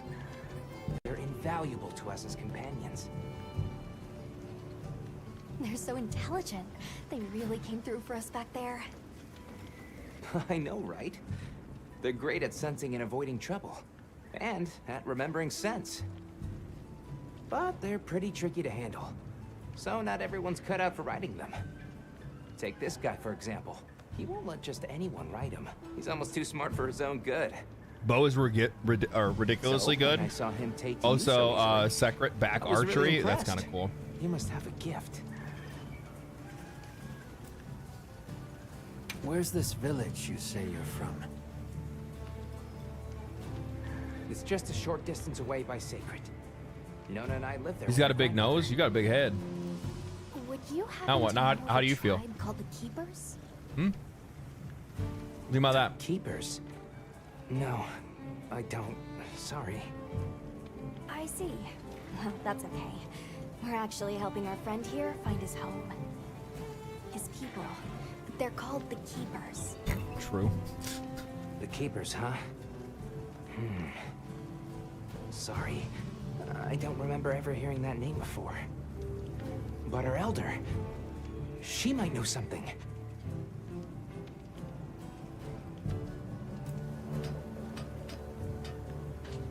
You 499 says hammers are really hyper advanced space technology that they don't recognize. Won't Yeah. do to keep you talking. Let's take Yeah, a it look feels at those like it. ruins. It feels like it. Why don't we have a look around base camp? Thank you for the 5, man. Meow. Oh, that's a big fluffy cat they got there. That's a big old, you a big old fluffy cat, aren't you? You're just a big old, look at that. There's another big old fluffy cat right there. Yeah.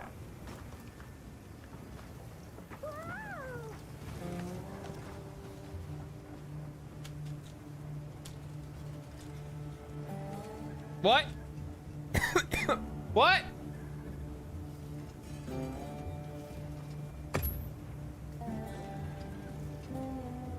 What? I didn't. Oh, okay. I was like, damn. I thought they were like, all right, dog, you're done. Hey there, Get Hunter. fucked. We've confirmed sightings of Doshaguma, fierce monsters with a nasty temperament here in the Dasha plains. Guma. As it's likely they're traveling in a pack, we've been authorized to deal with the threat before it gets out of control.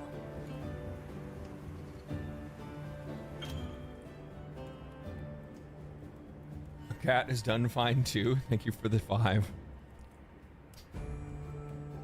I want one like that. We all do.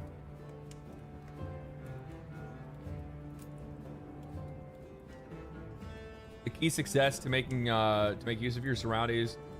Try firing a large dung pod with your slinger to scatter the pack of Dasha Guma. Yeah. There's a Dasha Guma. I don't know. So you can focus on hunting the alpha. I've marked the target on your map. For now, let's make for that location. Take these 2 while you're at it. I'm sure you'll find them useful. Got it. A lobby has been opened, allowing them to play multiplayer with other players.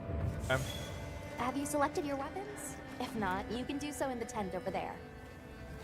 You can Yeah, I want to equip both try a out. primary and secondary weapon. Use this to your advantage, I'm gonna depending try on the out. situation. So let me get in the tent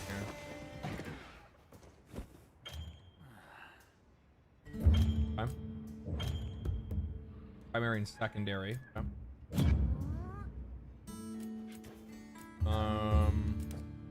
Range equipment. Primary. Primary, we're gonna do longsword. Secondary. Try out bow.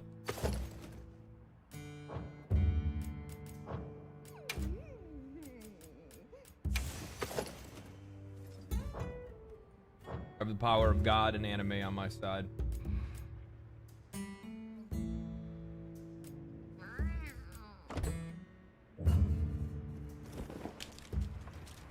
But let's go. Let's get that lobby code. Oh yeah, okay.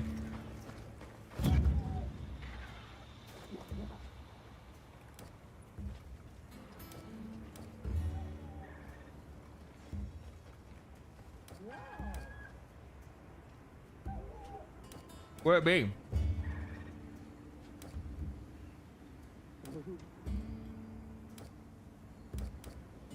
Where it be?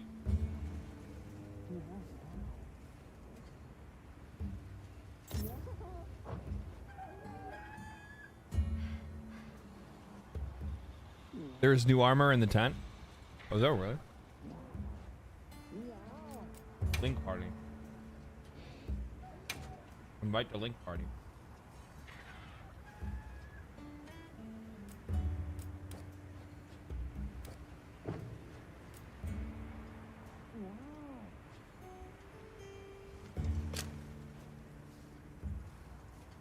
Is this Concord? Yeah, we're playing a ripped version of Concord.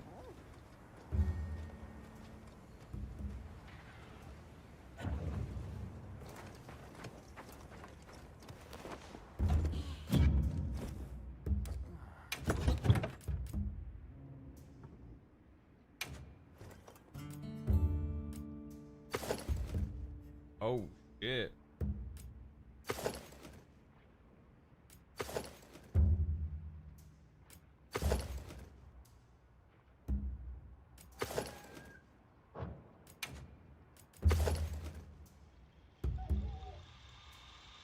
That's kind of cool looking. It's a little Mad Max, huh? That one's kind of fucking cool though.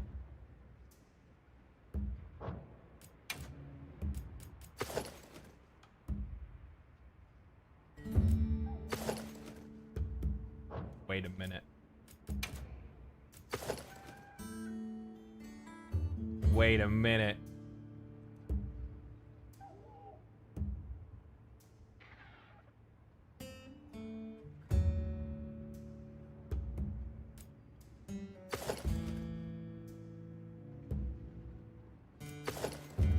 Guys, hear me out.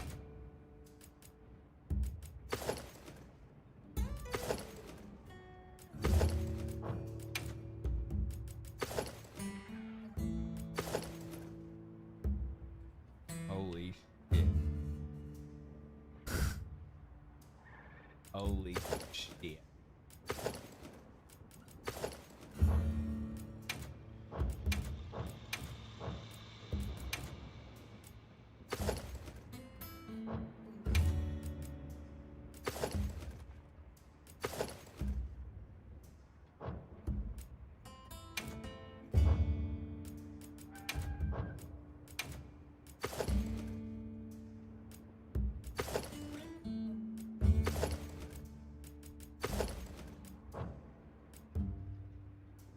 I just wish I could get it to match my cat head. You know what I mean? Like, that's the only thing that's sad. Like, I wish I could get it to match. It doesn't need to, though. You know what I mean? It doesn't need to. You know, sometimes you just have to be okay with, you know, standing out. My whiskers are tingling. Weather's changing. I guess we'll be here for the next 4 hours. Sorry. Sorry. Okay, so how do I do the lobby thing? How do I do that? Link, I see link party. Is that the link party thing or what? Invite to link party. View link members. Go to link party. Okay.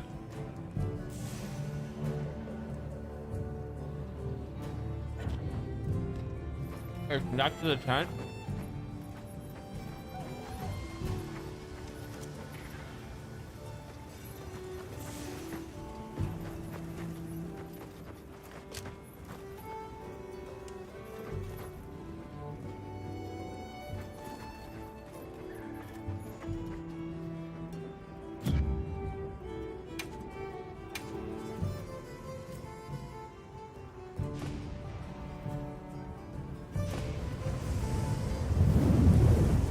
Shit. Fuck. Damn, it just like immediately went like stormy. Holy shit. Next to the tent handler, I think Alma. Hard at work? Host join quest. Recommended lobby search. Host join quest. Okay. Yep. Okay. Lobby members quest.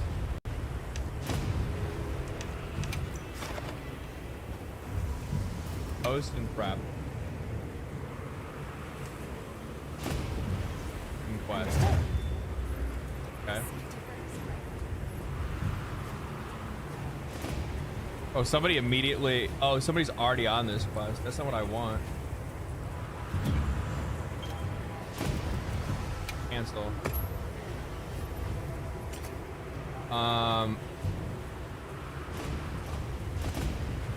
I'm confused.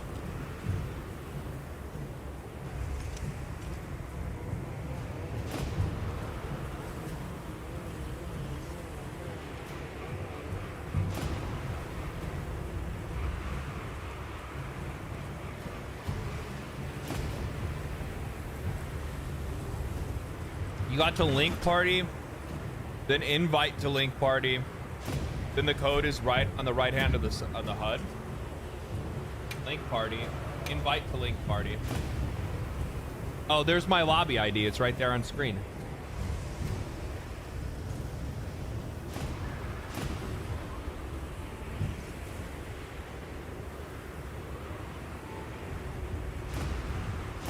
Does that work? You can just take that lobby ID that I have? Or is that somebody else's lobby?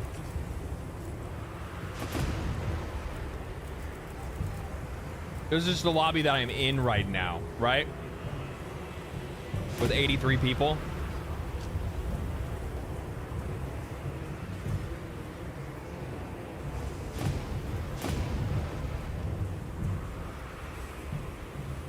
We can join a lobby with like 2 people. How do I do that?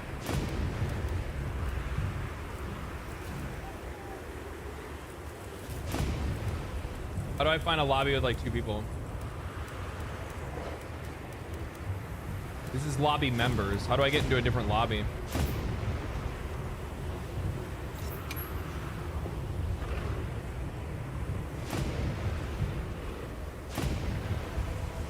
You can allow it where people can join you. Go to Alma, select lobby, and then whatever filter and change the language. Go to Alma. Select lobby. Recommended lobby or lobby search.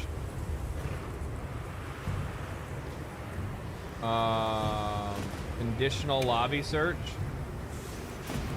Language. Your language. Recommended lobby. Unavailable.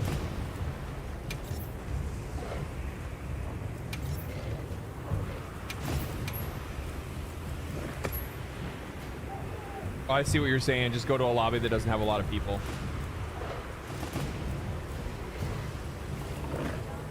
This one has like 14.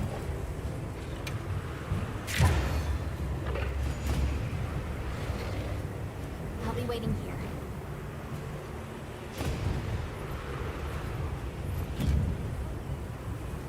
Now I should go to link party. This is the lobby that I'm in right there. There you go. There's the lobby ID. And then all I need to do is just post now that you guys have the lobby ID, all I got to do is just post a quest and people can join it, right?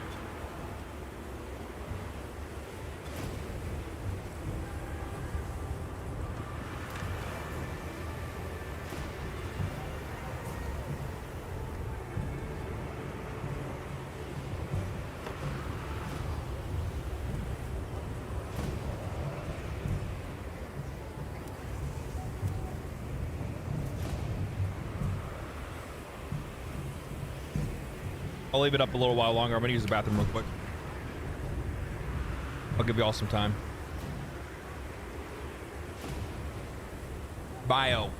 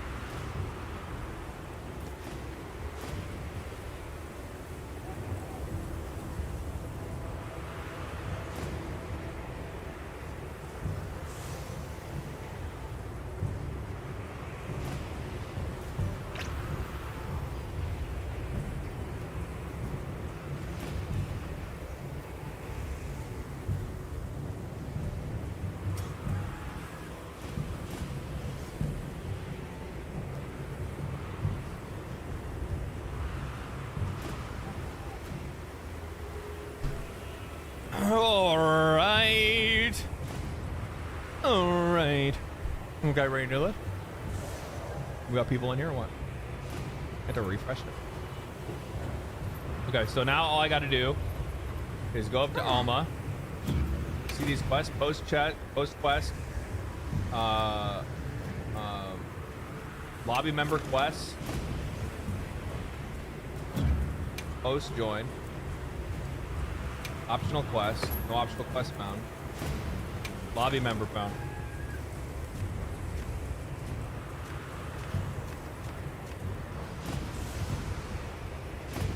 Now what do I need to do?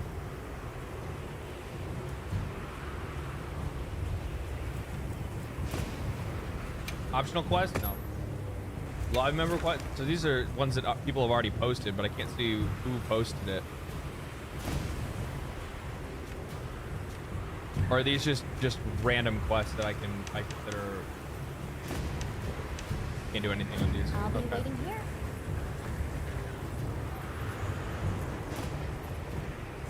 You may not have any optional quests available. Maybe it's because I actually need to do this first.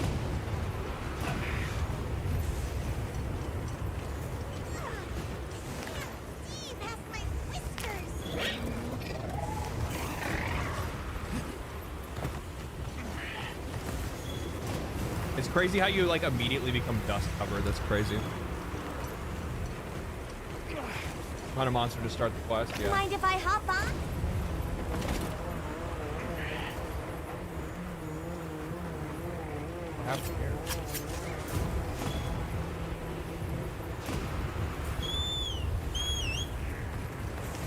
That's so cool. I like how that works.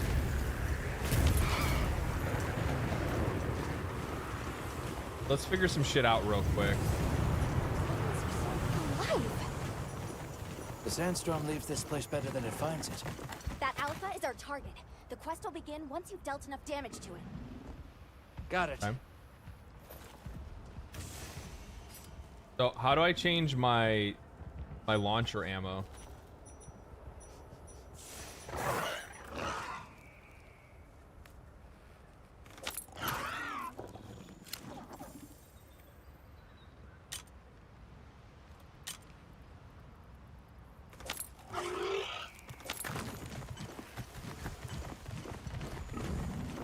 Let me see.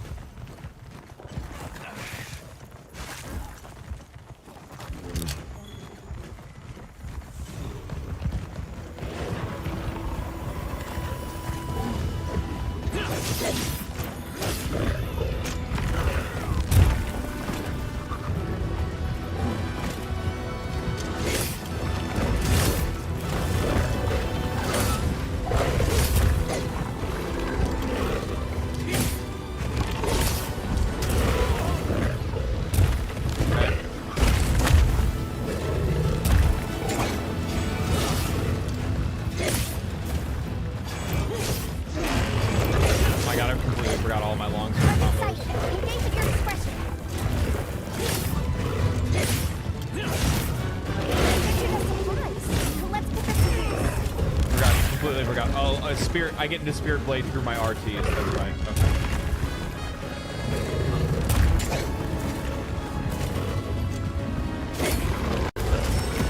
I need to find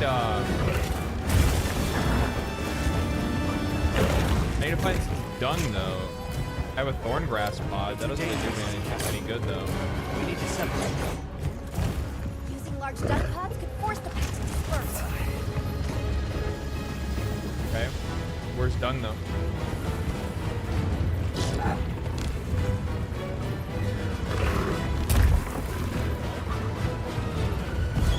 It's not directional.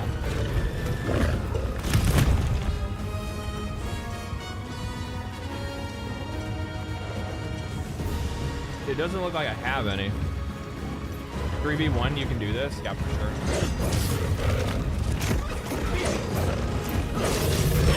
Oh god. I'll see you back at camp.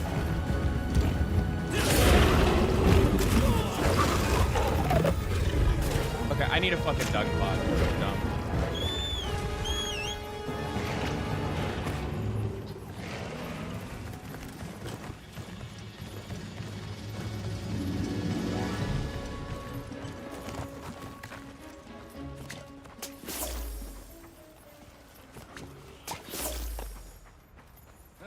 Oh, SO. You can request an SOS flare. Alder's attention! There we go. How do I? Alder's attention! How do I fucking send up an SOS flare? There it is. There we go. All right. Do you have a dung pod? You got a dung pod? You get? Yeah, I bet you do. There it is, right there.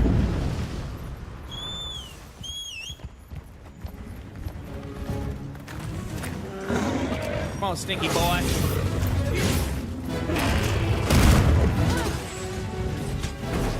There's charge plate. What is that?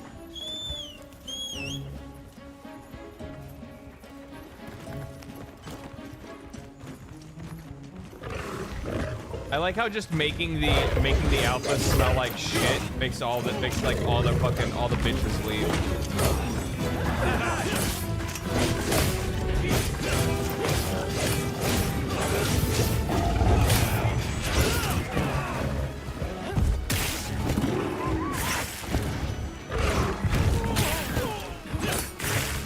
Come on.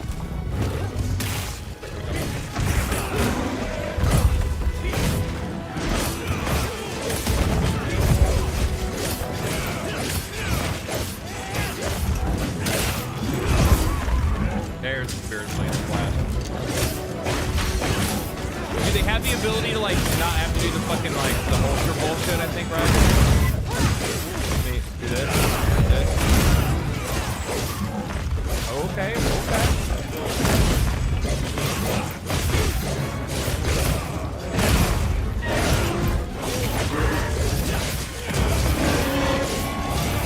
Nice.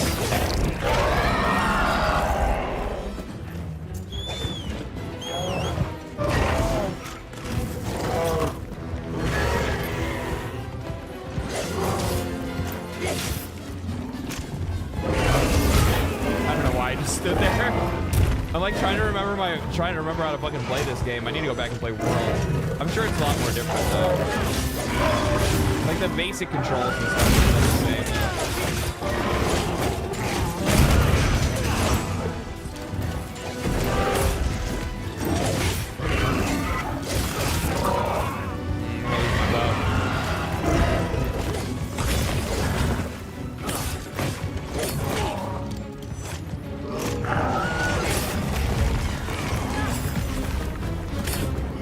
He's an angry boy.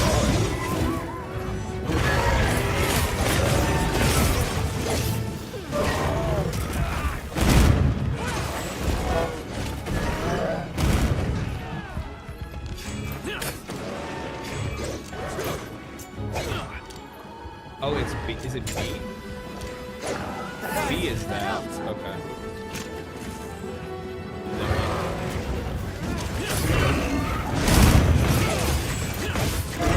I do this, spirit slash up.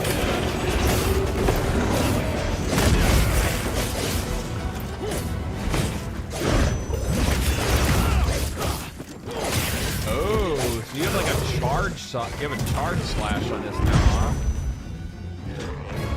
How do you do the long range fucking attack?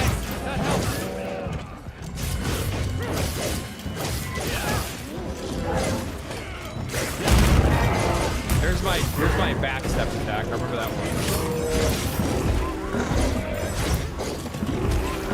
That's if I hold B. There we go. There it is.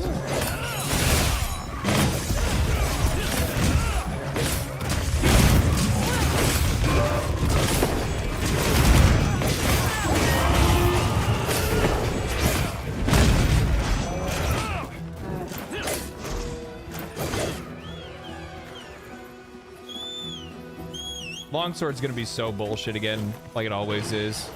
The Wi-Fi slash? Yeah.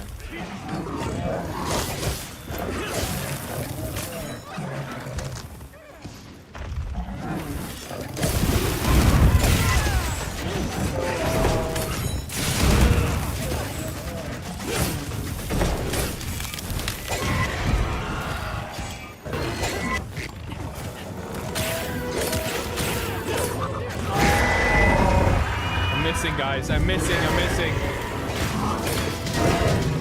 Have people tried out Greatsword? How's Greatsword been? Oh, shit. Holy shit. That, I was not expecting that. Thanks. That helped.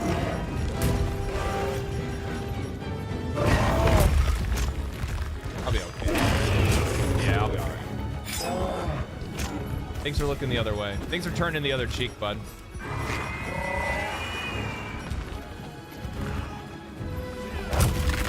He's gonna have a little snack.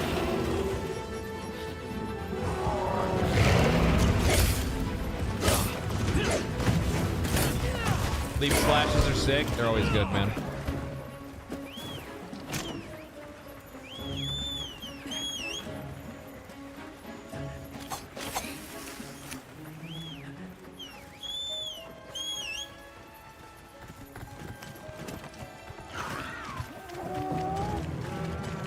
Offset attacks on Greatsword go hard. Yeah, I'll have to learn whatever the new like combos are. It looks like there's like a couple different ones.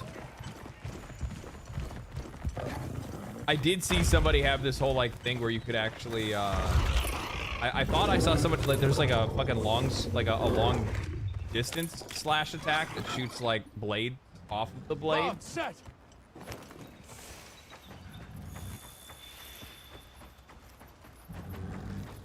Can't you like roll the barrels at the barrels now? Like bomb, like bowling, Set a bomb. bowling ball the barrels? Bomb set.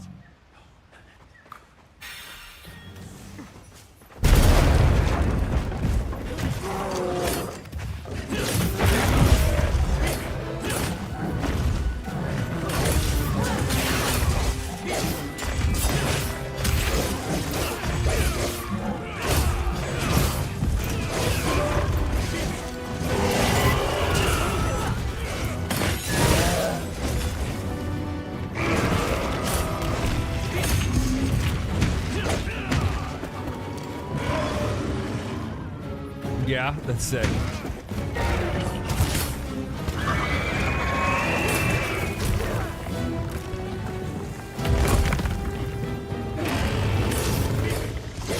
That was right pause. Yeah, right pause.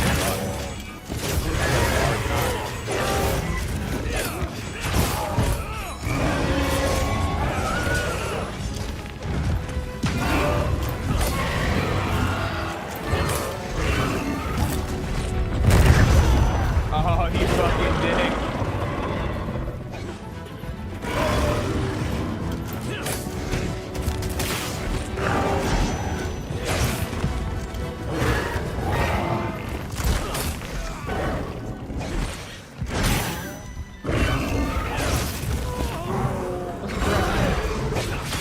Your head should have been cut off.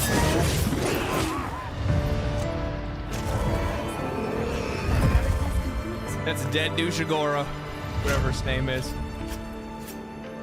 Do you plan on use the shield and lance? I don't really use, I haven't really used the lance. No. Like this time around with Monster Hunter, I plan on like experimenting and using like more stuff. I think it's just gonna take a little while for me to be able to get there, and then after a while I'll be good.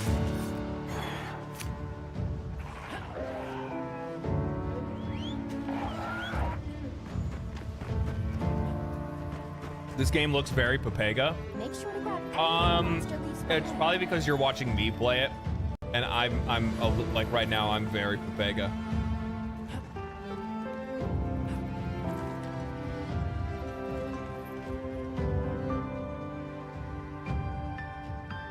Did you skip the focus strike tutorial? I like 100% skipped the focus strike tutorial. I didn't even read it.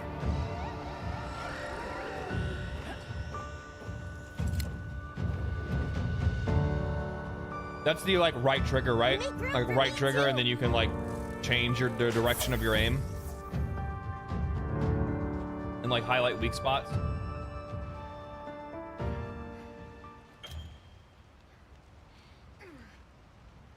It's worth reading.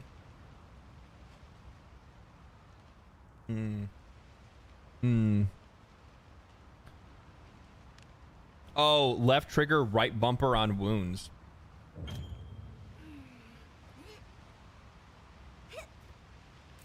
Okay, what does it say? It says, before taking on a new hunt, be sure to replenish your items at camp. Also, nothing beats a hearty meal before challenging a formidable monster. Replenish your items at the pop-up camp with transfer items. You can also use materials to craft recovery items such as potions. You can make meals using your portable grill or at your tent. Eating a meal will temporarily increase your health and other stats. You can use the field survey by dealing a certain amount of damage to a creature on the field or by selecting its icon on the map. Okay, that's cool. So if I just wanted to, like, as an example, if I just wanted to, no, I don't want that. So as an example, if I wanted to, like, if I wanted to, like, hunt this guy right here, all I got to do is just select him. That is so cool. That is so fucking cool. Okay. That might be a good place to set up camp. Let's go see. Where? Where's a good place to set up camp?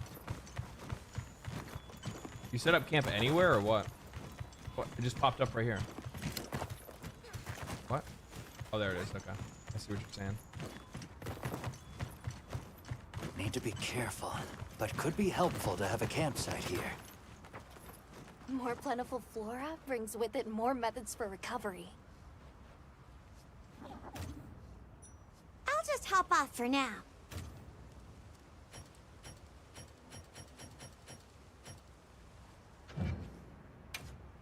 Let's take a quick break. It's kind of cool.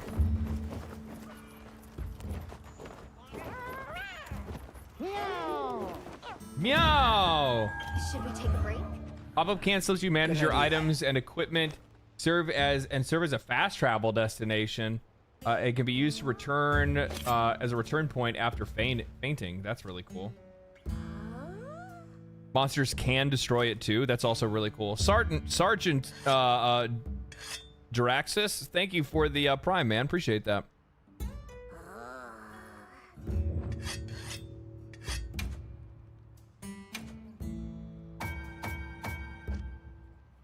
Why do I have 1,500 potions?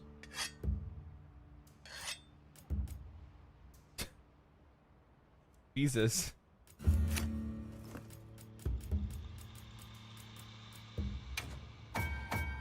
I have 1,500 mega potions, or I can make 1,500.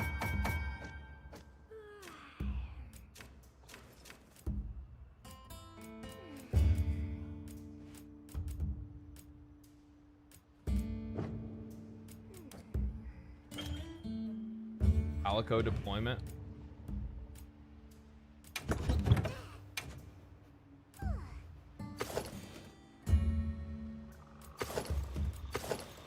Oh, this is like his weapon for, like, him to have hammers, drills. Very cool.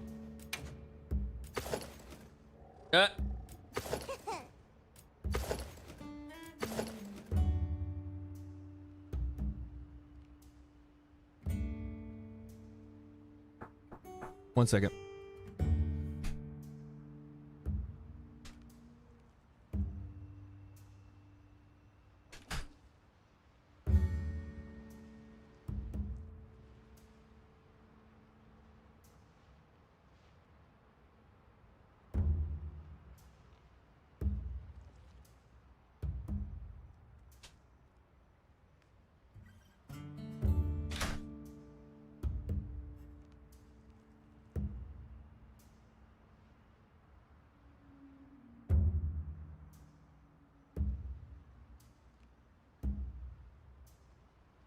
That like freaked me out. I was like, what is that? So it was just somebody delivering something, but it was just like there was like a flashlight like flashing through my window, and I was like, what is going on? Do they want to destroy it? Do they want to destroy it or just attack collision?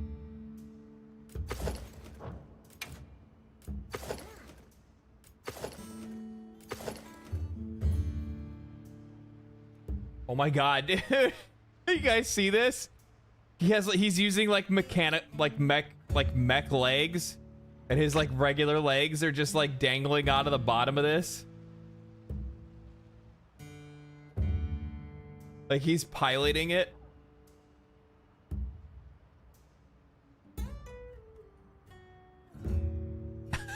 I fucking love it. I fucking love it. Oh, dude. Hell yeah. So cute. Yeah, I know. I can't fucking take it. Always happy to take requests. Pop-up camp professional. Okay, there's really nothing Don't to say. be a stranger, meow. Don't be a stranger, meow. Okay.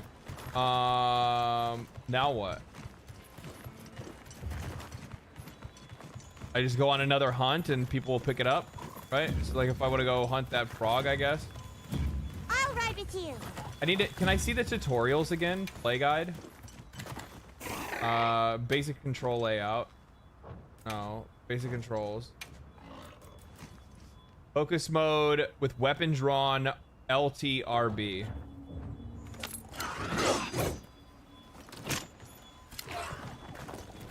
Okay. You can also invite us perma by doing the link party thing. How do I do that? More plentiful flora brings with it more methods for recovery. Link party, invite to link party. These are the people here. I mean, I guess just give me a couple names of folks that are in chat. Because you should be in the same server, right?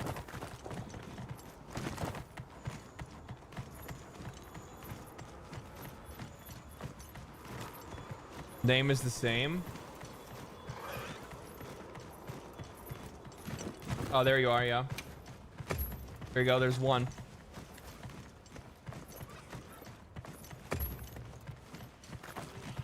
My name is also the same. Yep, there you are. That's two. Need one more.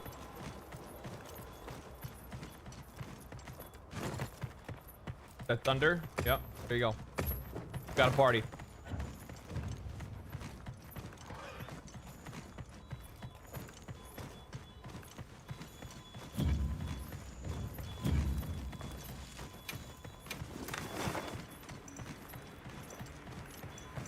What is this?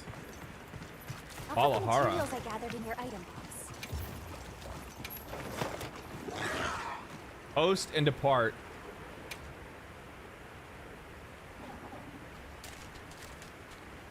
Commencing quest now. Are you prepared? Okay. They've issued us supplies. Now let's put them to use. I need to get used to that. Underbug.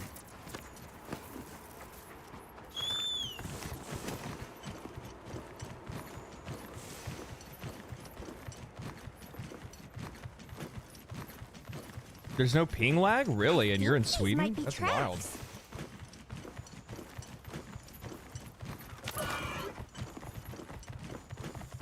Oh, Teeny's posted a quest for everybody to join. How do I do that?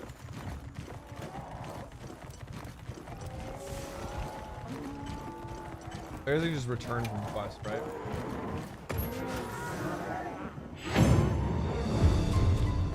Oh, why? Man, I just did the wrong fucking thing. You joined mine. It said you posted a quest.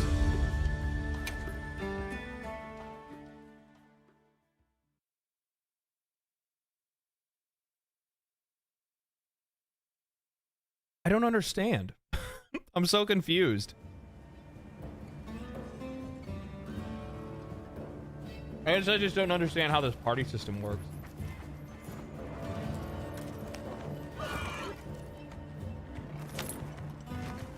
That's a glitch. It says, oh, that's a glitch. If you join, it just says that. Oh. My bad. My bad.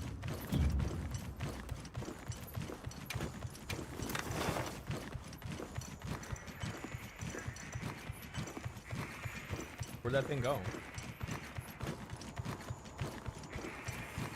I guess I'll just go after one of the Catacabras, I guess.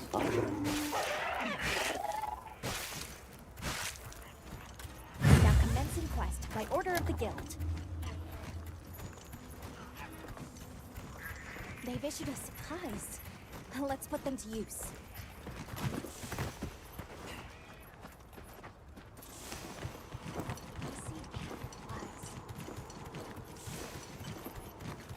We gotta be careful if we set up camp here.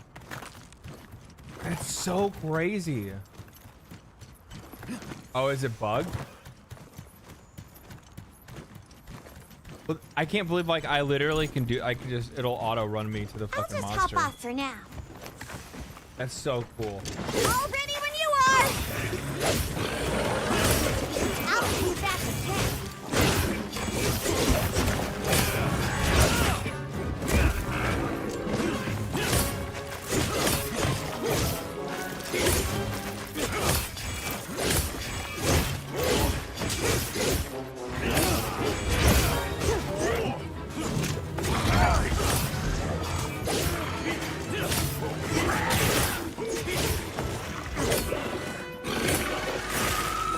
I think for like some people when they see Monster Hunter, like the thing is that like Monster Hunter for the most part. Now this isn't true for like all this isn't true for all monsters, it's only true for like most, I'd probably say. But like Monster Hunter is pretty like pretty easy and goofy if you're hunting in a party. You're just hunting in parties for fun. Like, you don't need to hunt everything in a party. The real challenge and the real, like, enjoyment I think a lot of people get in this game usually comes from, I would imagine it comes from, like, the 1v1s, right?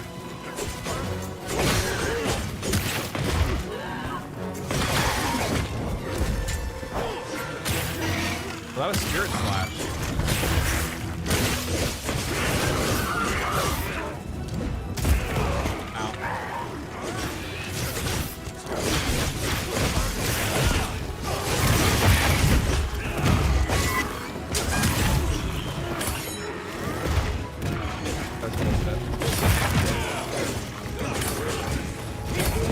Darkin, thank you for the prime, man. Appreciate that. Or yeah, it was prime.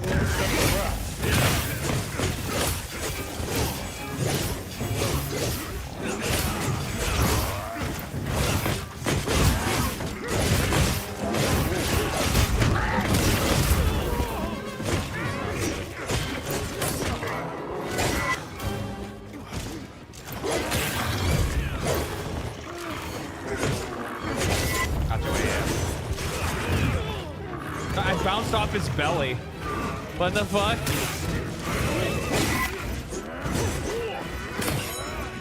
How did I not hit? I know it. I know why it didn't. I'm just mad that he kept backing up. I didn't think he was backing that far.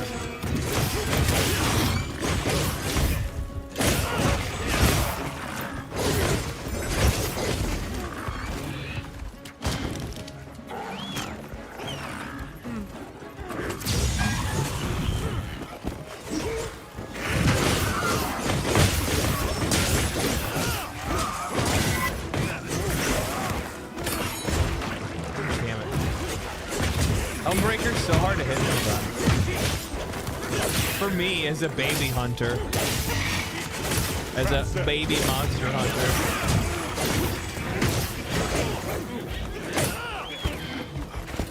It looks like the monster dropped something. This just isn't fair for the frog. Yeah, well, you know what? That's the fucking world, man. I don't know what to tell you. Not everything is fair. I'm not getting any really bad performance or anything like that, so I'm pretty happy with that at the very least. I'll always be a Tigrex stan. Loved hunting those on PSP. Yeah.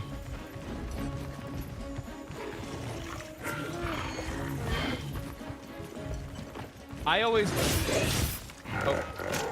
liked hunting, what do I like hunting? I can tell you what I don't like hunting.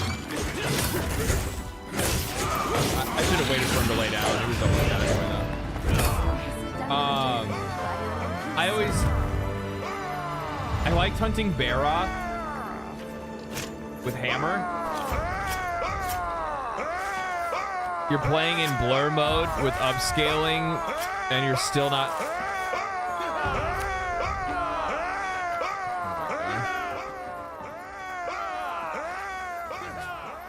Jesus.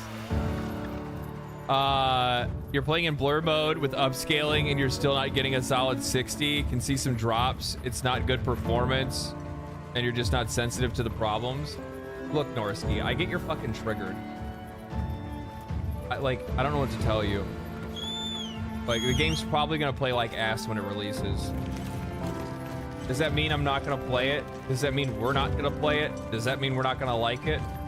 No. All those things will still happen. And nothing will change.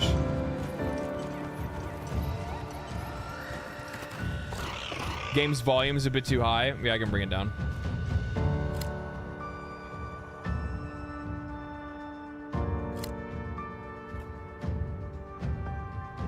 Make room for me too.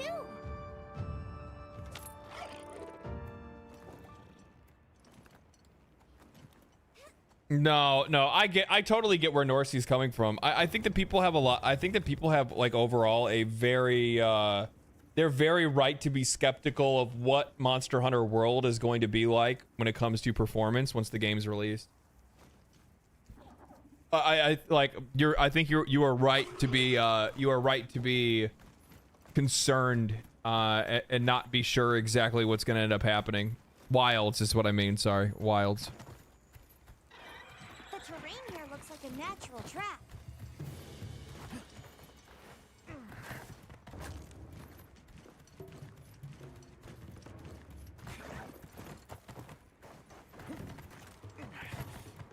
I know it'll be successful. I just think the performance is unacceptable and it'll directly harm sales. Fans can't afford hardware to run the for fans that can't afford the hardware to run the game. Yeah, I mean, like, that's kind of like the whole point, right? Like, you need to be making sure that I don't know, you need to be making sure that you're optimizing your games enough for them to be able to, like, here's the thing. Do I think that this game by any means looks like it's reflecting enough that it should be having the performance issues it does? No. I don't think. I think it looks good. Do I think it looks that much better than Monster Hunter World? Not really. I mean, like, if we go play Monster Hunter World right now with its, like, with the resolution, like the high fidelity upscale that they put on it, I mean, it doesn't look that much different to me.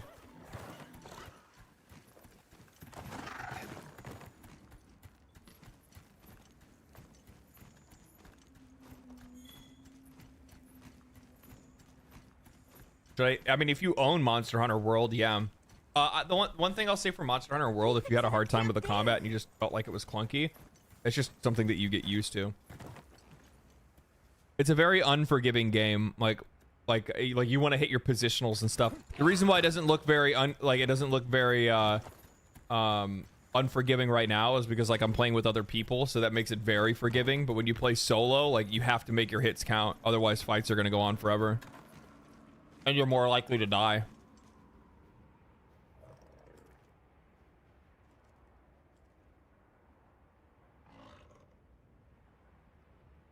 Performance for Monster Hunter World is still unacceptable. I don't think performance is ever improving. I think Monster Hunter, I don't know. I never had any problem with Monster Hunter World. I never had any problem with Monster Hunter World.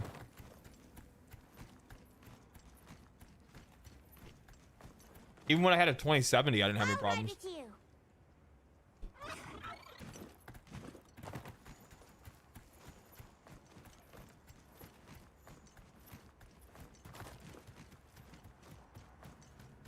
I was about to say, like, I have my one buddy, like, played Monster Hunter World, like, every day for like 3 years just about, and that dude had like a fucking, I think he had like a, I don't even know. I know he didn't even have a 10 series card.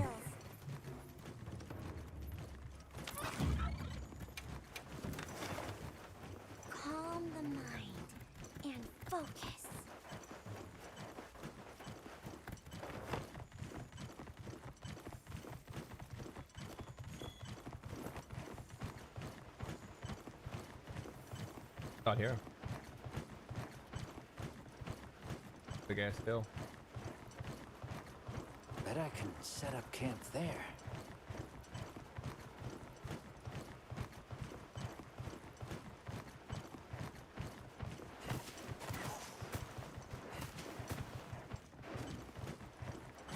Big ass desert.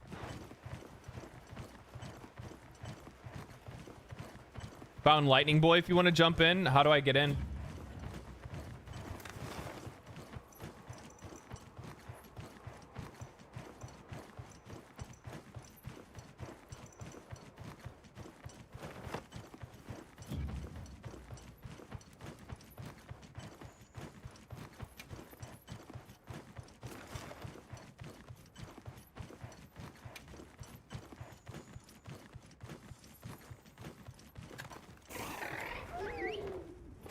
I think that's how I do it.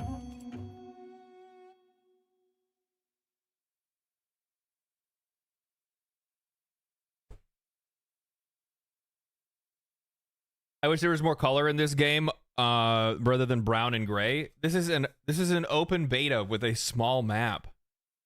Like, here's the thing. The one thing that I'll say is this: is that like for an open beta, it's fine. It's fine. The whole game is not just this one place. Plus, on top of that, the other thing is too is that like I mean the performance stuff that's gonna be up in the air. Who knows? They've issued us supplies. It's just we're in the desert right now. Like that doesn't mean we're always gonna be in the desert. I think that they've already shown off some trailers that have like jungle areas, bony areas. Bloody areas. They have the underground place that's like the tar pits or the oil pits and stuff like that.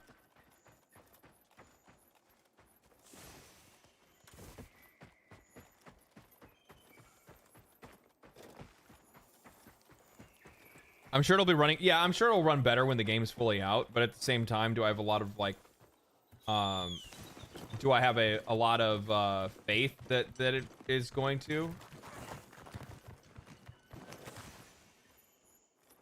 No. The only reason why I say I don't have a lot of faith is specifically because of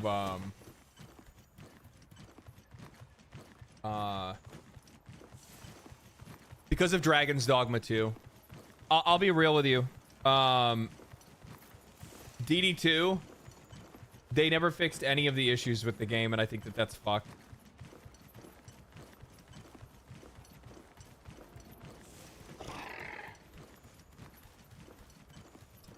I'm gonna get some water while it's taking me to this whole like autopilot secret thing is fucking sick. I'm gonna get some water.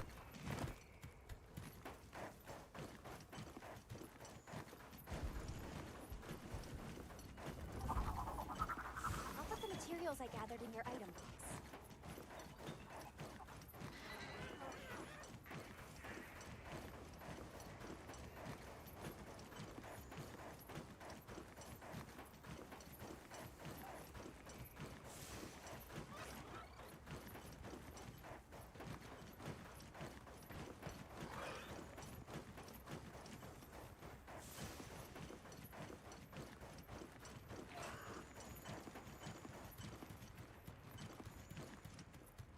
Also, I think it's cool as shit that the handler actually like is useless, like actually useful, not just useless. Like, she's actually like picking stuff up and stuff like that. I think that's really cool. It's the new engine. DD2 was the first game made in it. I don't think they can fix it because they were forced to use an engine they don't know how to use by Capcom. Yeah. It's running!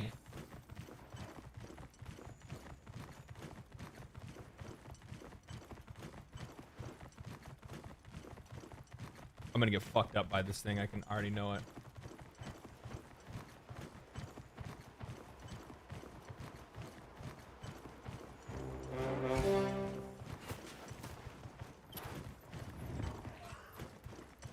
Oh, we gotta bring it down.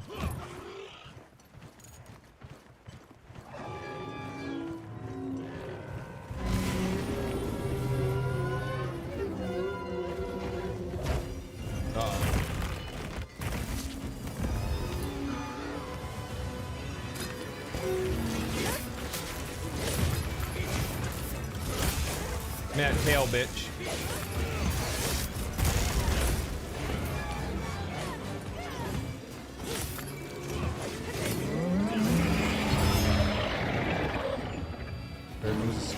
I need earplugs.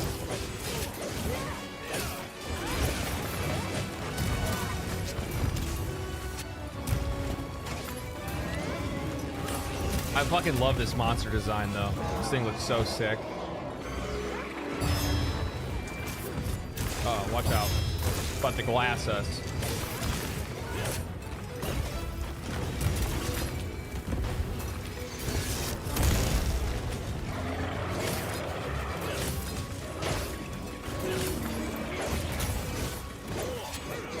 Come on. Fuck that all up.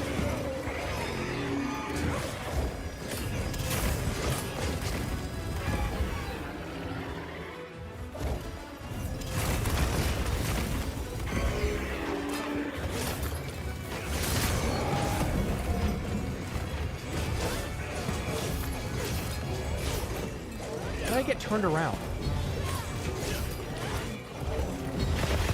I need to use this focus mode to actually start turning around like a normal person rather than trying to like muscle my way through fucking positioning.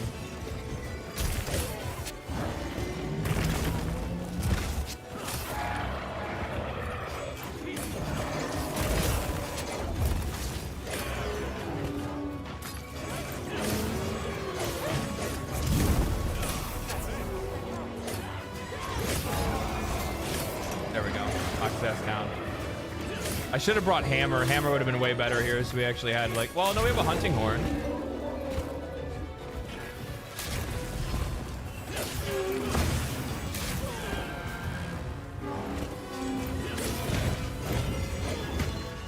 Ah!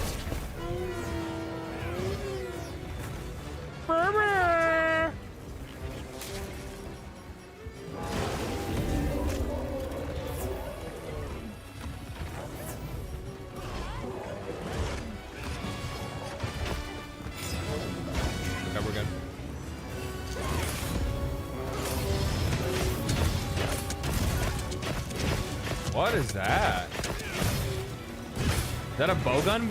Bowgun attack?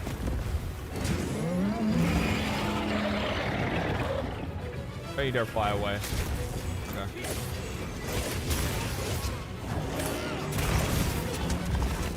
Got it, finally.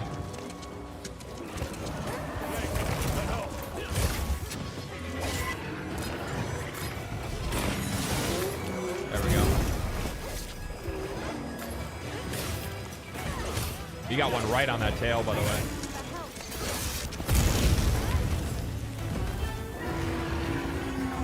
One on the wing and one on the back of the tail. Can I detonate that if I hit it? I should be able to, right? There you go. I just can't reach it.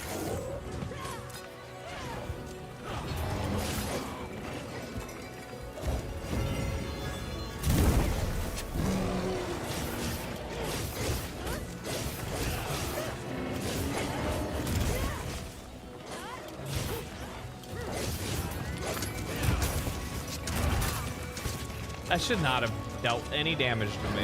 It actually should have, that tail should have buffed me when it hit me. If I'm being honest with you. Oh, you fucking little. Wow. Wow. Let me just use I'll use. Hold on, steak. Pull this like, I'm just gonna pull this like T-bone out of my pocket real quick. I'll have a little potion. Do people still play Monster Hunter World? Fuck yeah, people are playing Monster Hunter World all the time. You'll have no problem finding a party to play that game. I mean, maybe in the early parts of the game for sure, but outside of that, I think you're fine. You're not gonna have anything you're gonna run into. I will most likely be on a 500 or 50 or 5,000 series by the time WoW launches. It'll be a solid 60 FPS that I might be able to play the game, probably. Yeah, I'll be on a 50 series for sure.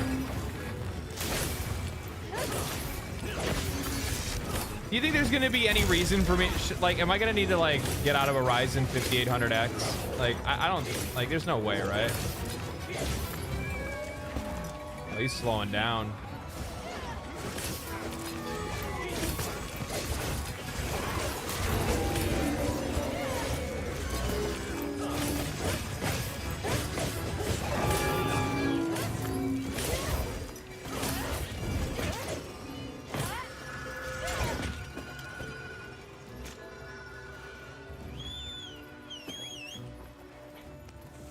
X3D, so good for gaming though. Maybe I should, I don't know.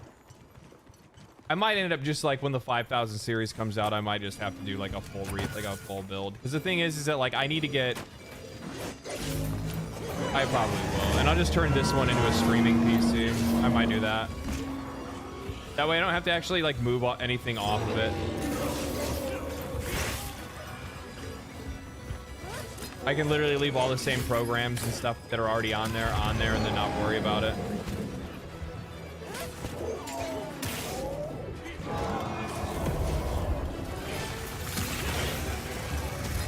I'd like to get another whack at that tail if I could.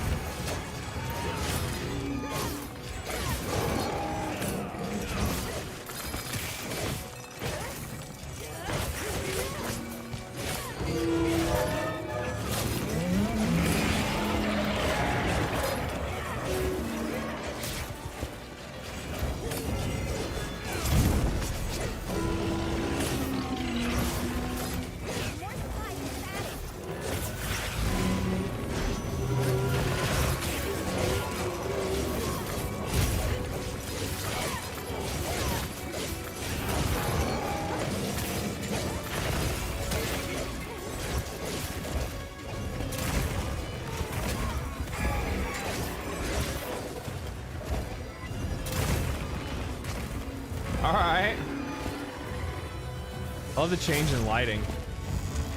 Like as he's, holy shit.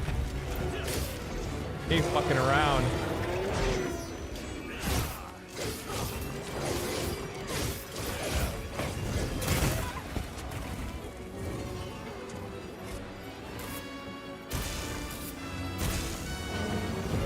That's all you got?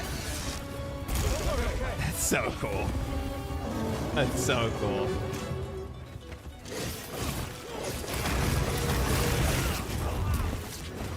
Ooh, shit, that hurt. Don't snipe me, don't snipe me. There you go.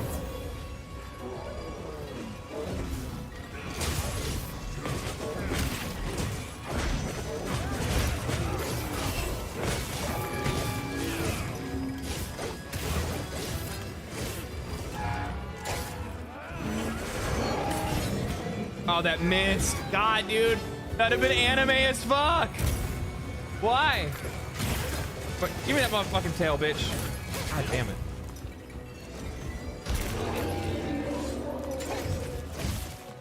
Thought I had the fucking...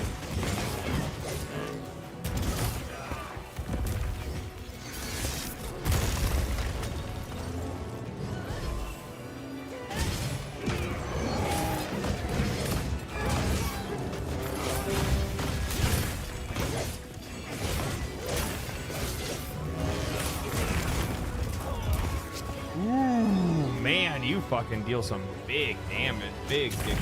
Holy shit.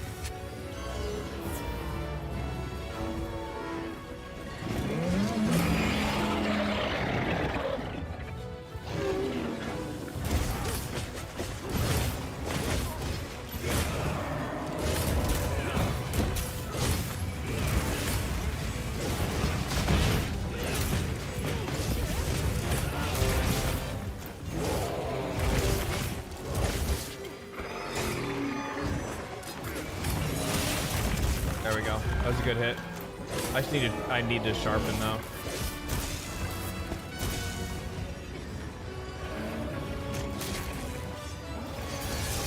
Can you lob off team?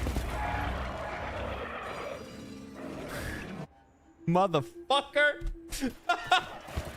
I went to go to read chat and thought I was good because the fucking he turned away and he just literally turned his head and was like, ow.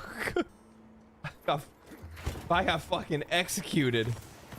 That was some bullshit. Oh no. So and then somebody disconnected and it counted as a feint. That sucks. He turned into a nuke? Yeah, I know. He's just like, fuck. Do you want to look? Do you want to see what like cold fusion looks like in your face, motherfucker? And then just BAM!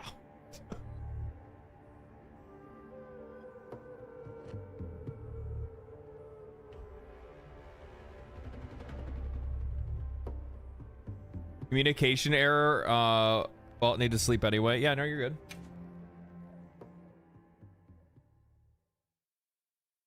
Once you get this guy down, he's fun as fuck, though. Yeah. I actually, to be honest with you, I really liked the I'm glad you're the Take a second to restock your Dodo Shang or Shigogadon, the fucking the hairy boy. That one was actually a lot of fun too. I like the new designs for some of these guys. I think it's really cool. Raid Owl is a really fun fight. Yeah, that's the thing, man. Like,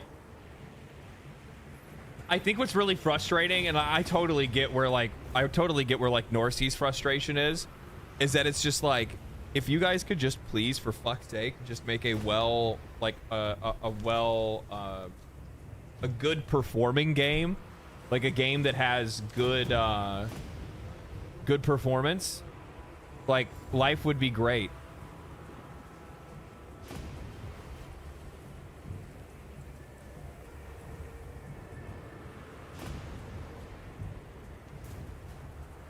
You know, like life would be great. Calm the mind and focus. You try to fight the whole pack together? Well, I mean, the first time I did, until I just invited somebody that actually had a dung pod. I didn't have one. Because it's like the thing, like you're sitting on a, you know, from my perspective, and this is like the really frustrating thing when it comes to a game like this, is that like, I mean, we have to wait and see what the game's actual performance is going to be like once it releases. You know what I mean? So like we can't get like too fucking crazy about it, but you know, if the game comes out and it has bad performance and a bunch of issues and people have a hard time running it on their machines, what sucks about that is that it's just like you're sitting on a gold mine of a video game that would make so much fucking money, and it will still make good money, but you could make so much more if it just released and it was running like good. You know what I mean? I want people with $1,000 PCs to be able to play. Yeah, that I totally see where you're coming from by wanting something like that, because like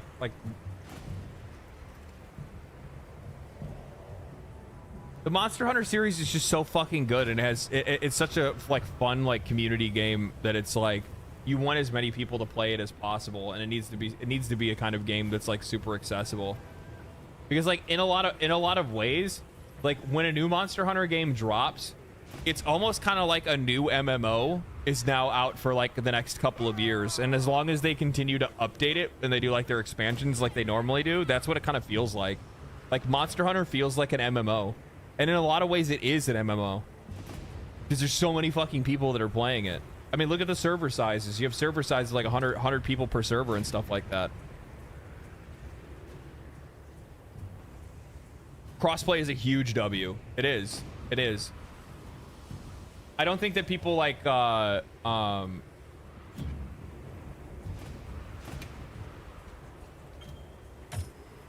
don't think that people like see it. What is this open map? You have to hold it?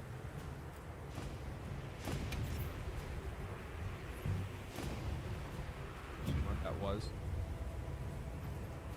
A lot of people don't see it as that, but I think that that's kind of what it is. Oh, there's that motherfucker. Oh, that's the bird we just fought. That's Raid Owl. I'm not seeing the other thing running around though. Oh, they're having a turf war.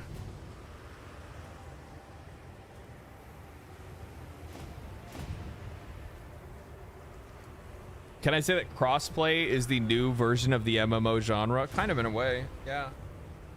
Yeah, I mean, like, the thing is that I'll tell you this right now.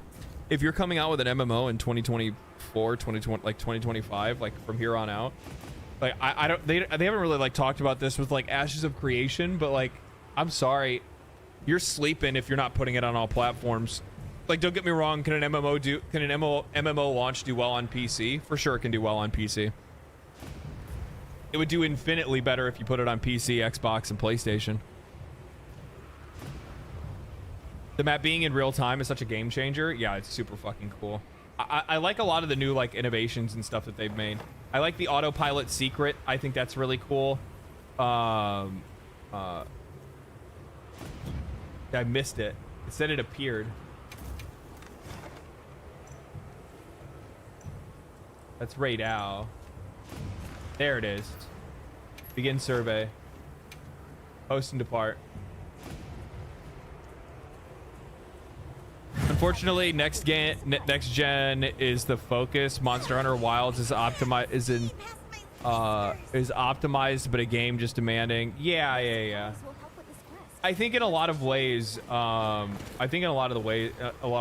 what's actually, I feel like the console generation is what held back a lot of the optimization.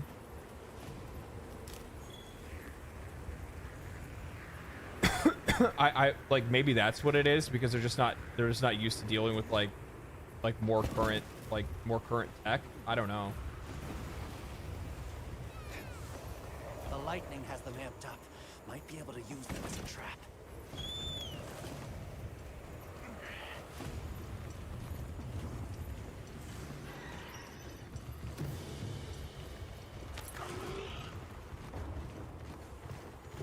What's up, Froggo Doggo?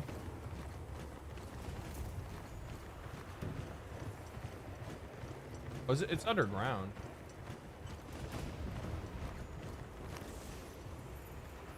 I keep hitting A thinking that I can jump on the mount. I can't jump on the mount.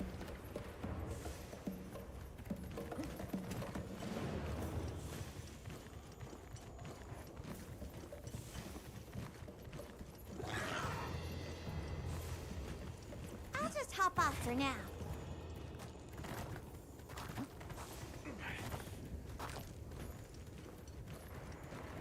Chotacabra should be a pet. Yeah, for sure.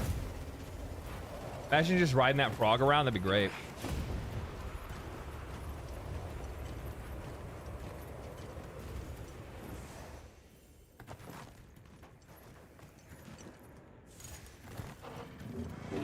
Found your bitch ass. Gonna give you a slash.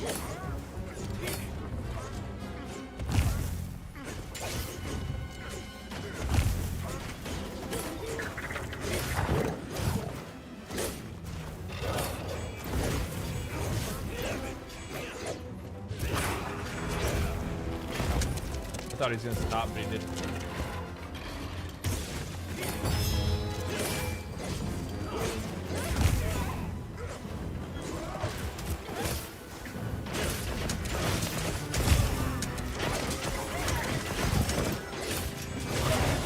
So when I go into like Spirit Slash, can I change the direction of my Spirit Slash using RT? I don't know what to try. God damn it, stop, motherfucker. You just get slashed and just like take it and that's it and like not bitch about it. I had one slash off. That sucks. Fuck off.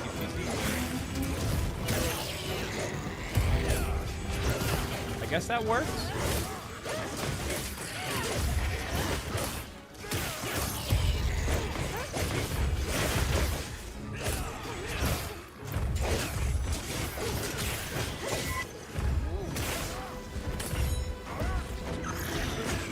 I looked cool doing it. I shouldn't have tried a Helm Splitter there. I don't remember, like, Helm Splitter needs to be at the end of a rotation, not at the very beginning. Otherwise, it's kind of useless.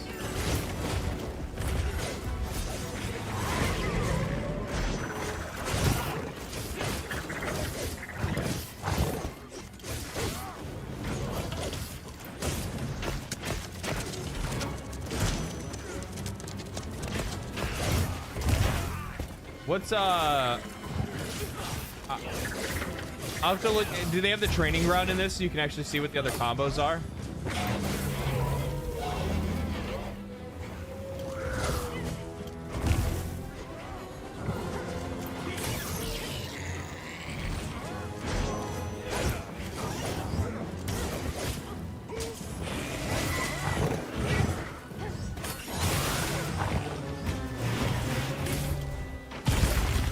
Developers thought hardware could compensate for optimization. Unfortunately, they were wrong, and you still need optimization. Well, the problem is they're trying to do most of the optimization with AI today, AI upscaling and shit like that. And it's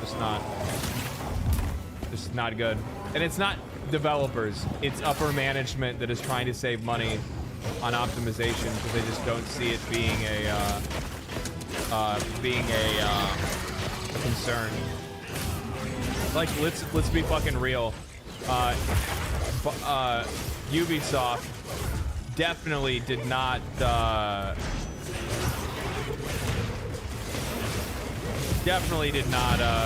you know, push back Assassin's Creed Shadows because they saw optimization issues. It's because the fans or viewers saw optimization issues in the trailer, and they brought that up. And they're like, "Hey, what the fuck is this? You know, nobody's gonna want to buy this." And then they're like, "Oh, wait a minute, fuck! They could see the horse floating in the trailer. That's not good."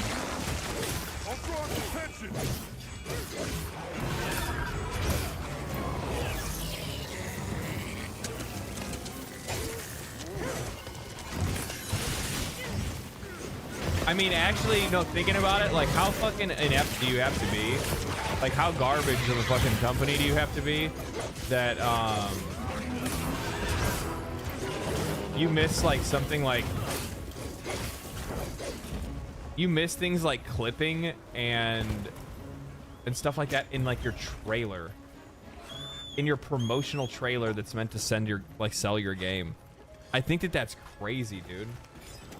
I just think it's crazy. Like, how the fuck did you pull that off? And then on top of that, the other thing is I'll put the materials I gathered. so bright out here.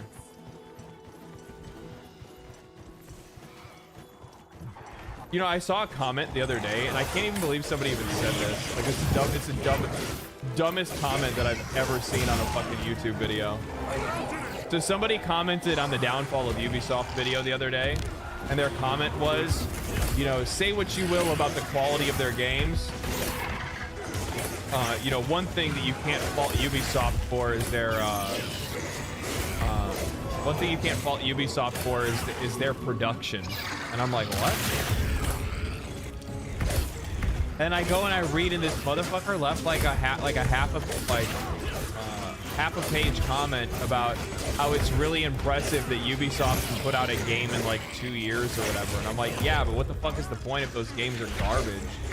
And most of the stuff that we're talking about is like,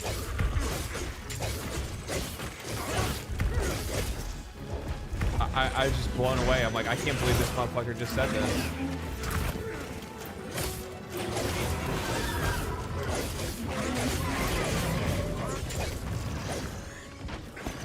Yeah, gotta love their production. You know, isn't it great they put out 3 slop pieces of shit games? If like they can put out 4 games a year or something like that. I'm like, no, it's not impressive.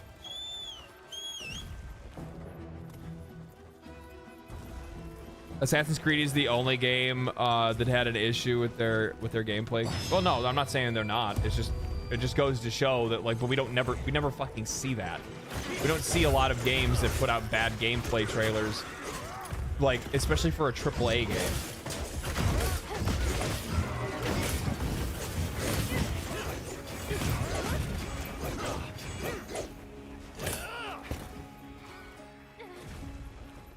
You're running? Oh, it is running.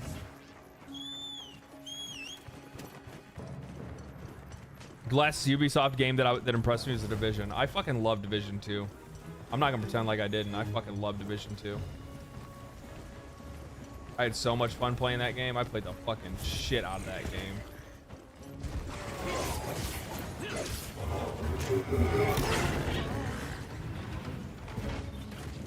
Does that build up my spirit meter? Oh, it does actually build up my spirit meter.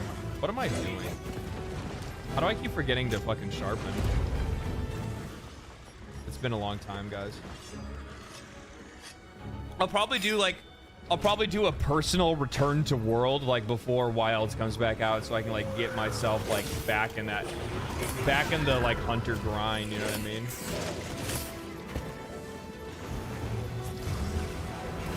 I'm sure a lot of people probably will. Is that charge axe? Fuck, that looks really good. I actually really like how the weapons look now. Especially like they're like powered and whatnot. I kind of like it. I dig it overall. Dig the overall aesthetic. I didn't mean to do that. It is what it is.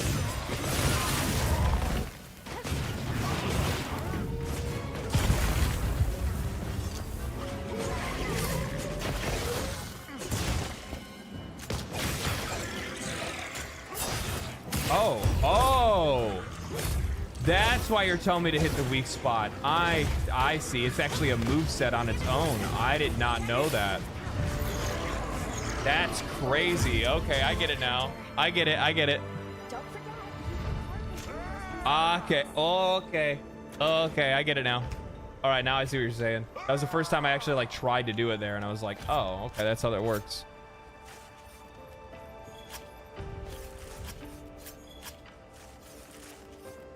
You notice all the rocket arrows I was firing? Yeah. Yeah.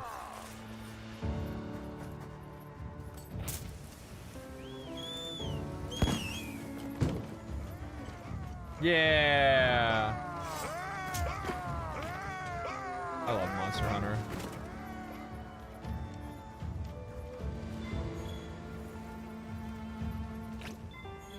You know, people wanted to get rid of this.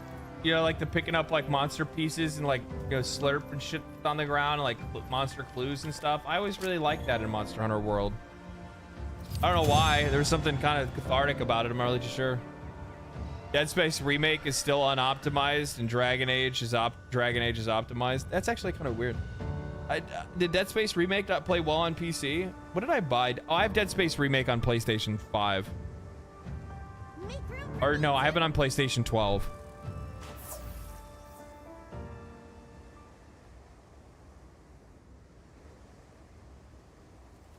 I'm not supposed to tell you guys about that one. Sorry. I'm gonna get DMCA'd now. Did you beat Fatalis? No, I don't think I even played Iceborne, to be honest with you. Like, I played like a little bit of it, but not a lot of it.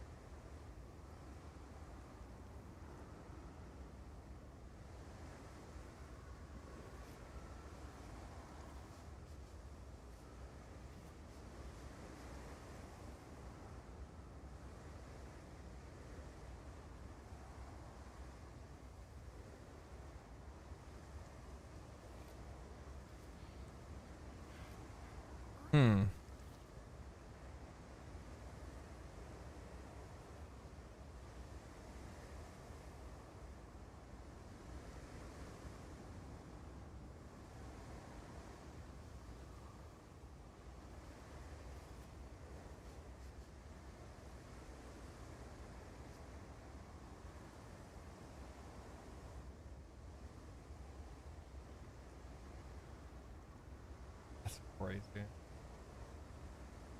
So sick. I fully believe Capcom will peak optimization before the release. I think that they will too. I feel like they would have loved. I feel like they probably will. Ever consider replaying the Ezio trilogy on stream? Nah, I don't know. Like, sometimes when it comes to some of that stuff, I just leave it in the dust. I have a PlayStation 30, get good. What the fuck? Want to trade?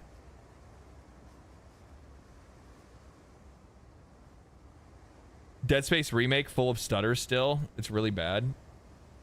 Is that a PC only problem? I never saw any of those problems on PlayStation when I played.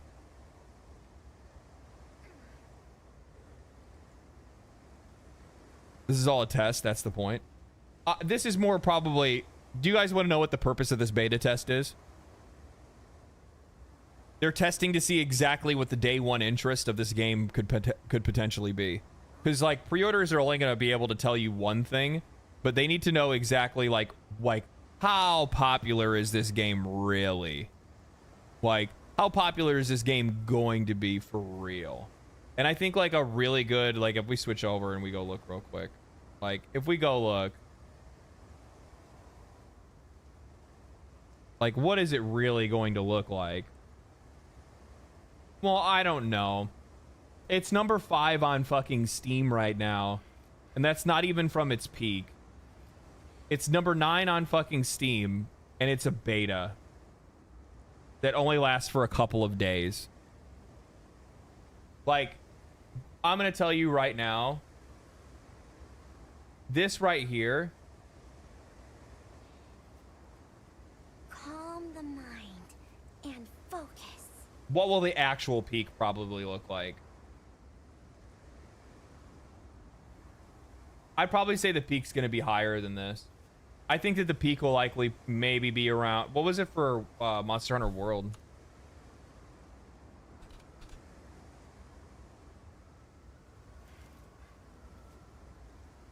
So this broke World's record.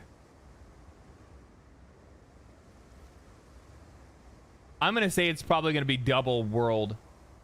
Double Worlds on release. Probably 600,000 or so.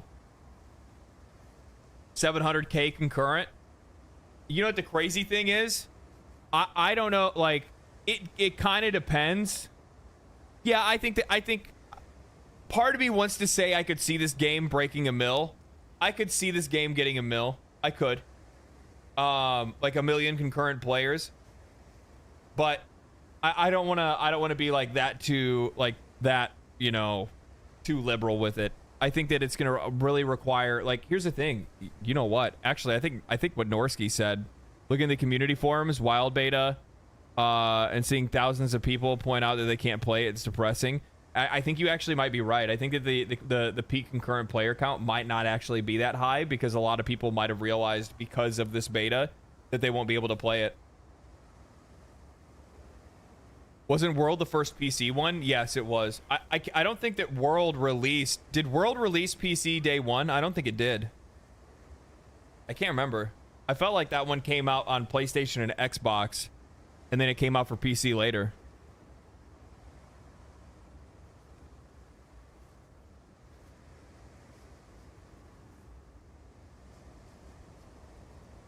I think World was like a year later.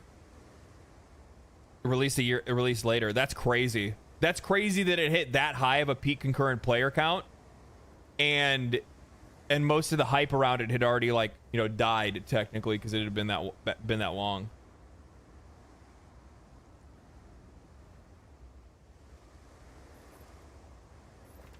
Well, of course the beta is an older version of the game, but like, let's be fucking real. Do you really think that like it's gonna be this much, like, that much different from now? Like. And plus, on top of that, like, I don't know.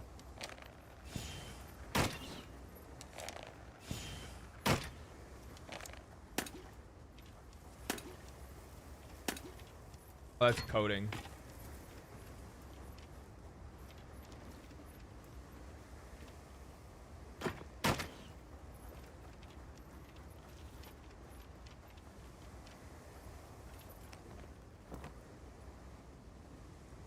How do you switch weapons on the, okay, just like that. Oh, that's cool. Smart move for them is releasing the demo before release so people can test it out 100%. Because the thing is that I could see that this Monster Hunter beta ends up putting a bad taste in some people's mouths because they don't think they're going to be able to play it. And I think it'd be really smart for them to make sure that they put out a,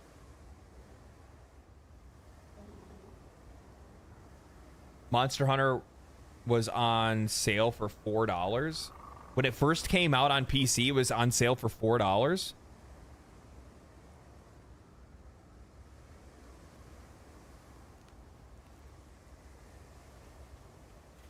Mind if I hop on? Because that's it. Its peak was 6 years ago.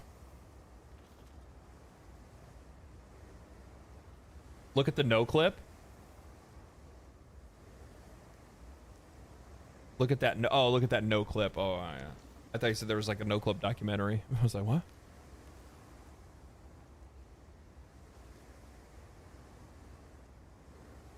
They may add some visual effects still. I don't really think that's necessary. I don't think that they need to do like too much. They don't need to do a lot in this game. Like, the environments are like probably one of the less important like factors to a game like this. I think it's cool to have cool environments and whatnot, but at the end of the day, like the main thing that you really need to be, I think that the main thing you really need to be worrying about with this is performance, and then like how your character looks and how the monsters look.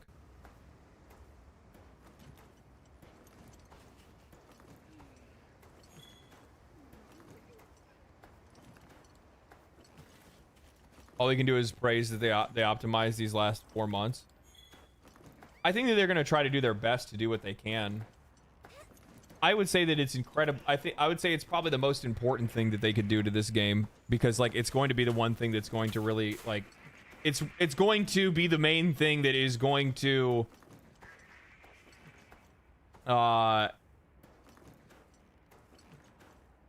decide the fate of this game on launch. Will it decide the fate of the game, period? No.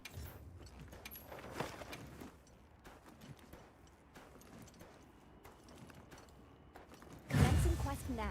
Are you prepared? Like, let's be fucking real. Supplies will help with this Like, quest.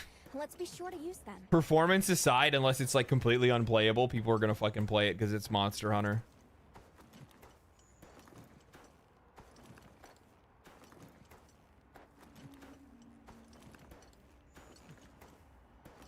They've had longer than the next 4 months, as this is apparently mostly the same build that they had at the Game Expos.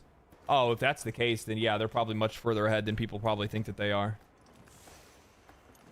Yeah, like there's no, I don't think there's any reason to like doomer post about this game. So I'm sure there's probably people that are like doomer posting about it and thinking, oh, Wilds is gonna fail. Wilds is, it's gonna fail. Like, it's fucking Monster Hunter. Like, it's going to fucking, it's gonna crack, it's gonna pop off, like regardless of whatever they do, and people are gonna buy it even if they can't even try to, like, people are gonna buy it even if they can't play it just to play it. Uh-oh. Oh, well, shit.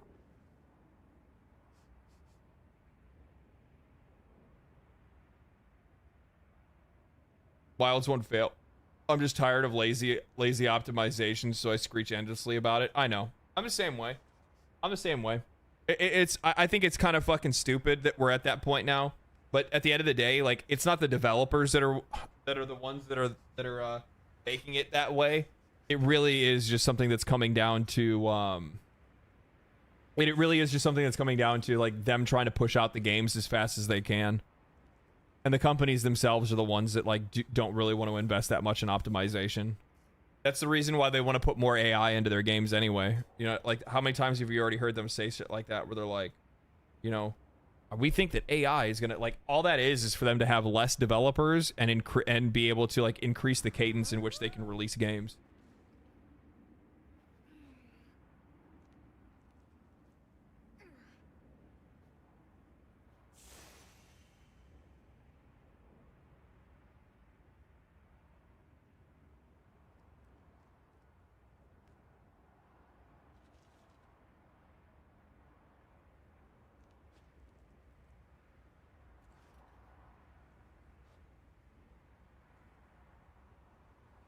Isn't that a universal problem with PC between bad frame rates and shader compilation?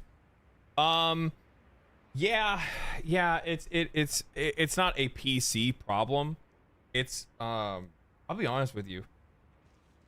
Like, I kind of agree. I kind of agree with the assessment from a lot of people, and it's that there are so many of these companies now that have been kind of forced into they've been forced into developing for console first, PC second.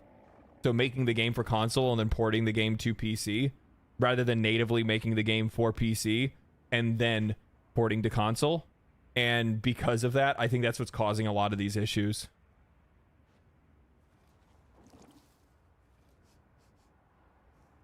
I think that's real. I think that's where like 90% of these problems are coming from. And you know what the funny thing is that it didn't used to be like that. I think, if I'm not mistaken, I thought during the Xbox 360 era, wasn't during the 360 era that most games were actually being developed on PC first, then ported?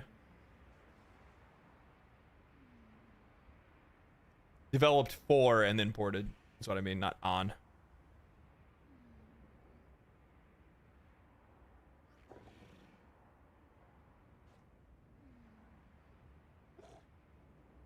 Consoles are just like a PC now. Yeah, tell that to the Xbox Series S, the bane of this fucking console generation and fucking video game generation. Absolute piece of shit.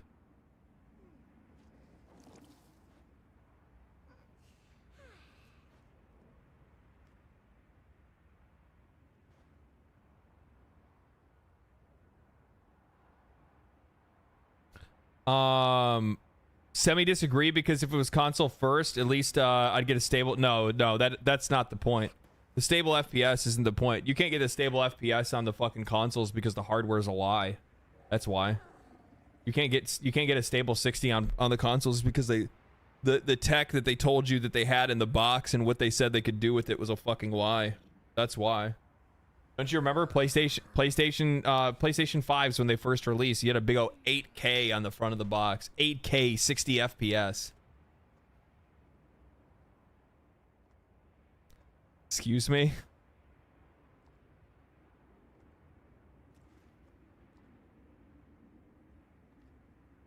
Excuse me? 8K? 8K 60 on the PlayStation 5, guys. Yeah, I'm sure you're gonna see that. But the best games, best games and the most stable are console first. Yes, that's the point that I'm trying to make.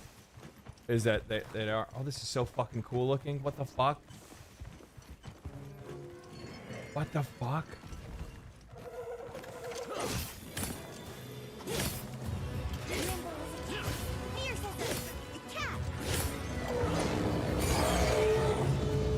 Yeah, okay, let's do this, boy.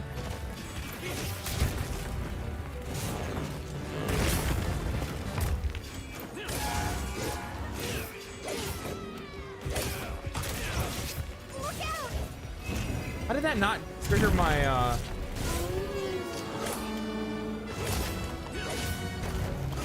That's kind of crazy.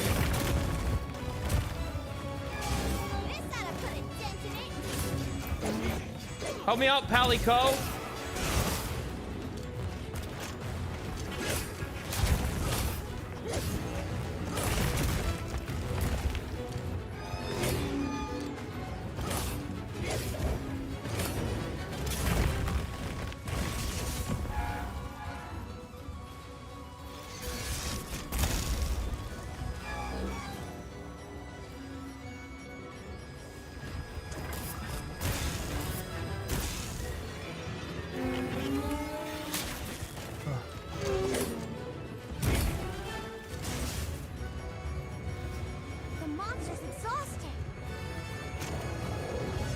Why did I do that? Keep hitting the wrong button. Okay. You sleepy? Where you going? Why you do that?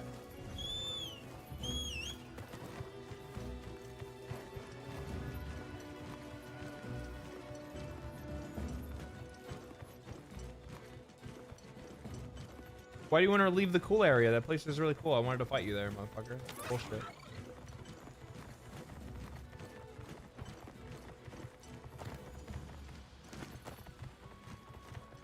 Solo is the way to go. I love playing Monster Hunter. So I like playing Monster Hunter both ways. I play Monster Hunter to farm with people, right? Like, it's so much better to play Monster Hunter if you're just farming and just want to kill stuff really quick and get like more materials and whatnot.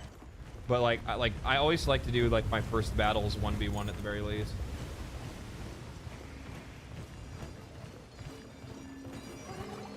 That tail.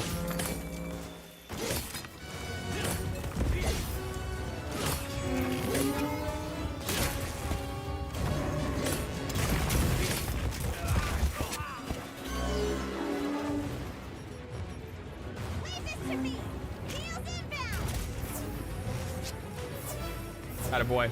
Attaboy. That's a Palico.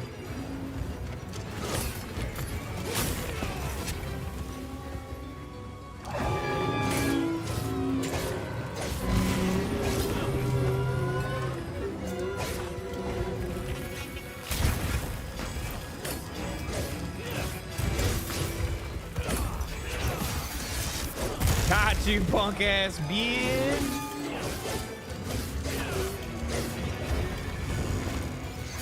What you gonna do? Woo! What an interesting like monster noise. Now.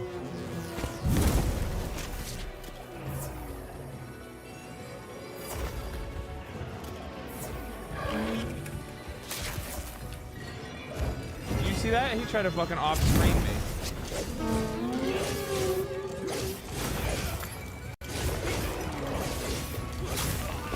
Ooh, nice hit.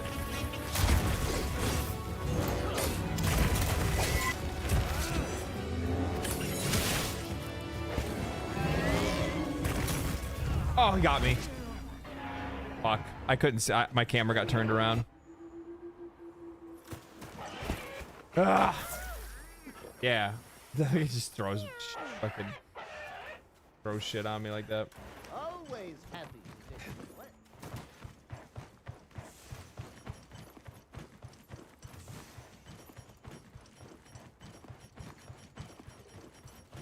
I'll ride with you.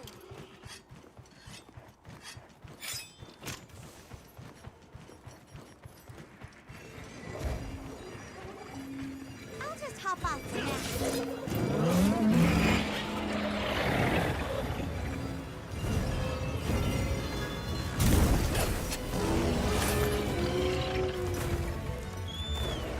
I need to use that jump. I can get up on top of his ass. You're right here. Yeah!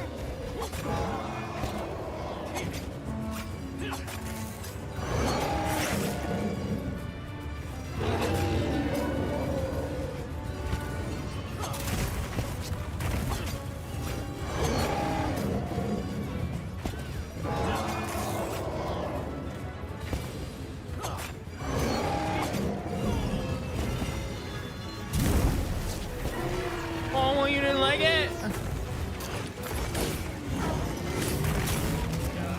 Oh shit! He didn't realize. He really didn't like that.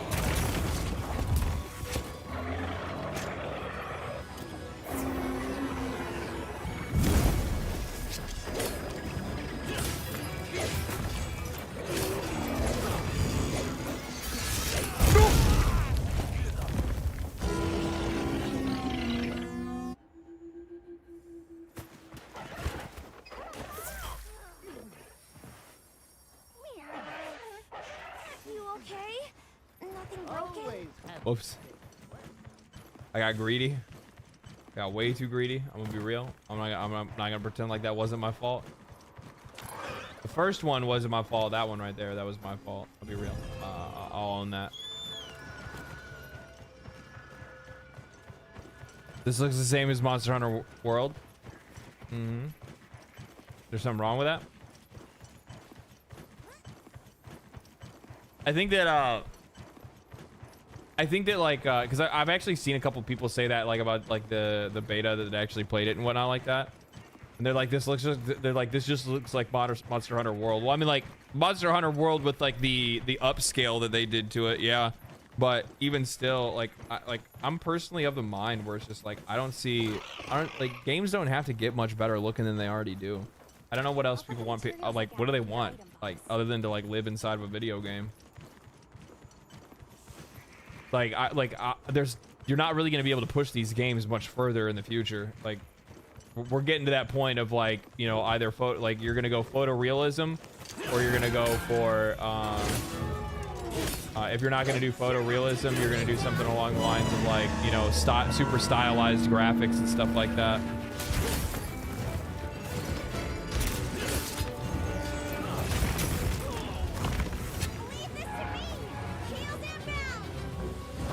Damn, you do a lot of damage, dude. I hope you know that. I want to let you know that I am impressed by the damage you do.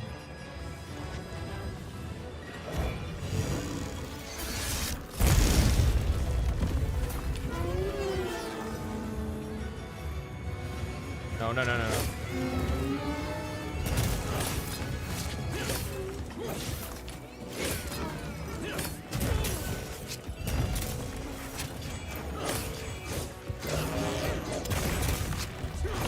That's what it is. Now I'm remembering a couple of my attacks. Okay.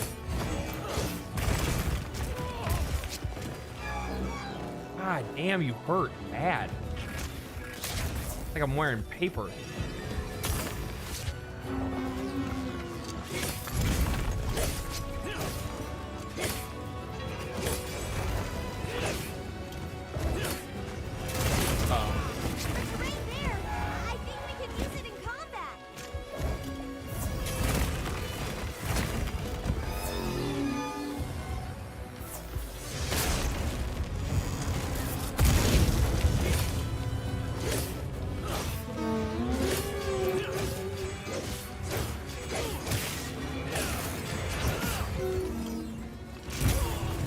Did I miss the last slash? It didn't look like I did.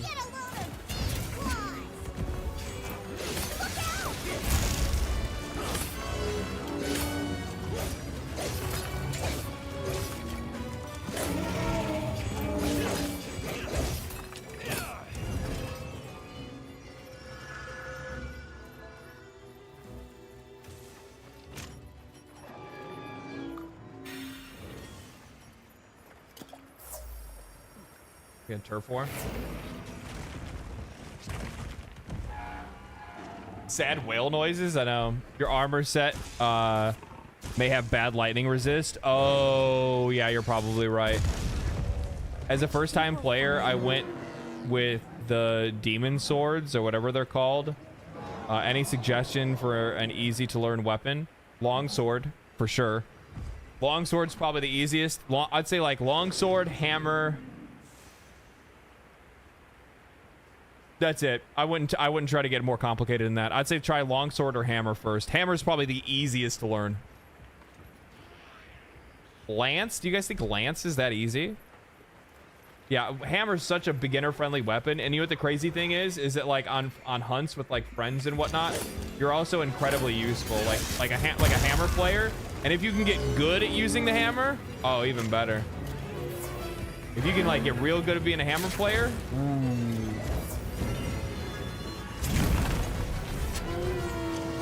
Hammer was the first weapon that I learned how to use, and I absolutely loved it. My friends also really liked playing with me, especially once I got better at using hammer. Oh man, that was it, baby. No!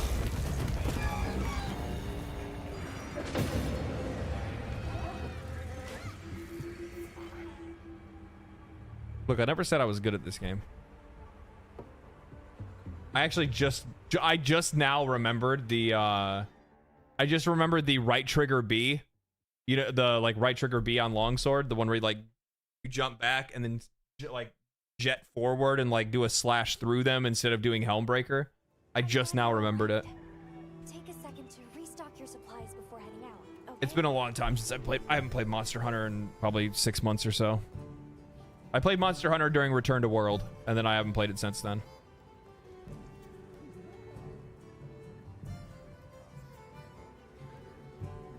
I'm used to flexing being support. Yeah. Yeah, I'm gonna go very, very fucking hard on this game. I'm gonna be real with you guys. If I need to build a PC specifically to play this game, that's what I'm gonna have to do. And I'll do it. I won't care.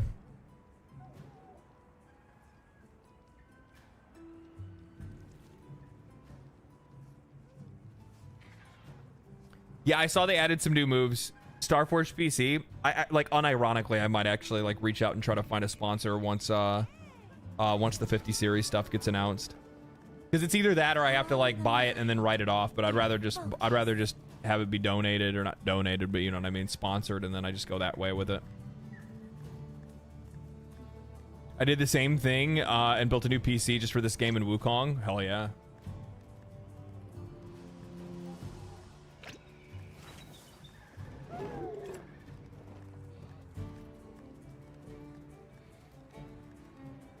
Yeah, because they still haven't even mentioned the 50 stuff yet. I'm on you with I'm with you on that front. If the 50 series leaks are right, they should drop before the game comes out. talking about. I mean, it should. I mean, February, it's like mid-February or late February that this game comes out. Doesn't Nvidia usually drop the new cards in like December or January?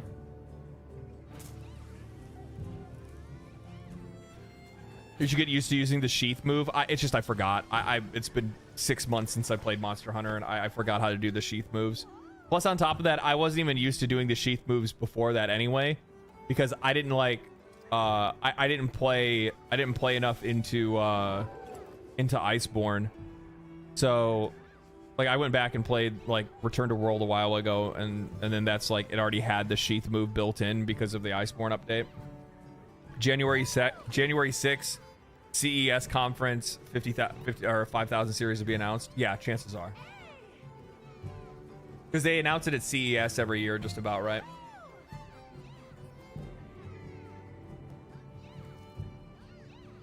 What card do you have? I have a 30 series. I have a 3080 right now.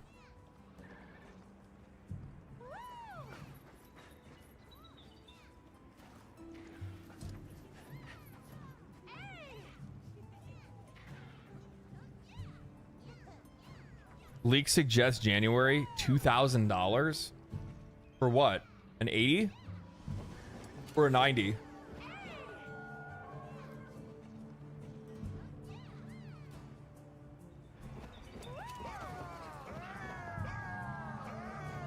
Yeah, I probably will go 90 series this time.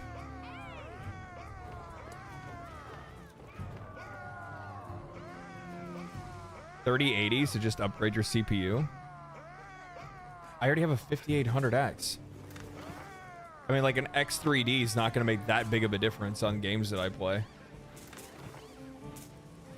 It's not like I have a bad CPU. I bought the CPU and the GPU at almost around the same time.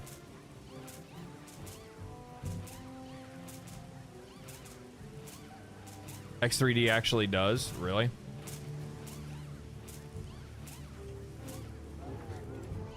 $5800X is too slow for the 3080.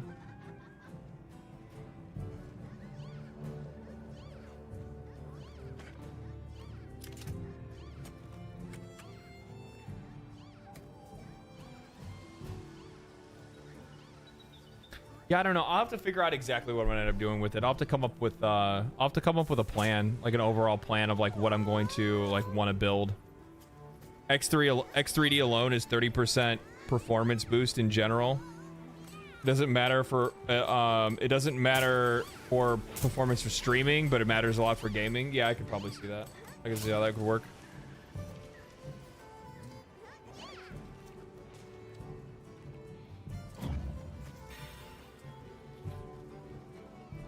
Well, I wonder, like,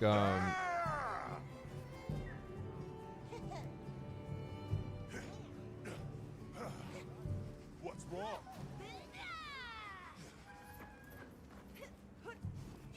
if that's the case, what I might end up doing is, so like one of the things that I have to do, I'm gonna have to do like regardless, if I'm gonna upgrade the PC that I have, like that's the choice that that's the bridge that I'm on right now. It's like, do I upgrade the PC that I have, or do I instead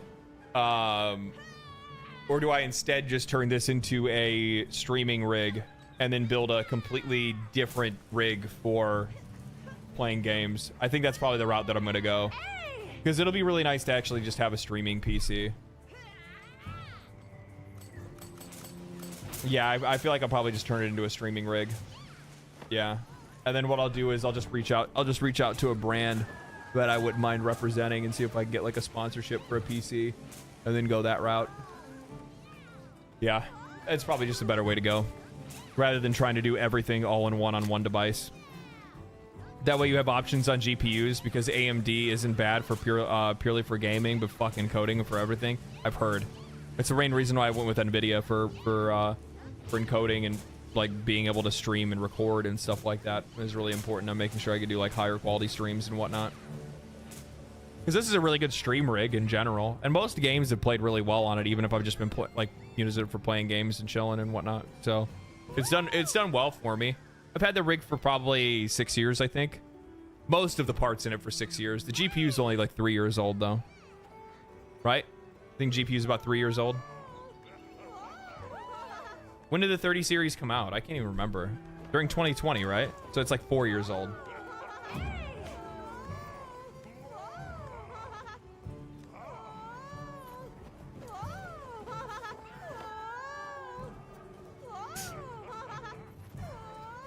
It's so stupid. So stupid. I can't wait for the game to come out because then everybody's gonna have like their own gear, their own look, and all that stuff. You're gonna see people all what are those noises? It's just people being stupid in the background.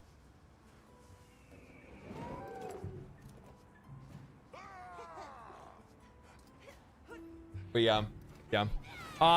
Let's see here.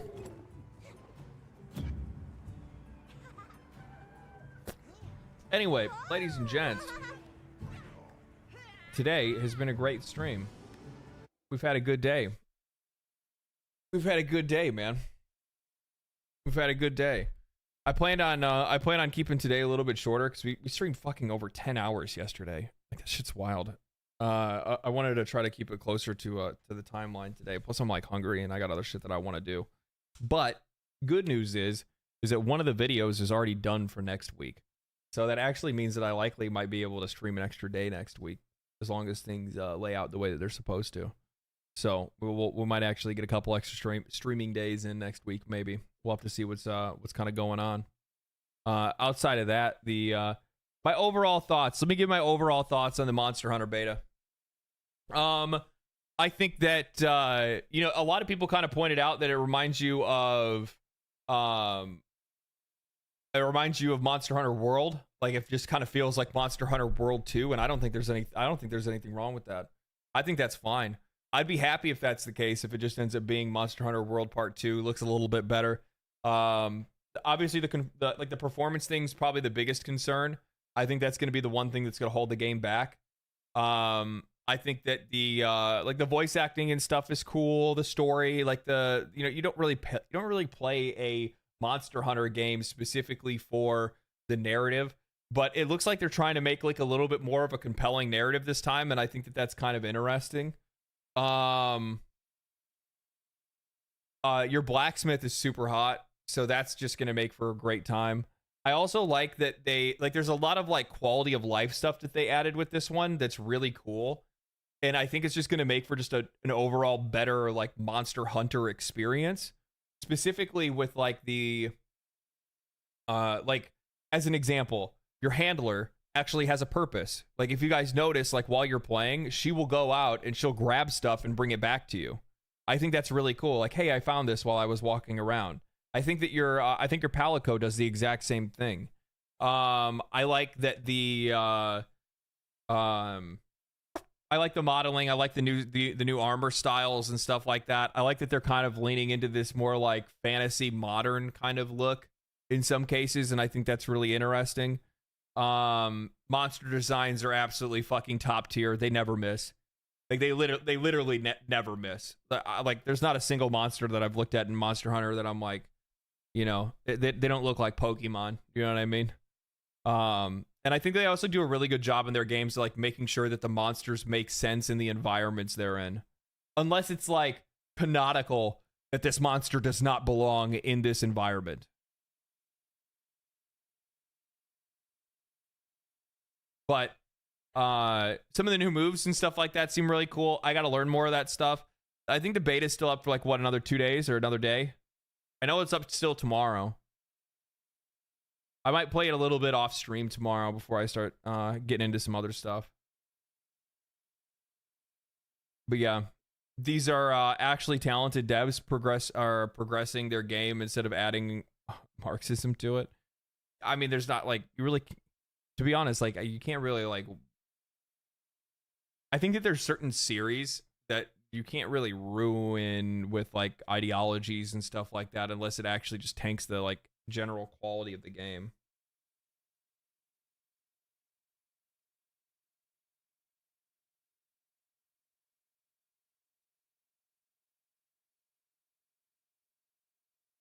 My main gripe so far is the graphics, performance, dynamic, and the button skill bloat.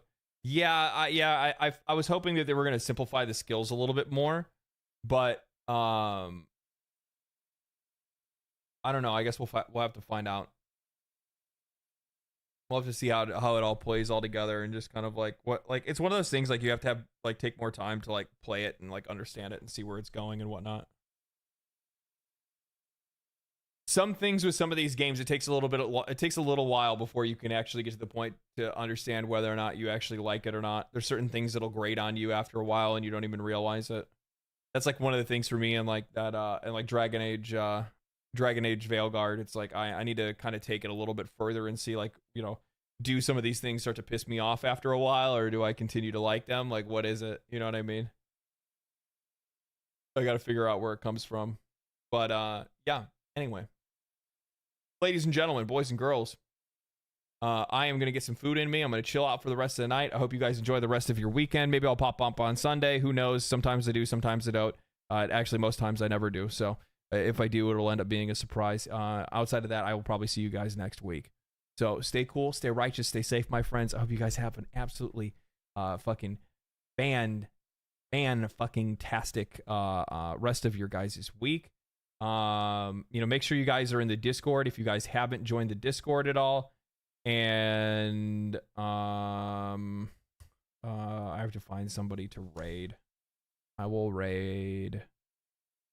I think home. We'll raid Homeboy. And I hope you guys have a fantastic rest of your weekend. I'll see you guys later. All right. Be safe. Stay cool. Stay righteous. Stay safe. Peace. Peace.